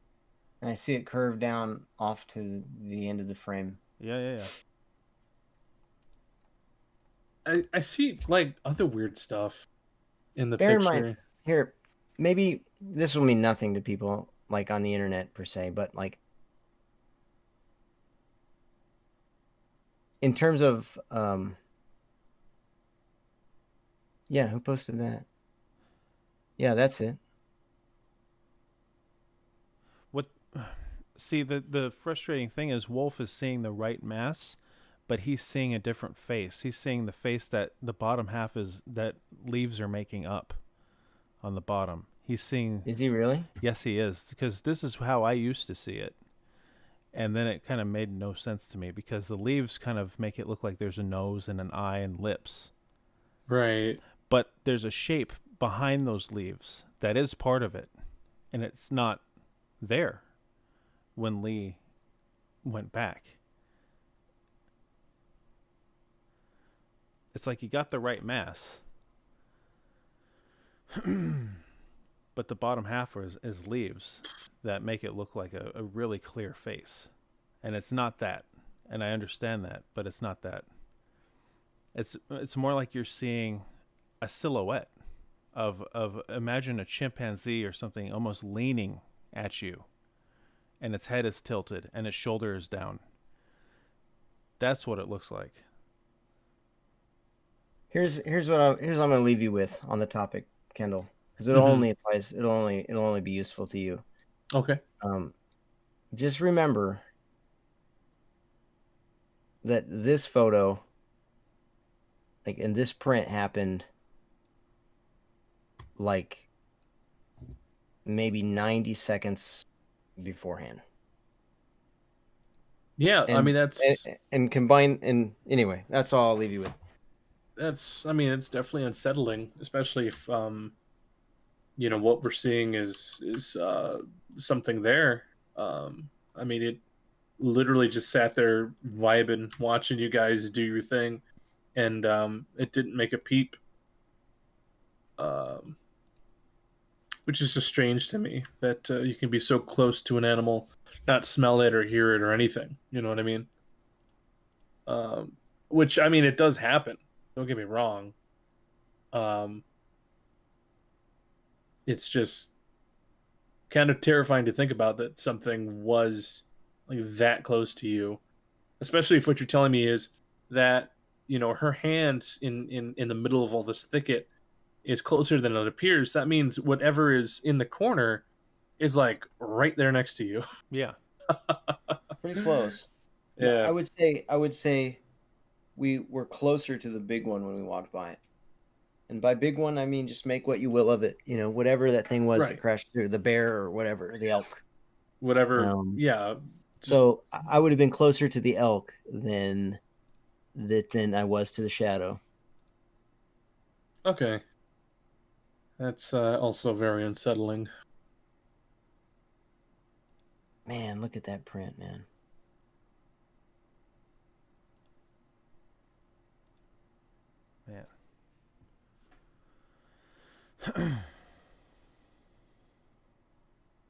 What would you do, Max, if you were to,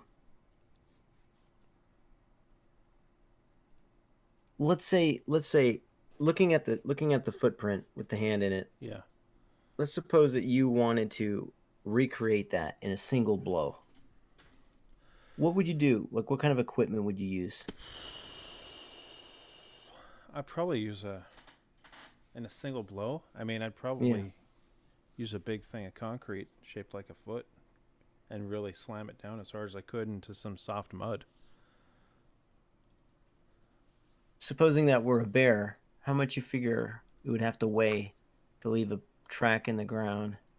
Well, first of all, it's not shaped like a Like bear that. track unless he double tracked on his own foot, right? Which means if it were a bear, he would have had to have taken a front step, and then his back foot would have had to have landed in the same footprint, making it look like a human footprint. Yeah, and you know, I don't want to. I hate to repeat myself, but because it was only made one sound. Yeah, and But you know what I mean. Like you try if you're trying to be like anything except what it looks like, then if saying it's a bear, what would the weight have to be? Do you suppose if all of its weight was on one paw? oh, I mean, if all of its weight was on one paw and it was all focused, I don't know, 500 pounds. It's hard to tell. I mean, I'm not there. I don't know how soft the mud is or anything, but at least 500 pounds. What I imagine is like some, and it's so hard not being there, not being able to tell. But usually when you have impacts that are in pieces of ground that are so covered in grass and things like that, it's harder to push down because of all the roots and things going through the ground, right? And it's just, I'm pretty huge. And I don't really make a big footstep in the dirt. I don't think you could do it. I don't think I could do it.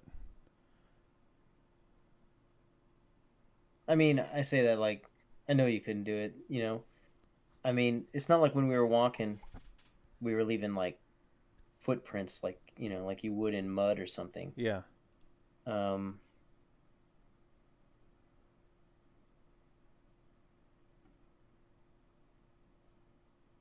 and when my friend's kid threw both their legs on the ground, they didn't leave an imprint on the ground. Yeah. Like basically, what you would do is you would be stomping that green stuff on top. Okay, let's see here. If I can.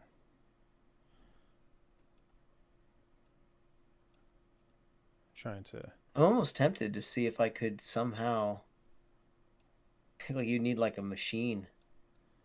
I got it open in paint. Crude, but I got it open in paint. So, all right, guys. This is how I see it. And, agree with me or not, but this is how I see it. So, I guess I'll start at the left shoulder. If you're following along, Lee, tell me if you agree. But I'm going to do the shoulder and let's see. Let's go back. I understand that right here, this is a tree, right? So that's a tree. But what I see behind it is this is a shoulder cutting behind some leaves. And then maybe that's where the shoulder ends. And then let's switch colors here. Let's go to yellow. And then this is what I sort of understand as maybe the top of the head. Coming around like this. And then I see a brow kind of right here. I see an eye socket right here. and it's almost like I lose the image in my mind. I have to almost The like stream is about, what is the stream, like 30 seconds behind what you're drawing? something like It's like that. if Yeah. you say something. Yeah. Yeah, for you guys, for them, it's all fine. Oh, I see. And then okay, so I see that looks like a nose, and this. It's like I can't draw it as well as I see it. Okay, so this would be the top of the head. I have to keep like referencing an image that I haven't drawn on to see. It's so hard to Yeah, I know what you mean. explain it. And then this would be the head, more so. And then this is like maybe a bit of the mouth. This is like a nose, and then this is like an eye, right? And then who knows what's over here? It's behind a leaf. So, and I know it looks like it has glasses, and then this is maybe a brow. And I don't know if that makes it worse or better, but that's how I see it. And then who knows how the chin or whatever is shaped. But when you take all of that away, undo. It just looks like a chimpanzee with its head tilted, and he's maybe on his forearms, tilting his head inquisitively, which is really creepy to me. Looking through the brush. And I don't know, man. I see the eye, I see the top of the head. It's interesting. I can see the nose. I can see what maybe could be a mouth right here. And, my mind kind of fills in gaps. But that's how I see it. Well, that's interesting. That's different than how I see it. Really? Okay. Yeah. I wonder if I So- can draw on this. I don't really know how to. Let me see here. Who fixed it? Let me read the chat.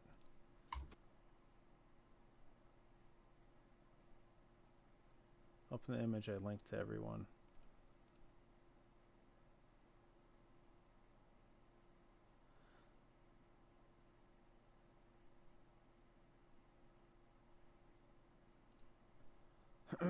Fix it? How did you fix it, Sora? I mean, you kind of... My mind is so transfixed on it, I don't see how it's different than the rest.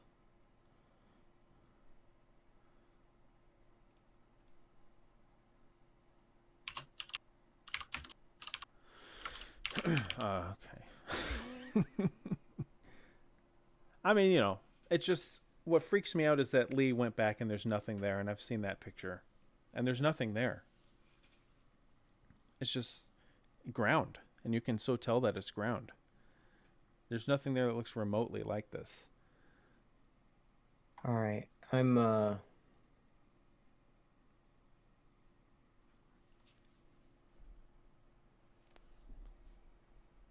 my god.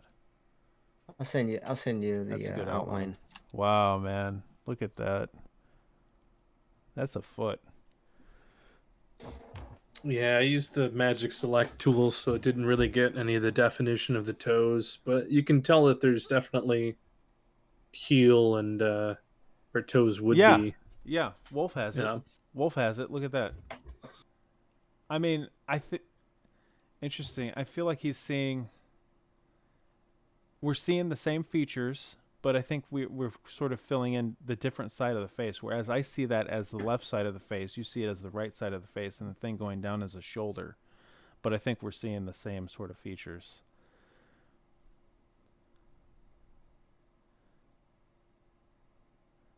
Yeah, I mean, no doubt, that's a footprint. Whether or not this is a monkey in the brush, this is a footprint all day long. you Right. know. I'm doing a little outline here.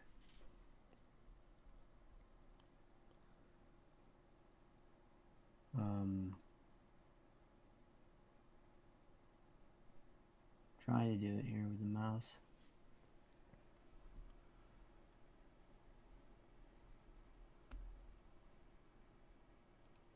Yeah, it's pretty creepy. Man, dude, I'm telling you right now, and what I'm seeing is different than what you guys are seeing. But man, I see eyes, man. I see the whole thing.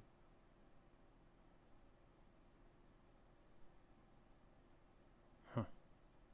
A second here. I think you'll at least understand what I'm seeing, the way I'm looking at it, the differences between the way I'm looking at it and the way you're looking at it. Which, if nothing else, is something. Tell you what, man, Bigfoot's flat-footed. That's for sure.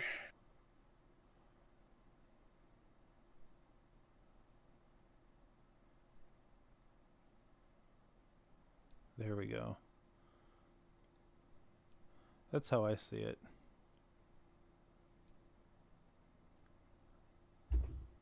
And then this is like a brow. And I sort of see, it's hard to pinpoint where I see eyes, but I see eyes maybe like somewhere in here.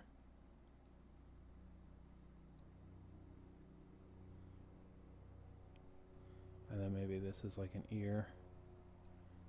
Oh, wait a minute. That was the half done version. Thought I clicked overwrite to do the finished version. Let me try that again. Want to replace it? Yes. I don't have permission to change with a file? Get out of here. Let me just delete the one that's there and then save it again. Hopefully it'll be fine. There, I got rid of it, Lee. No, I mean, I was kind of talking to myself. It won't let me, Oh. like, what do I, tell me I don't gotta do a screenshot of my own edit. What is this horse shit, dude? Oh, you're saying the software won't let you edit it? Well, let me save it. I mean, I What? edited it. All right. Here comes a fucking screenshot of my own edit. So ridiculous.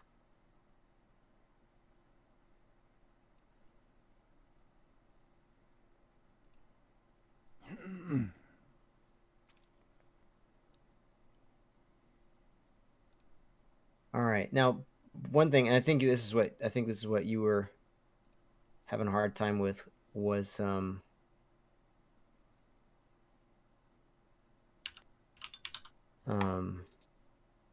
when you draw on it, you're basically erasing the lines you see because Yeah. you're covering them up. Yeah.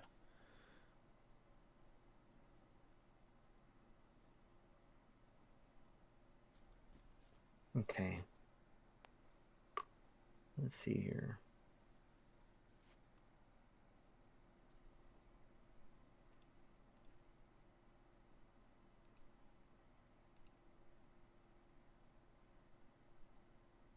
Okay. Yeah, I see the Ewok ear mark. That's what I'm Totally. looking at, dude. Let's see. Oh, wow. I never saw it like that. Right. Now look at that, and then, like, it would almost be nice if you could, like, overlay them. But, like, if you zoom in, I mean, not zoom in like on this, but, like, if you look at yours, the untouched version, and then look to what I'm seeing. By the way, that under the eyes there would be a nose.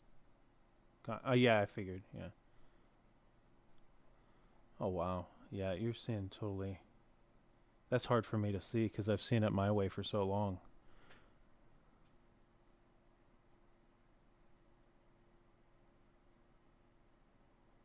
Huh. Anyway, well, that's that. I don't know. It's almost like the way you have it, it's further. Smaller. Smaller, yeah.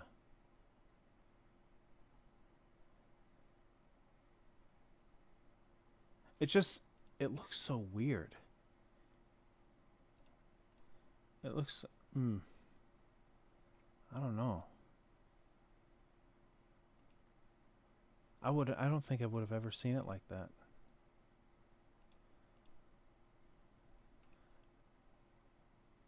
Zoom in on yours where the eyes are drawn on mine. Okay. If I can zoom in, I'm on paint. So, oh God. Jesus.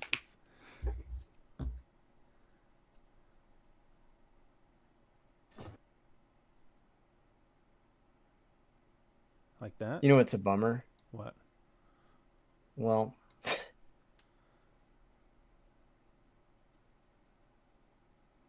this sort of confirms I'm the only one that has been looking at what I've been looking at this whole time. I guess so, huh? Yeah. That's interesting how that works. But no matter what, man, I mean, this is the fact, is that something there was not there the next time you went out. Yeah, there's that. There's something there. I mean, we both There's that. singled this spot out. To me, it looks like a chimp tilting its head, staring at me, straight on, dead on. Like he doesn't have his head angled or anything. He's just staring.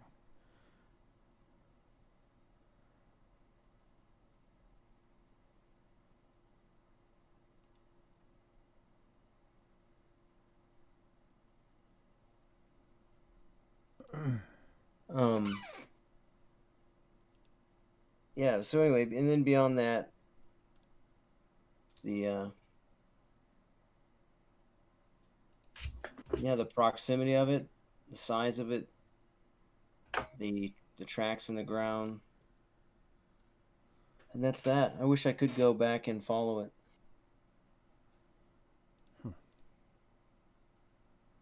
Didn't you go out like a few weeks later with thermals? Oh well, we didn't. When the woods are just might as well be outer space at night. Yeah, yeah, yeah. We didn't go walking around out there. We went to the forest, where we entered. We went to where we entered with thermals. We didn't go to that spot. I'm too scared to go out there at night. Sure. Mm-hmm. I mean, once you hit the tree line, it's like you might as well be dropped in the ocean Yeah, yeah. at night.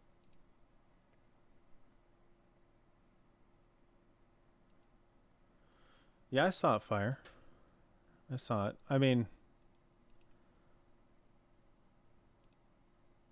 now what's interesting, Lee, is if you look in Discord right now, Mm-hmm. Wolf is seeing something more similar to what you're seeing.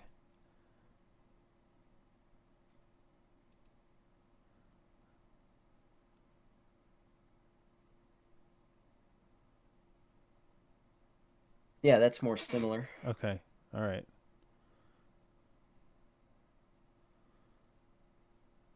Man, that's creepy. Either way, it's fucking creepy.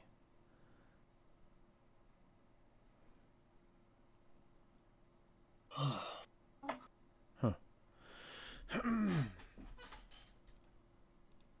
Have you ever considered going camping out there? Like legit, like you pitch a tent? If I'll tell you one thing. 110 fucking percent for sure. Yeah. If you come up here with me, Yeah. fucking, I'll camp anywhere. Anywhere. We'll be armed. Okay. We'll be armed, and I'll fucking. It might be nice to have another person more than just two, but, part of me would love to go. I'd love to go hike for 12 hours, camp. Next day, hike 12 hours farther and camp.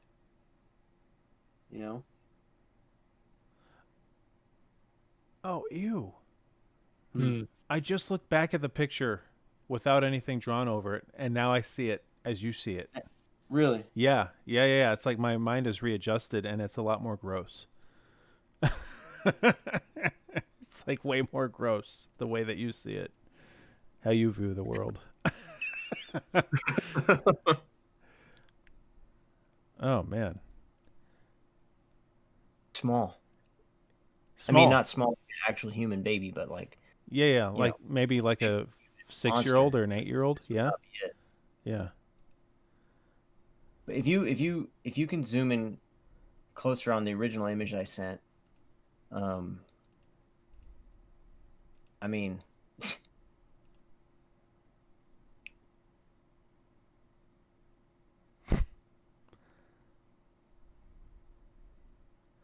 I think Wolf has it on that last outline that Wolf has up there, right under yours, Lee. I think he has it like the best of what you're trying to approximate. It seems like There's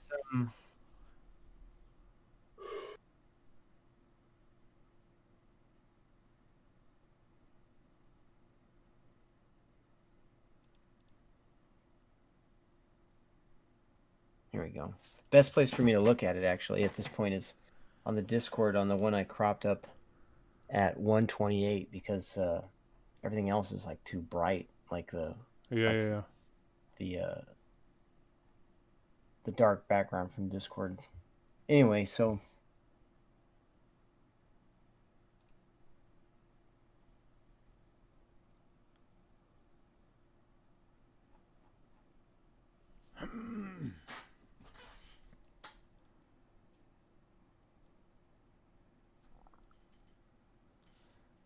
it's interesting that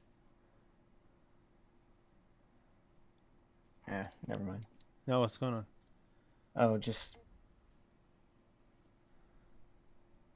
it's interesting. I can see the eyes. I can see both eyes. I wish I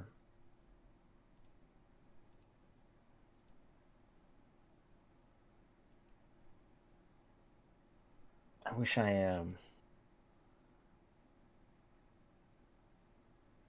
see it now too. Like both eyes, wish nose in the middle, right? yeah. Yeah. Yeah, I see it. I wish I had I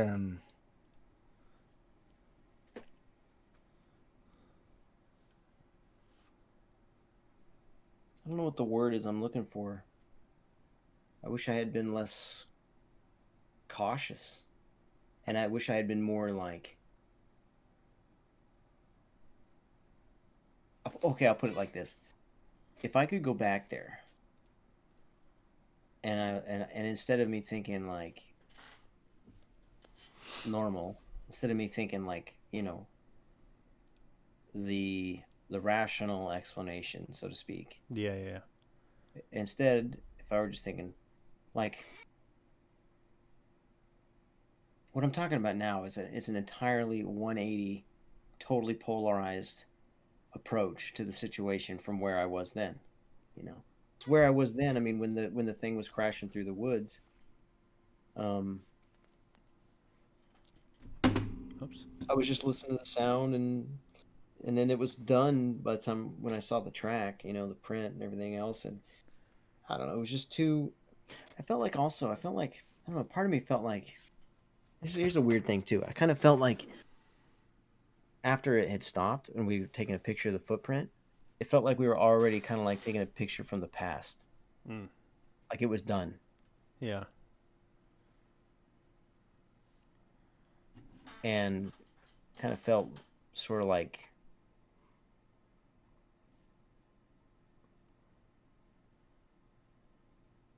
maybe you know what I mean. Like every day or whatever that went past, or a week or whatever, it was almost kind of like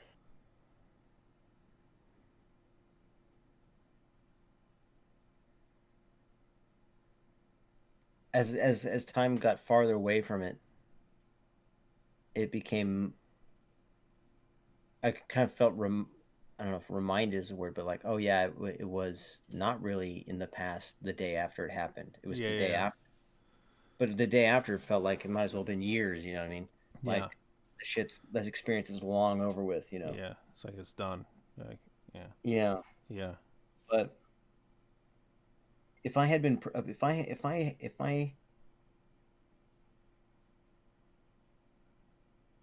let's say if I was like a total 100%, oh, Bigfoot's real, oh, this and that, and then I was out there and it's like, oh, the first thing on my mind, and you know what I mean, and I just fucking, just fucking charged at it, you know what I mean, like, and then I come up on it and it's a giant fucking bear running on two legs or something, you know, then great, that'd been great. I wouldn't be stuck here, like, you know what I mean. Yeah.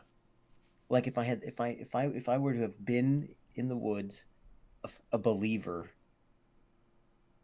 then when it happened I would have I would have pursued it to the point of finding out that I was wrong. Potentially, right? Yeah. Instead of going into it as an unbeliever, it just is like years of just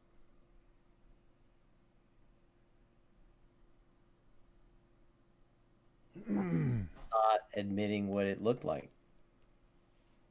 Not like total denial, right? Because we talked about it, but you know what I mean. Like, Sure.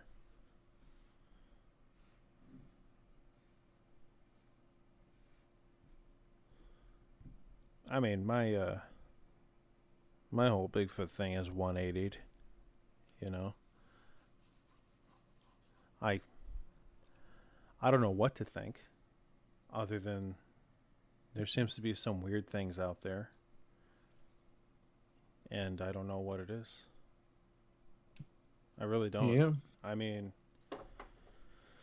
I haven't seen one clear enough to. yeah, I tell you, I remember when my buddy Mike was up here. We were driving. We went to a river. And it's funny because we were driving and I started just driving up this gravel road until we got to where we couldn't go any farther. It said like the sign said like no overnight camping, this and that and the other thing, no fires, and then we were turning back and anyway, it's funny. You just look in the woods, and my buddy Mike was looking in the woods, and I just sort of said what was on my mind, and it was like I read his mind, but we were just thinking the same thing. It's just like perpetual night inside. Yeah. It's so thick. It's just dark forever. It's just dark forever in some of those spots. You know, like day after day after day, there's not sunlight hitting the ground. You know, it's weird. At least in some of the spots, not where I was there. Yeah. But there's spots where you look at it and you just be like, "There's no way I could ever get there," and it could be like, you know, less than 100 yards in front of you, because you just imagine you'd have to be like macheteing like a jungle, getting through all the shit in your way. It just, you know.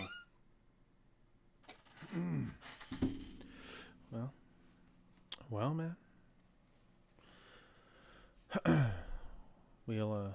We'll stream again about this tomorrow for another 3 hours. We'll do it again. We'll just do it every night until yeah, until we figure it out. Until we find Bigfoot. And Hyper. Until he joins the chat. Yeah, until Bigfoot joins chat with his son. He's like, Gets yeah. a call. Yeah, gets a call. Actually, this is what I see. Yeah. Y'all were wrong. Here's everything from my point of view. I was doing this and that. That was the other thing. And then I was like, boom, boom, boom. All right, I'm out. That's where the story ended for me. Hyper, do you still want to call? We can do a quick one. And then we'll seal her up. Yeah. Yep. I know we owed you a call. But it's up to Hyper. Right. Man, Wolf is really getting in on that. See, now it's like I can't recheck my eyes to see it how I used to see it. It's weird.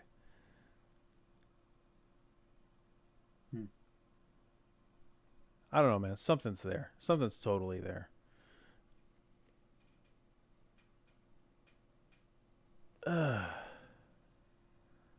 Something's totally there. All right, man. I better get off the call. All right, man. Well, have a good one. Lee, thanks for joining us.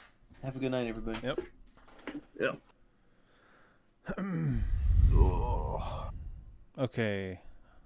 Hyper, go ahead and join a chat, and then Kendall will drag you up.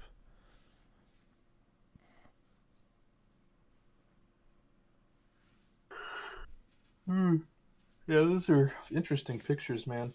Well, I mean, that's so clearly a foot, man. I mean, Oh, definitely. It's like, That's what the fuck? yeah. It's pretty unreal. Yeah. There he is. I would have liked to have seen something like that, or maybe I will. All right. Gotta unmute him. There he is. Hello. Hey man, Hey. Hey, what's going on, dude?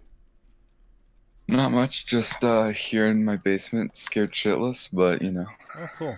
Oh, dang, dude. yeah. Have we talked to you before, man? Um, I think I was here for like a 2014 stream. Okay. You I heard your voice and you rung a bell in my head. I don't know if I've actually talked to you or not. No, this is first time. Okay. Well, shit, man. Yeah, you know, first time caller, long time listener. Hell yeah. Welcome aboard. Hell yeah. are. Yep. Oh. So, what's going on, man? What you got? All right. So, I've got two.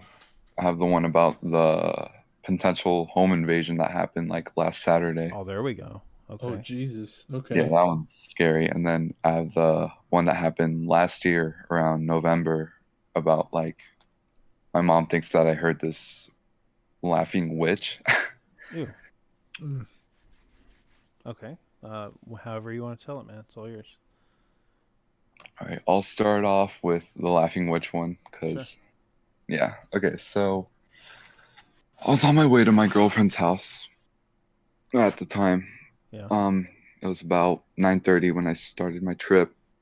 Where she lives is about 20 minutes away from my town, and it's in the country. So I live in the Midwest in Kansas. Okay. So Mhm. just nothing. Where she lives is it's out in the middle of nowhere, and she lives in this weird little community. So she lives right in front of a graveyard. Yeah.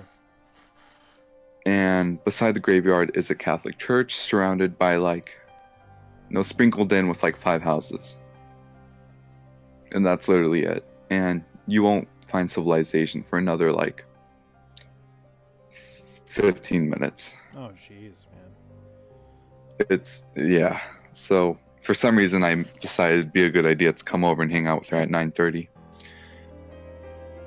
So I'm there for a while. We hang out, and I forgot something in my truck. I left my like hoodie or something, and it just got cold. So she said she wanted to come outside with me, and I'm like, sure, whatever. So I go outside. Right, she leaves the house first, and I open the door. I step out, and about like 3 seconds later, I hear like a screeching noise, Okay. and I'm like, okay, that's weird, and my girlfriend turns around and she's like, did you just hear that? And I'm like, yeah. So, no, we've acknowledged that that just happened. It's not something that I imagined. Yeah.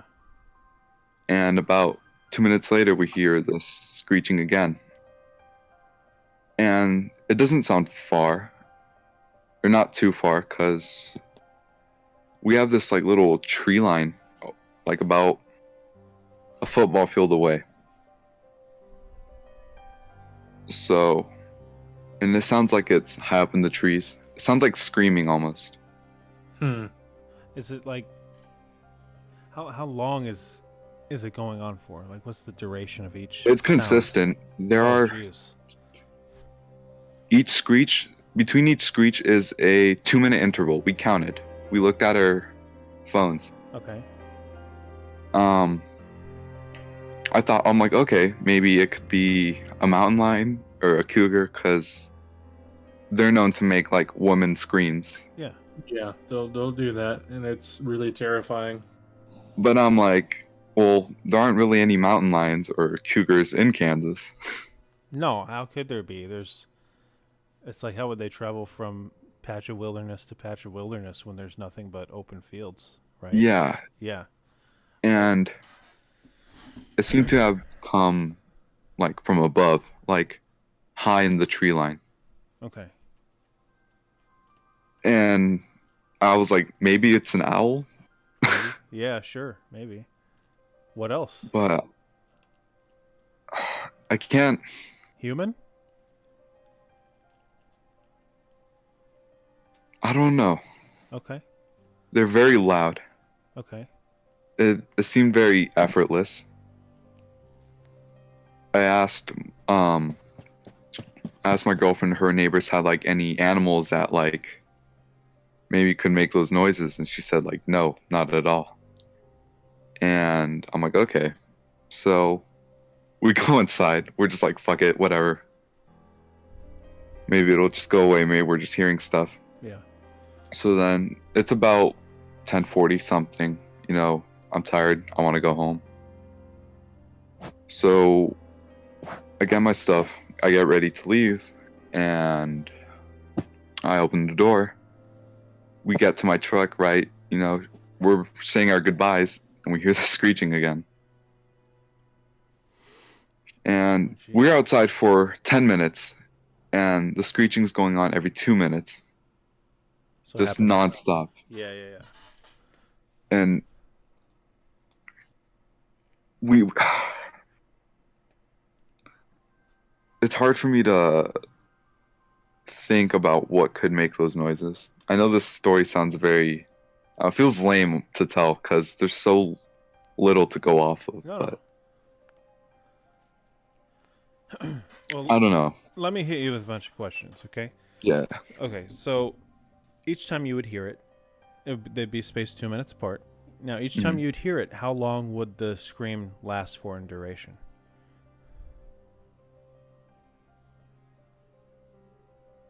Like 2 to 3 seconds. Okay. And then it would stop for another 2 minutes? It would like fade out, and it wasn't like exact, but there's like a consistent rhythm. Okay. Super loud? Yeah, How far away do you think it was? a football field away. Okay. And now I've been through Kansas, and a little bit of Kansas that I've been through has some woods, most of it not, right? Yeah. So was this an area with woods, kind of? Um, Because you said tree line. the community was surrounded by woods, yes, but it was a very short, like, I wouldn't call it a forest. Okay. Is it just kind of like maybe there's like 50 acres of woods, and then everything else is like an island of woods, basically? Like Yeah. grove. Yeah, and it surrounds the neighborhood, or Gotcha. I don't know what you would call it, I but yeah. gotcha. And if you were to guess, I'm sure you've heard a screech owl or a mountain lion. Like, I'm sure you've heard those noises on the internet. Would you say it sounded more human or more animal? Okay, I would I would almost describe it as like the screech of a pterodactyl. Really? Holy shit. Okay. Okay. Well, And was it? It didn't come from the direction of a road, did it? No, it came from the tree line. Okay. Just making sure. I don't know, man. And near a graveyard? Yes. Have you ever been back and listened for it again? I'm sure you've been back, but Yeah, I've been there multiple times during the night, and I've only heard it once. ew.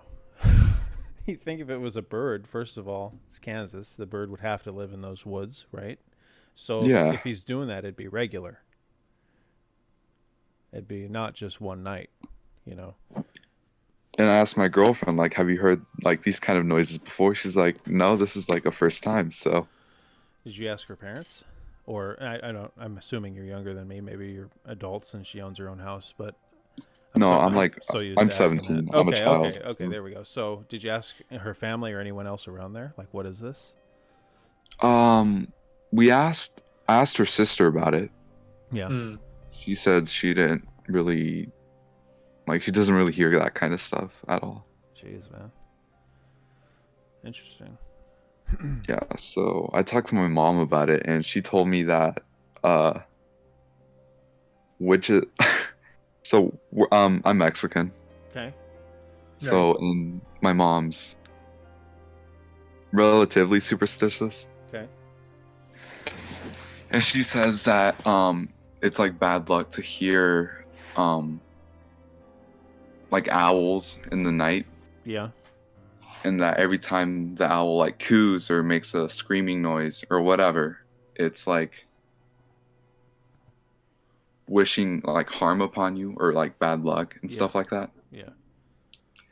Which I don't know how she like came up with that or came to that conclusion. I mean, weird stuff happened to me on my way home though. Like what? So on my way home, this could be completely unrelated, but I almost hit a deer. Really? Okay. Ooh. Yeah.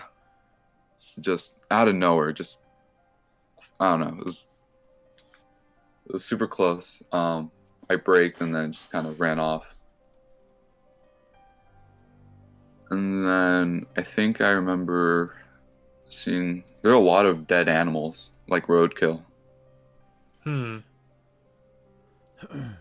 Do which you- weren't there on my on your way over there. But Oh, coming that's a home, I little bit- did see. That's a little bit roadkill. creepy. Yeah, it is. That's a little bit creepy. Do you? I mean, your mom's saying it's a witch. How much do you think you could buy into that? Not Not a lot. a lot, no. I sort of feel the same, but it's like, well, what's making the noises? I don't want to say witch. I'd sooner say Bigfoot than witch. You know, I would say, maybe some people just, people. Yeah, just out in the graveyard. which is either- creepy. Oh yeah, definitely. I mean, they're No, either no, out there yes. trying to freak each other out, or maybe they're out there doing some weird seance thing. Who knows? No, the graveyard is 12 steps like in front of her house. Yeah, it wasn't Oh, at that the graveyard. close? Yeah, it Okay. was off. in the Okay, trees, so yeah. yeah, how would I describe this layout? So you have her house, and in front of her house is this graveyard and like a patch of land, right? Yeah, So in that patch of land is the graveyard and then the church beside it. gotcha. So then you have that patch of land, and then just it's kind of just open grass field for about I want to say 1/4 of a mile, Okay, and then you hit tree line. gotcha. So this was nowhere near the graveyard. I wonder. And how long ago was this? This was last year, November. Interesting, man. I would say go back and find it. But I wouldn't want to go back and find it. Yeah, I'm too No afraid of thanks. what you might actually find. No thanks. Yeah. The only like logical conclusion, the most likely is maybe just a sick owl, but Yeah, sick owl. I mean, a because bird, it sounded like high up in the tree line. It didn't sound like it was coming from the ground. not from. Oh, that's kind of. Yeah, I mean, probably a bird. It's the weird thing is that they haven't experienced it before, or they haven't paid attention to it before, right? Right. Yeah, if it was a natural thing, like a local owl or whatever, there's a good chance you're going to hear that. Yeah. I don't know, man. I don't have answers. What about home invasion? What's this? Oh about? gosh, yeah, this one. Okay, there's a lot to this one. Okay. So this happened late at night on Saturday. Okay, so what my plans were for that night were to have my two best friends sleep over, right? Okay. We are all gonna chill out in the basement, watch YouTube, and just do that. All right. And my brother told me he was gonna go out with friends, like as my friends were coming into the house. So he left. Gotcha. So then he left. My friends are at home. So the only people left in the house are me, my two friends, and then my mom and my little sister. Okay. So, we just watch YouTube. No, we're doing our own thing. We're hanging out. And at around, I want to say 1 a.m.,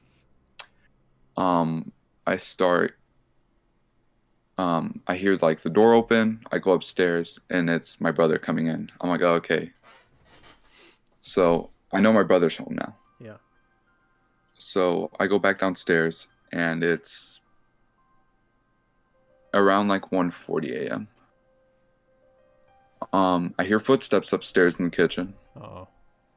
I hear like the door opening. So I'm thinking like I go upstairs to go check, to go yell at my brother for like being loud and telling him to go to sleep, right? Mm-hmm. Like what he's doing up. So I go upstairs and my brother isn't in the kitchen. Oh Jesus. And I go to his room. He's not in his room. The bed's made. Like the bed's made, the room's clean. He's not in his bathroom. Nobody's in my sister's room. She's with my mom sleeping in her room. Yeah. So he's nowhere in the house. So I call him and I'm like, hey, like when'd you leave the house? He was like, oh yeah, I came to the house like for like 10 minutes after you let me in, and then I went back to go sleep over at my friend's house. And I'm like, oh, okay. Oh, but So I'm like, okay, I kind of just leave it alone. Because Yeah, I was yeah. like, maybe it's. So I have a dog upstairs. So we have a collar, or we put him on a leash, and it's a pretty long leash. Like only restricts him from going like upstairs or downstairs. okay. Like he can waltz around. So I was like, oh, maybe it was just my dog then, you know? Yeah. But I can usually tell when my dog's walking around, and sometimes when his like leash hits the ground right and drags along. Yeah. I mean, when you live with somebody or something, you get to know their noises, right? Yeah. Yeah. And how they sound. So I go back downstairs and I tell my friends about it. I'm like, yeah, this just happened. And they're like, oh, that's weird. And my friends, or one of my friends, started joking, saying like, oh, it'd be funny if you had somebody living in your house that you didn't know about. And I'm like, Oh, don't even Oh, put no. that on. don't joke about that. Yeah, that's real and it's gross. You know, I'm like, I don't even want to think about that. Yeah. Yeah. And so we watch YouTube again, and about 30 minutes later, I hear footsteps, not my dog, footsteps, like bipedal footsteps, like in my house Oh no. or above me in the Oh. kitchen. Jesus. And I immediately like go upstairs, or yeah, like I wait for about 10 seconds to confirm what I'm hearing. My friends hear it too. I'm the only one that went upstairs, but like as I was getting up to go investigate, I hear the door open. Oh no. So we have two doors. We have the glass door and the wood door. Okay. The glass door is super loud and squeaky. It's very obvious when it's opening and closing. Gotcha. And that's what I heard. Oh no. So I hear the door open, and I go upstairs, and I'm like, too late. Yeah, it's My gone. dog's up, like he's standing upright on the stairs, like looking down at me, like, what the fuck just happened? Yeah. We have a motion sensor light outside of our house, Uh-huh. and it's on. Oh, Oh, jeez. come on. And I'm just like, fuck. Yeah. So I have a million things running through my head. I'm like, oh, okay, maybe my brother, you know, maybe he like forgot something, like his charger or something, just came back into the house and like went back out, you know. And so I call him again. I'm like, hey, just come into the house. He's like, no, I'm in bed. Leave me alone. I'm like, oh, okay. So I was very reluctant to tell my mom because I didn't want to like. I was more worried about her just getting mad at me for waking her up Yeah. Right. and just like pissing her off. But I decided to just kind of just take it and just see what's up. So I knock on my mom's door, and she opens the door. She looks like she just woke up. Yeah. And I ask her, I'm like, hey, have you been like in the kitchen at all recently? She's like, no, like, what are you doing up? And I'm like, oh, sorry, I thought I heard something. And she's like, no, like last time I went to the kitchen was when I told you I was going to bed and then left. Oh. So I double check the house again. No, I check my sister's room, nobody's in there. Check my brother's room, nobody's in there. So I go outside to, I don't know why. It was probably a bad idea to go outside and check. But I open the door, check outside. Nobody's there. Of course. which in hindsight was probably a stupid idea because no, as soon as I walk out the door, somebody could have like clocked me in the back of the head, and Yeah. dragged me away. Right. Yeah. Somebody could have been waiting. Yeah. So I'm like, okay, I'm gonna get my friends. We're gonna investigate. Okay. Like Good. we had to do this quick, and we weren't really too afraid of like getting in any danger. Like we were ready to like defend ourselves if we had to. Right. Like we weren't too scared because we're all like 6 foot plus teenagers.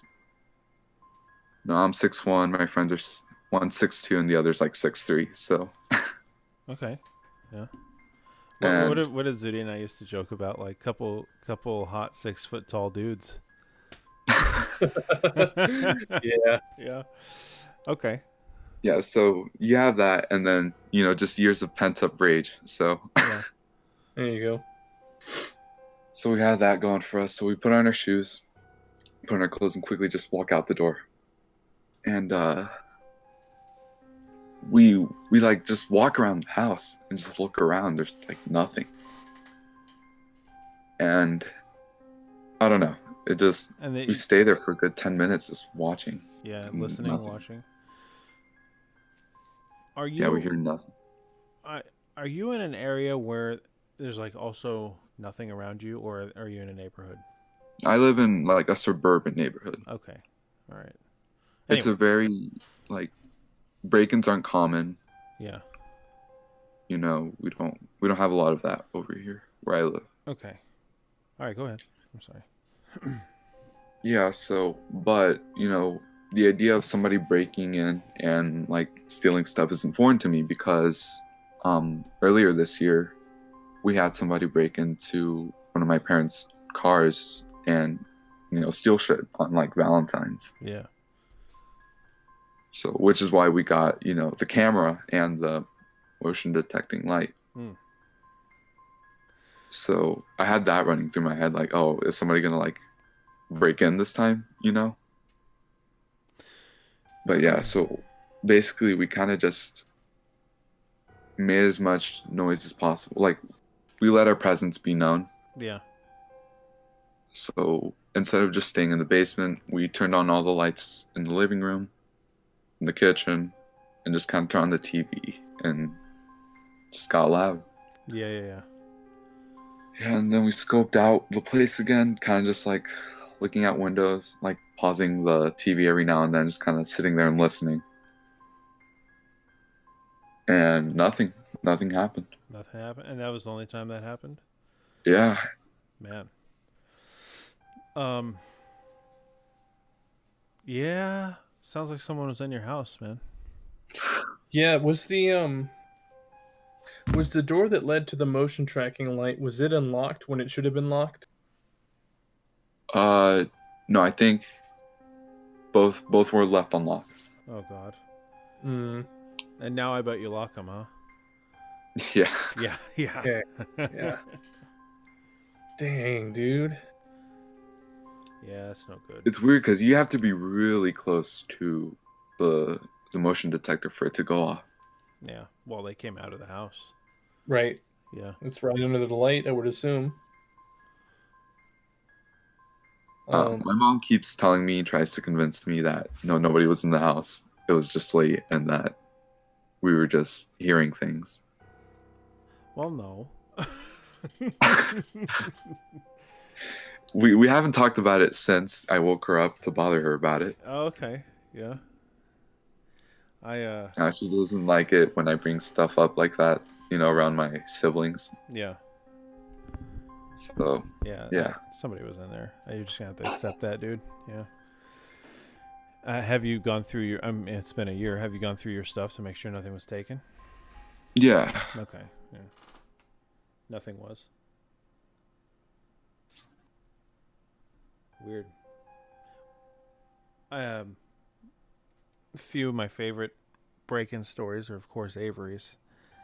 mhm. And then there's another that wasn't a break-in story. It was the guy that called up, and his dad woke him up, and they were hearing banging on the house. oh, I remember that. Yeah, I It was heard a that one. Great story. And I don't know, man. People are the scariest thing. Yep. People are scared, and then they get into your house, and it's just no good. The dog on the stairs is weird. And was he up there like, I don't know? Yeah, my dog's like, he's fucking insane, you know? Yeah.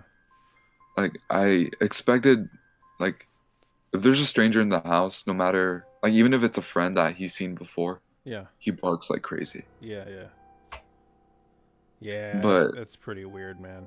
when I Right. went to check, he looked like confused or concerned, which was like the most unsettling part to me. Yeah, 'cause- that's really weird. Especially like, usually when you have a dog and the door opens, that's all their attention in the whole world. Right? Right. And they freak out when they start seeing somebody they don't recognize. Yeah. And I mean, you knew the door opened, you heard it. yeah, it was very obvious and loud. Yeah, that's weird. I don't like that. Someone was in there. Mm-hmm. Yeah. Lock Yep. your doors, kids. Yep. Lock your doors. You've learned, dude. Be I, wary. you'd be surprised how many people walk up to just front doors, even with today with everybody getting those stupid doorbell cameras. There's so many people. I guess that's probably why it seems like there's a lot, because now people are actually capturing it on video. There's a lot of people who just walk up and try your front door, see if it's unlocked. It's like, why? What are you doing? What the fuck? Like, Yeah. why? I'll never understand the people that leave their blinds open at night. Mm-hmm. Oh, And dude. Oh. People will just walk up and look in your house. I'll never. And sometimes they're understand not even trying to case the joint. People are just weird like that, and they'll just do that to you. that. Yeah. Yeah, people will go around and try door handles on cars and stuff. You know, it's weird, dude. People are weird. I honestly would much rather have it be a ghost or a poltergeist, fucking with my doors Then a than person. Yeah. having it be a real person. Yeah. Right. Well, maybe you'll get lucky, and that's all it is. But No, which wouldn't be surprising because I've seen weird stuff happen around my house as well. yeah. And I've seen faces. I felt, You. blankets get pulled away from me.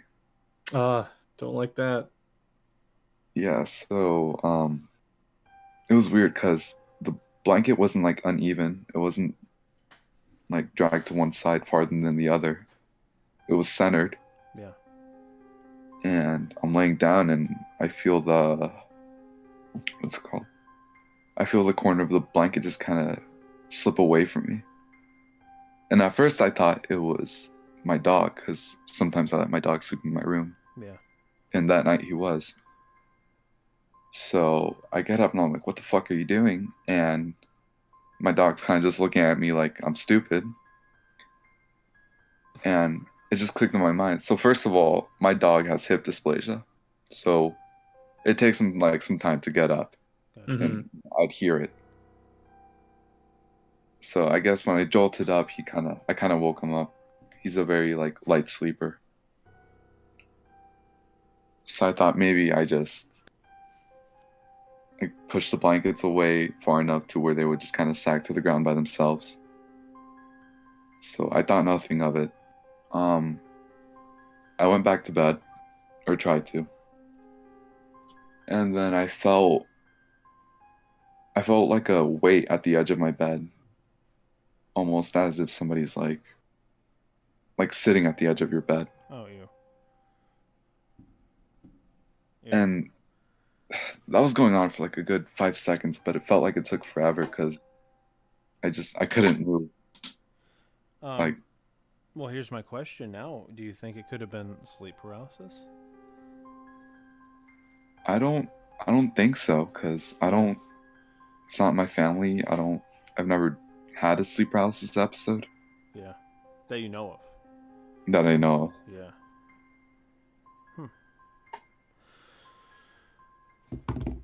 Don't know, man. And so you felt a weight at the end of your bed. Yeah, I was frozen for a good 5 seconds. It felt like so long. I mean, that really does sound like sleep paralysis, but But when I gained the courage to like move and just see what happened, like the weight like immediately went away as I like turned my head and like got up. Hmm.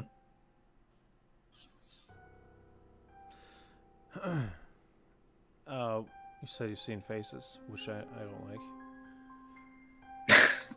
Yeah, it's so what I could make out was the face was featureless. Ew. Yeah, which it isn't like as scary as I thought it would be. It was like, or like it sounds like. Okay. Maybe because it was very brief, so I didn't really. I don't know. It was hard to. What were the circumstances? Wow, shit always happens when I was in my basement again. Okay. This seems to be a reoccurring theme. Yeah. So when you go into my basement, there's like this little like hallway of stairs that you go down. Yeah. And then you take a sharp left, and then the room's like open. So I was in the room watching TV, Okay. and I see like at the corner of my eye, I see like a face poke out of the corner.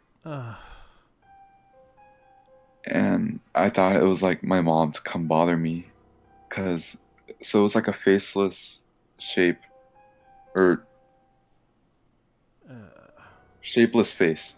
Yeah. Yeah. No eyes, no mouth, just Eyes, no mouth, no nose, nothing. just the shape of a head. Right. Yeah, and just in flesh. Ew. Okay. It's unfortunate.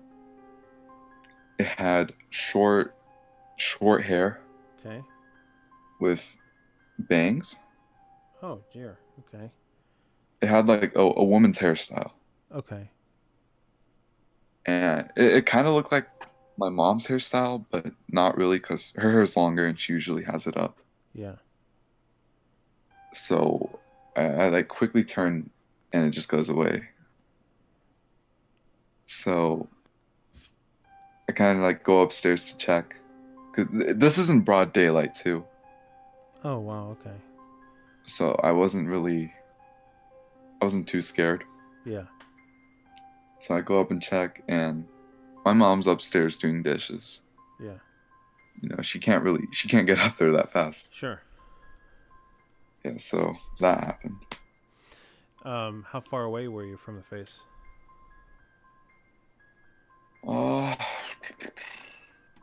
For me, about like 7 steps. Oh my God, dude.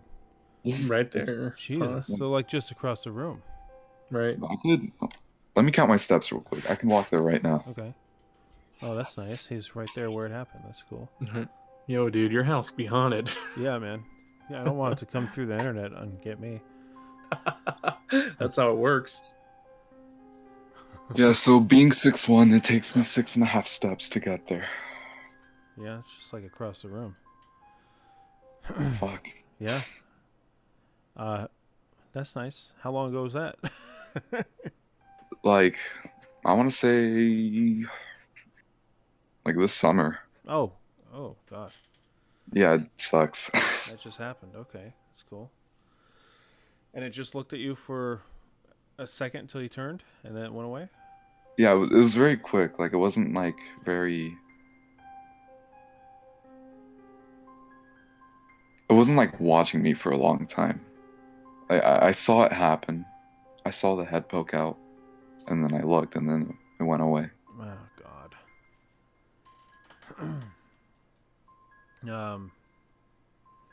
Well, I don't know what to say, man.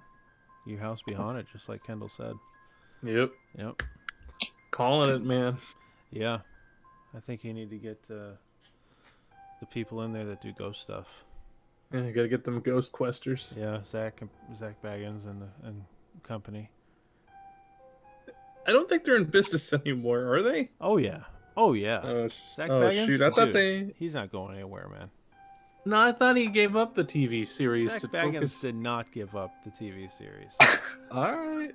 I call it right now. I know how to spell his name. Z-A-K. Z-A-K. There we go. Yeah, let's find this out right now. I refuse to believe that he gave it up. Ghost Adventures. Let's see here. Is an American? Yeah, it's still running. Oh yeah. Still running. Season 20 coming up. Oh my god. Season 20? Yep. Jesus. Sorry, man. There's a little sidetrack there. Damn, dude, maybe we should have got to deal with the Travel Channel. Bug. Yeah, but we don't have the charisma of Zach Baggins. We aren't so haunted that we needed new glasses. Yeah, I'm not willing to risk my body to get possessed by a demon doll that I didn't actually touch on camera. Mm-hmm. Mm-hmm. Hey, you laugh, Kendall, but it's all real. It's all real. Yep. Just like when they had that rabbi or priest or whatever, and he's like, I don't know what you want me to say that fits your script. And they're like, okay, well, we're going to have to end the stream now. Technical issues. Yeah, that's it. Bye. Yeah, you keep laughing, Kendall. Yeah, yeah, you're right. Zach will prove me wrong. Yep. Yeah. One day he'll catch a real ghost, and then I'll be sorry. Oh man. Any others? Any other quick ones? Let me think. Oh yeah, this is recent Okay. as well. Okay. Yeah, I don't know why. It's all happened like this year. Like I've never have had like a paranormal encounter, or at least not one that I would consider paranormal until this year. I don't know, man. Maybe you're finally old enough. My parents did say I used to like wake up like as a baby, like screaming as if something had like scared me Night Oh, terrors. jeez. in the middle of the night. So Oh, man. yeah, That's my so mom weird. had theories that like somebody would like hire a witch to like do a job on me, and like I don't know, it's very very weird. Man, she just goes right for that stuff, huh? She goes right to the witch. Wow. Why would somebody want to attack a child? Like, what has that child done to wrong you to warrant a witch attack? She says it could be many things like jealousy. Oh, okay. Maybe like it could be from a woman who's had like trouble conceiving a child and stuff like that. Is the witch scene heavy there in Kansas? I don't know. I know it's a big thing in Mexico. It is a really big thing in Mexico. They take that really seriously. Especially the more rural areas, superstition still exists today. Not so much in like the bigger cities, but you go out in the rural states, and you'll run into folks who still like, 9 o'clock they lock up and they light the incense wow. and they do the Hail Marys and they go to bed and they hope the witch don't get them. I don't want to summon Ash or anything, but that's what they're like in the res. You know? Right. I mean, skinwalkers scare the shit out of those people. I've seen it. Yeah. One of the most hair-raising moments I had when I went down there was when we were in an IHOP, and the night, and no, we were in a Denny's. It's not an IHOP. Denny's, yeah. And Ash and I were just talking, and somehow the conversation got around to asking the lady, and this is like middle of the night, asking the lady, oh, my white friend here is interested in skinwalkers. Gee, thanks, Ash. And she's like, oh, really? And it's like, well, cat's out of the bottle now. Have you seen any? And she kind of got real quiet, and she kind of got real like, I wish I was rolling tape for it because it was such a great moment. And she looked over at one side of the Denny's, and she says, well, we have all the blinds pulled on that side because that's the side of the building they look in. They look in those windows. And I turned around and I looked at all the blinds, and sure enough, all of them were pulled and all the others weren't. Oh, And then I remember looking up at her face and seeing her face staring at the blinds, and in her face was fear. And I was like, man, at that moment it sunk in, like, okay, these people believe in this, you know, like for them it's as real as anything. Just seeing her face staring at the blinds, like hoping that there wouldn't be anything out there. Oh, It was pretty creepy. So that's the side of he who walks on all fours. yeah. And you know, I went outside and I looked around and everything, didn't see anything, but Just got apparently attacked by a donkey. I mean, thank God you didn't. I mean, what would you do if you went out there and, damn it, there wasn't a naked man with a bear pelt on staring it back at you? gotta get him.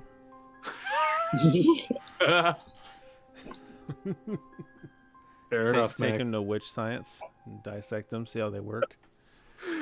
See if Break we him can over your knee and then take him back to the lab. harness his magic. Harness his Got those little pouch bone dust. Yeah. Shake it around him, see if I can extract his magic.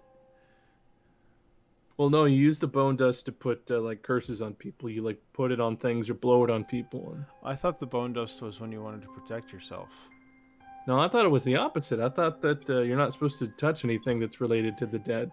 Here's my theory, Kendall. Uh-huh. It's all bananas, and none of it means anything. Here's my theory. We're two white guys speculating about stuff we don't know about. That we don't think is real. So yeah. Ash is probably blowing up the chat right now. No, he ain't. He's probably asleep. Ash says we gambled that night. Oh, there Max. he is. I was very nervous inside. Oh, he is in chat. There he Yeah, is. he's still around. Yeah, it's only like 3 a.m. here in Arizona. No big deal. I was very nervous inside. Yeah, it shows. We gambled that night, Max. I was very nervous inside. Did you actually go gamble, or was he saying like being No, there? I think kinda I think he's saying talking to her, being there was the gamble. Yeah. I mean, I true think- enough, though, man. When Sorry, what's being up, at man? oh yeah, sorry. Huh? Oh, you What'd said you say? something. I didn't hear what it was. Oh, I just said that like I thought he was talking about like gambling like with money or like one of those slot machines, but Oh yeah. No, Oh it's- yeah, he says not knowing her and Yeah. asking her. I assume so. Asking her about Well, I it. feel yeah. like at that point we knew her because it was the only place in sound to go. So it's like she had seen us probably 3 times by then. Hmm. It's like, we might as well talk to her. I think we like saw her get ripped off the night before by a bunch of like street hoods. Oh no. Yeah. So I was like, okay, we're here for like 4 nights in a row. We might as well interact. My white friend here. Yep. Man, no, that was interesting. Well, dude, we're gonna get Avery on real fast, and then he's gonna give us the 3-minute version. Then we're gonna tie up the stream. Kendall, you can leave if you want. I mean, we just have to carry on tradition. So No, you're fine. It's just yeah, it's getting there. trying to check the chat, make sure we're not leaving anybody out, but I think we are. I mean, I'm going in order of people that asked. So Yeah. yeah. I think Cowardly wanted to do something. He's sitting idle in the Is Halloween thing. Cowardly gonna be around tomorrow? Cowardly, you gonna be around tomorrow? Yeah. Gotcha. What? Yeah, I agree, Fire. As a professional volunteer ghost hunter with the local gang, as it were, yeah, a lot of it's just sitting in a room, and a lot of stuff happens sitting in a room in the dark, and occasionally you ask some questions, and you hope that your recording picks something up that you can listen to later, and yeah, that's it. It's not super exciting. Zach Baggins brings a flavor to it. Hey that man. doesn't exist in the real life. Hey man. Hey man. He bought the demon house. Stop. I thought didn't he put it up for sale recently? He bulldozed it. Because Oh, it was so haunted. He had to get new glasses. That was straw number one. And then it was so haunted that he needed to bulldoze it so it couldn't haunt anyone else. because that's how it works. Yeah. Yeah. Okay. That's Yeah. Zach Baggins would know more than I would. Yes. Don't ever for a second forget that. All right. Hyper. Oh, Yeah. that's It's been real, man. It's been real. It's been real. I mean, we'll be long around. story. Next time we stream, which is tomorrow, maybe we can get everyone back in or something, but Yeah. we gotta tie it up. Sounds good. All right, man. You all have a great night. Happy Halloween. Thank you, dude. Happy Halloween. Thank you for letting us talk to you. Yeah. All right, dude. Been real. All right, bring Cowardly in. Let's see how quick Yeah. his story is. All right. Just real quick, the paranormal group that I'm part of, we're called CAPS. Oh, really? Yeah. That's cool. I wonder if they actually thought of that, or if it was like, oh. I think it was like, we want to sound like Taps. Let's just switch some words around. So, All right. yeah. What do you got for us, Mr. Main? Hey, am I coming in good? Oh yeah. Yeah. You sound good. Right. So to start off, this happened about a year ago. Both my parents were out of town. Hang on, Cowardly. Working Real fast. stuff. Real fast. We got Yeah. a British guy on right now? Yeah? Yep. Oh. Yeah. Okay. All right, everyone. Everyone. We got a British guy on. We got an Englishman. Okay. All right. I'm sorry, I did. Everyone respect, okay? And so Oof. about a year ago, I'm home alone, but parents are out of town, and it was late in the night. It was about 11:30, and I was sitting in my room just on the laptop in my bed and shit, and I'm not sure. I started hearing, like, you can just hear it. I heard we've got a veranda that goes around our house. It's like Yeah. brick. I thought I could just hear someone walking on the brick, like, just you can make out he's just sort of cautiously walking around, Mm-hmm. or whoever it was. Yeah. And I just sort of, it's like it was that sort of soft and not that loud. I thought I was just imagining things, but it was like a couple of minutes later, this is the worst. I heard we got a brass door handle at the front door, and it was locked, and I heard someone like gently turn a doorknob. Oh no. Yep. Oh And- jeez. Yeah, I was just sort of stood there frozen for a second and just thought, what? Oh no. Yeah. And yeah, and I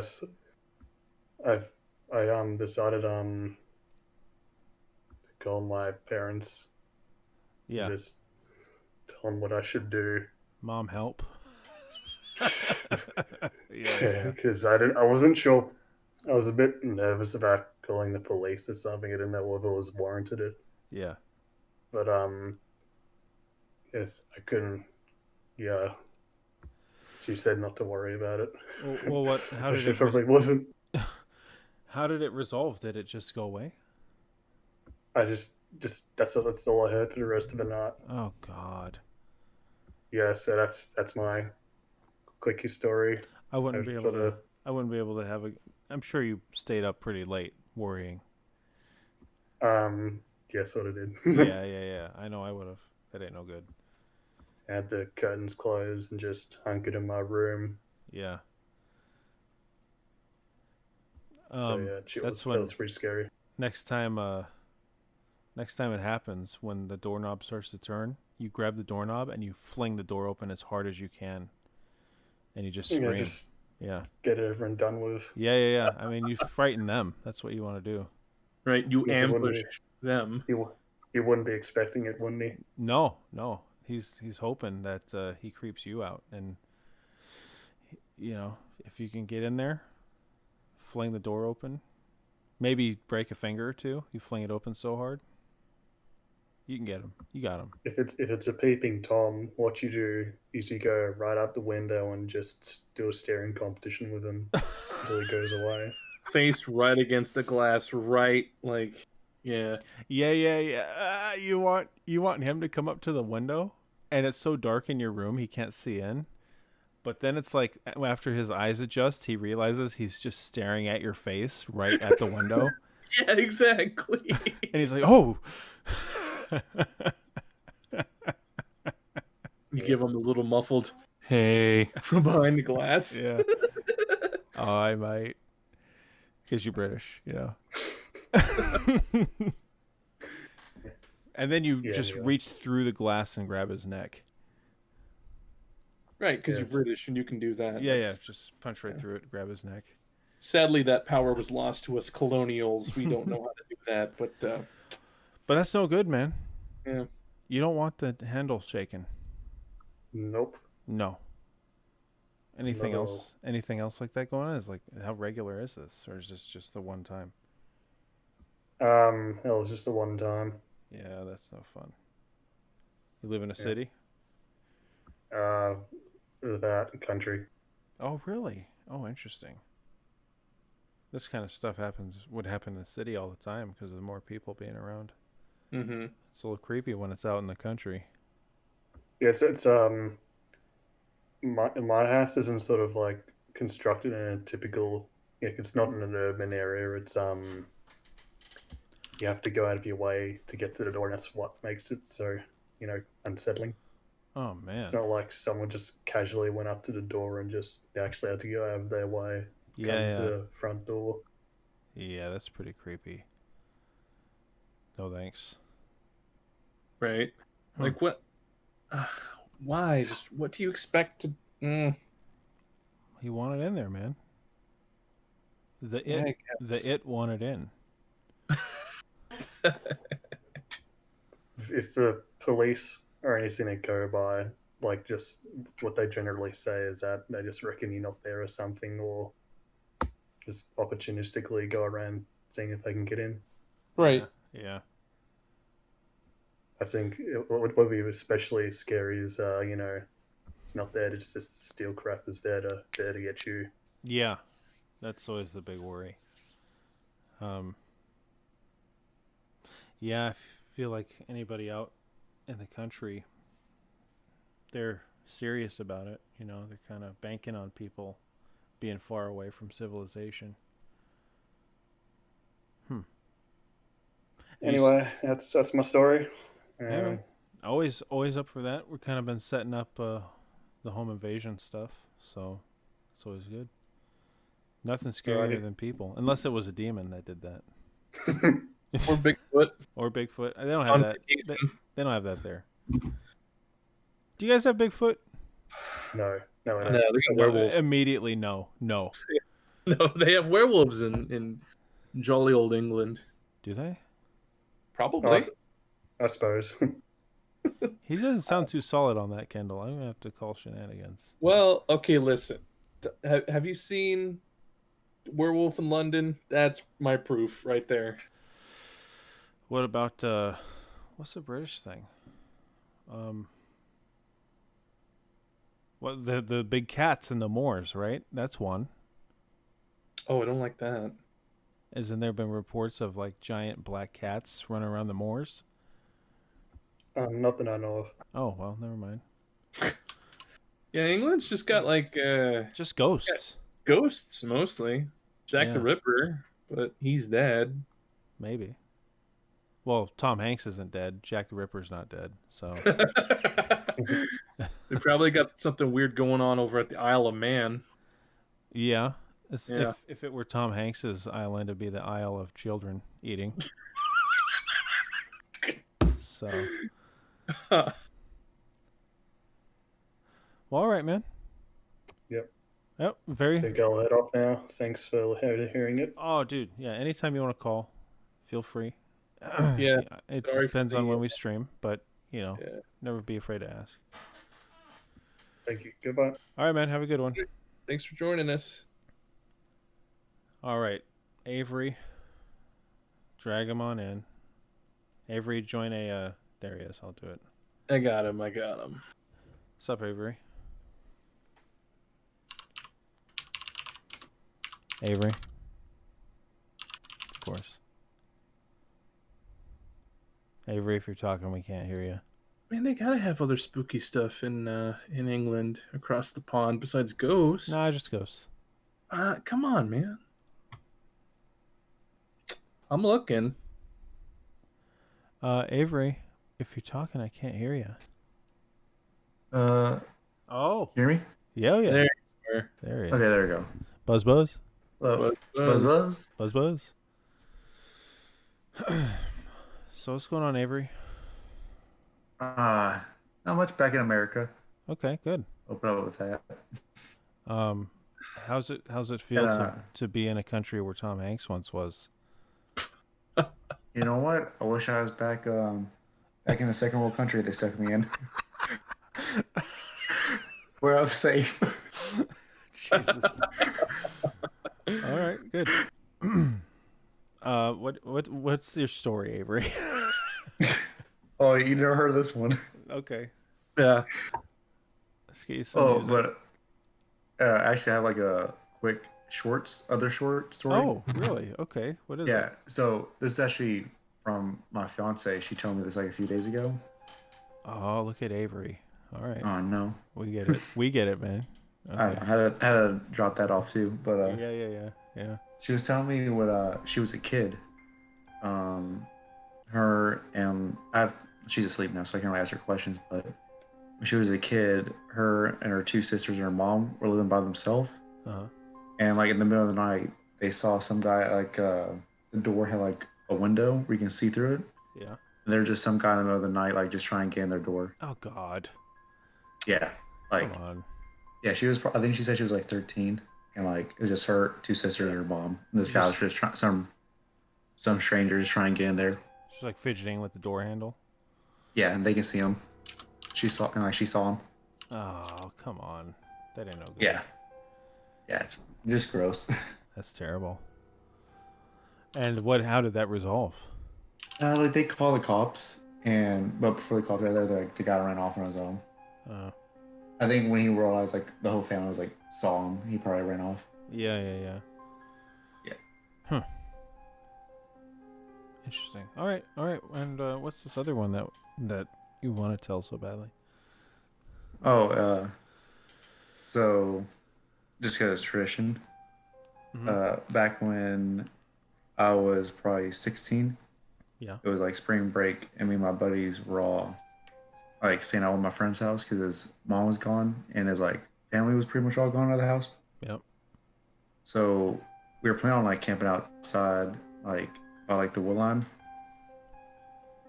and it started raining, so we had to pack up our stuff and run back into his house.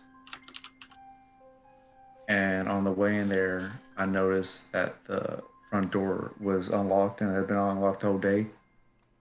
Yep. So we ran in, and after everyone got inside and all our stuff got inside, we locked it behind us, went upstairs, and like just started like messing around and like watching movies and stuff. And, like probably after, I'd say like, I don't know, like an hour, maybe a few hours. We were all trying to wind down, and I look over. I see like what looks like someone crouching behind the door. Oh Jesus. Was it? And Okay. go ahead. No. I. So you could see. I'm fascinated by this. So. Like It's like I couldn't see like features, but I could tell like the door was cracked and there was like a silhouette.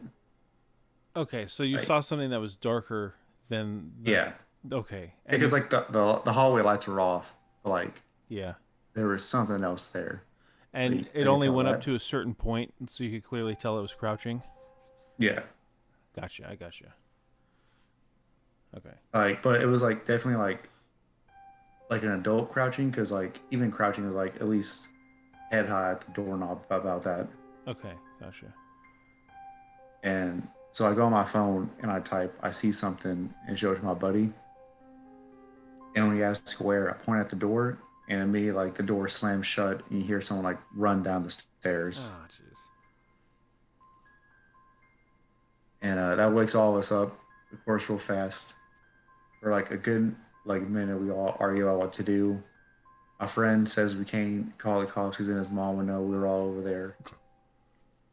We're on the second story, like second floor, and we debate on like trying to jump out the window. And like we settle on for some reason I become the lead in this situation. For some reason, you mean because you're the biggest and strongest? Well, that. Okay. Let's go with that one. Yep. Well, I mean, I am the one that joined the army out of the four of us. All right, Avery. I am. I guess I'm. Yeah, we get it. You're the hero. We got you. Yep. So Thank open him the for his door. service, Max. I demand discounts. Jokes aside, though, thank you for your service. No problem. No problem. Jesus. Okay. After all that, so humble. Oh yeah, no big deal. Yeah, no Had problem. to go to I just wanted to get out of college. country. Fine though. I just wanted to get out of college. Gotcha. But So you're the anyways, leader. Yeah. I'm the leader. We open the bedroom door, and first time we look down there, we don't like the lights were off, and then like we close the door, we talk more, we open it again, and like the kitchen light was turned on this time, and like the living room light, like the other one, So he turned them on as he went down. yeah. That's gross. Yeah. And so I yell, "There's four of us and one of you." And I got no response to that. And I'm sure I yelled more threats. That's the only one I really remember. It's not really a threat. It's just a statistic that you thought might have been true. There could have been 8 of them down there. You don't know. Oh yeah, Yeah. I love. I think it was like one year, like I told the story, and you like, I go, "There's four of us and one of you," and you just respond with, "Nope." Wrong. So then you leave the house. So we all like line up on each other, like holding each other's back in case someone gets pulled Yeah. from like one of the doors. Yeah. And each of us have a knife besides Keaton, who we put in the back with a A Sprite bottle. 7-Up. Yeah. Yeah, like Sprite 7-Up bottle. Mm-hmm. And we make our way down, turning on all the lights Yeah. as we go until we get to the front door. Like and you the couldn't front give door's him a still locked. book or something, like anything, Just something. a pencil, like Man. anything, man. Whatever. It's That's fine. right. He was also, well, he was also the one when we first walked in. He was like, I feel like someone's watching us, man. Yeah. Well, maybe And you we- should have we're- listened to Keaton, huh? He's also the one that we told to go to the basement bathroom. Jeez, it kind of sounds like maybe Keaton was the actual hero of the story. He might have been. Like he was down there with Tom Hanks, and then he came up and then he told you, "Hey, I feel like Tom Hanks is watching me," and then you're like, "No, take the He's 7-Up like- bottle." Yeah, no, we're good. Okay, Yeah, that's we terrible. get the front door. Yeah. The front door is still locked. So we unlock it, we run out, we get in my car, and we drive off real fast. Yeah. And we go to my we go to Keaton's house, actually, stay at his dad's. And like the next day, we have his dad go with us, go back. And only thing that was missing was my friend's house was like epilepsy medicine. Oh, weird. Yeah. Which Really my theory is it was just like some junkie Yeah. trying to steal drugs, Yeah. and he didn't know what he was stealing. He just saw a pill bottle Yeah. and just took it. Now the friend had a sister, right? Yeah. So Yeah. he had a sister. He had like two sisters and a mom, and their rooms were both like in the basement, Yeah. I don't. which is like when I map out the house, that's like the only place the guy could have hid where we didn't see him as we walked up. Yeah. And it's long been my theory that if it was one of the sisters or whatever, instead of you guys, you big strong guys, Oh yeah. that it would have been a whole lot different. Because it's like this dude's sitting there watching you. He could have just grabbed the pills or whatever and bugged out, and you would never would have known. Yeah. He's Like, like 'cause watching. We were there for like because he was in there with us for at least like if I don't know how like it's been years from now, but like at least an hour. Oh, you took Maybe yeah, more. Yeah. Yeah. Because we watched like a whole movie, Yeah. and like it just he had to have been there for at least a while, and he could have easily went from like the basement up and out of the house. And you never would have known. Never would have known, but he was like two of us were already like half like asleep by the time like I noticed him. Wow. What Yeah, movie like the were you two- watching? I don't remember. It was we were on Comedy Central, so it was one of the random ones they play like at night. Gotcha. I can't remember. Yeah. I remember we watched them so Key and Peele, and then I think it was what's that like beer pong movie? You talking about Balls of Fury? Maybe that. Or that's just ping pong. It's not beer pong. I think there's like a beer pong movie that I saw that was on Comedy Central. I think that's what it was.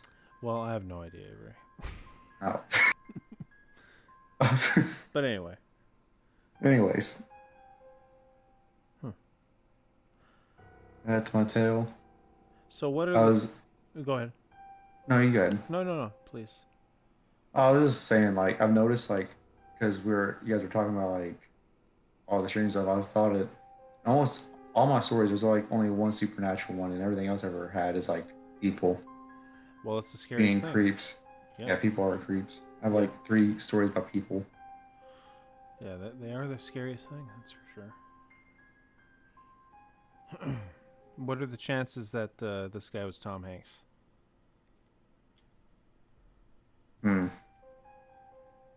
Well, not 0.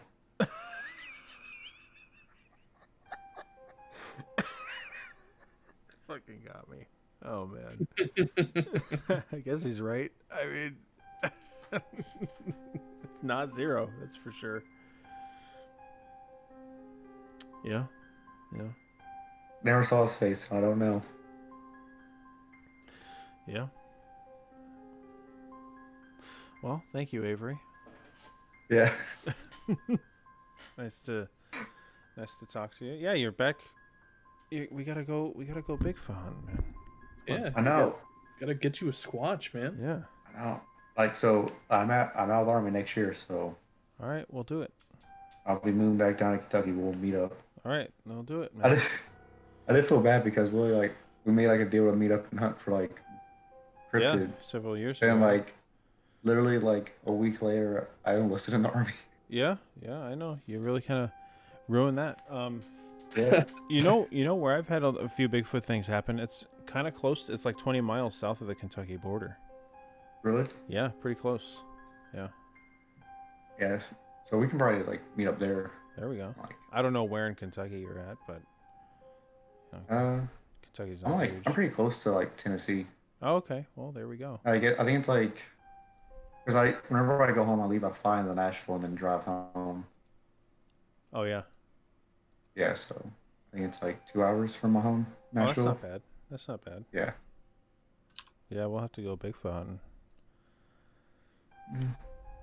Film it, put it on the internet, That's right. catch a big one.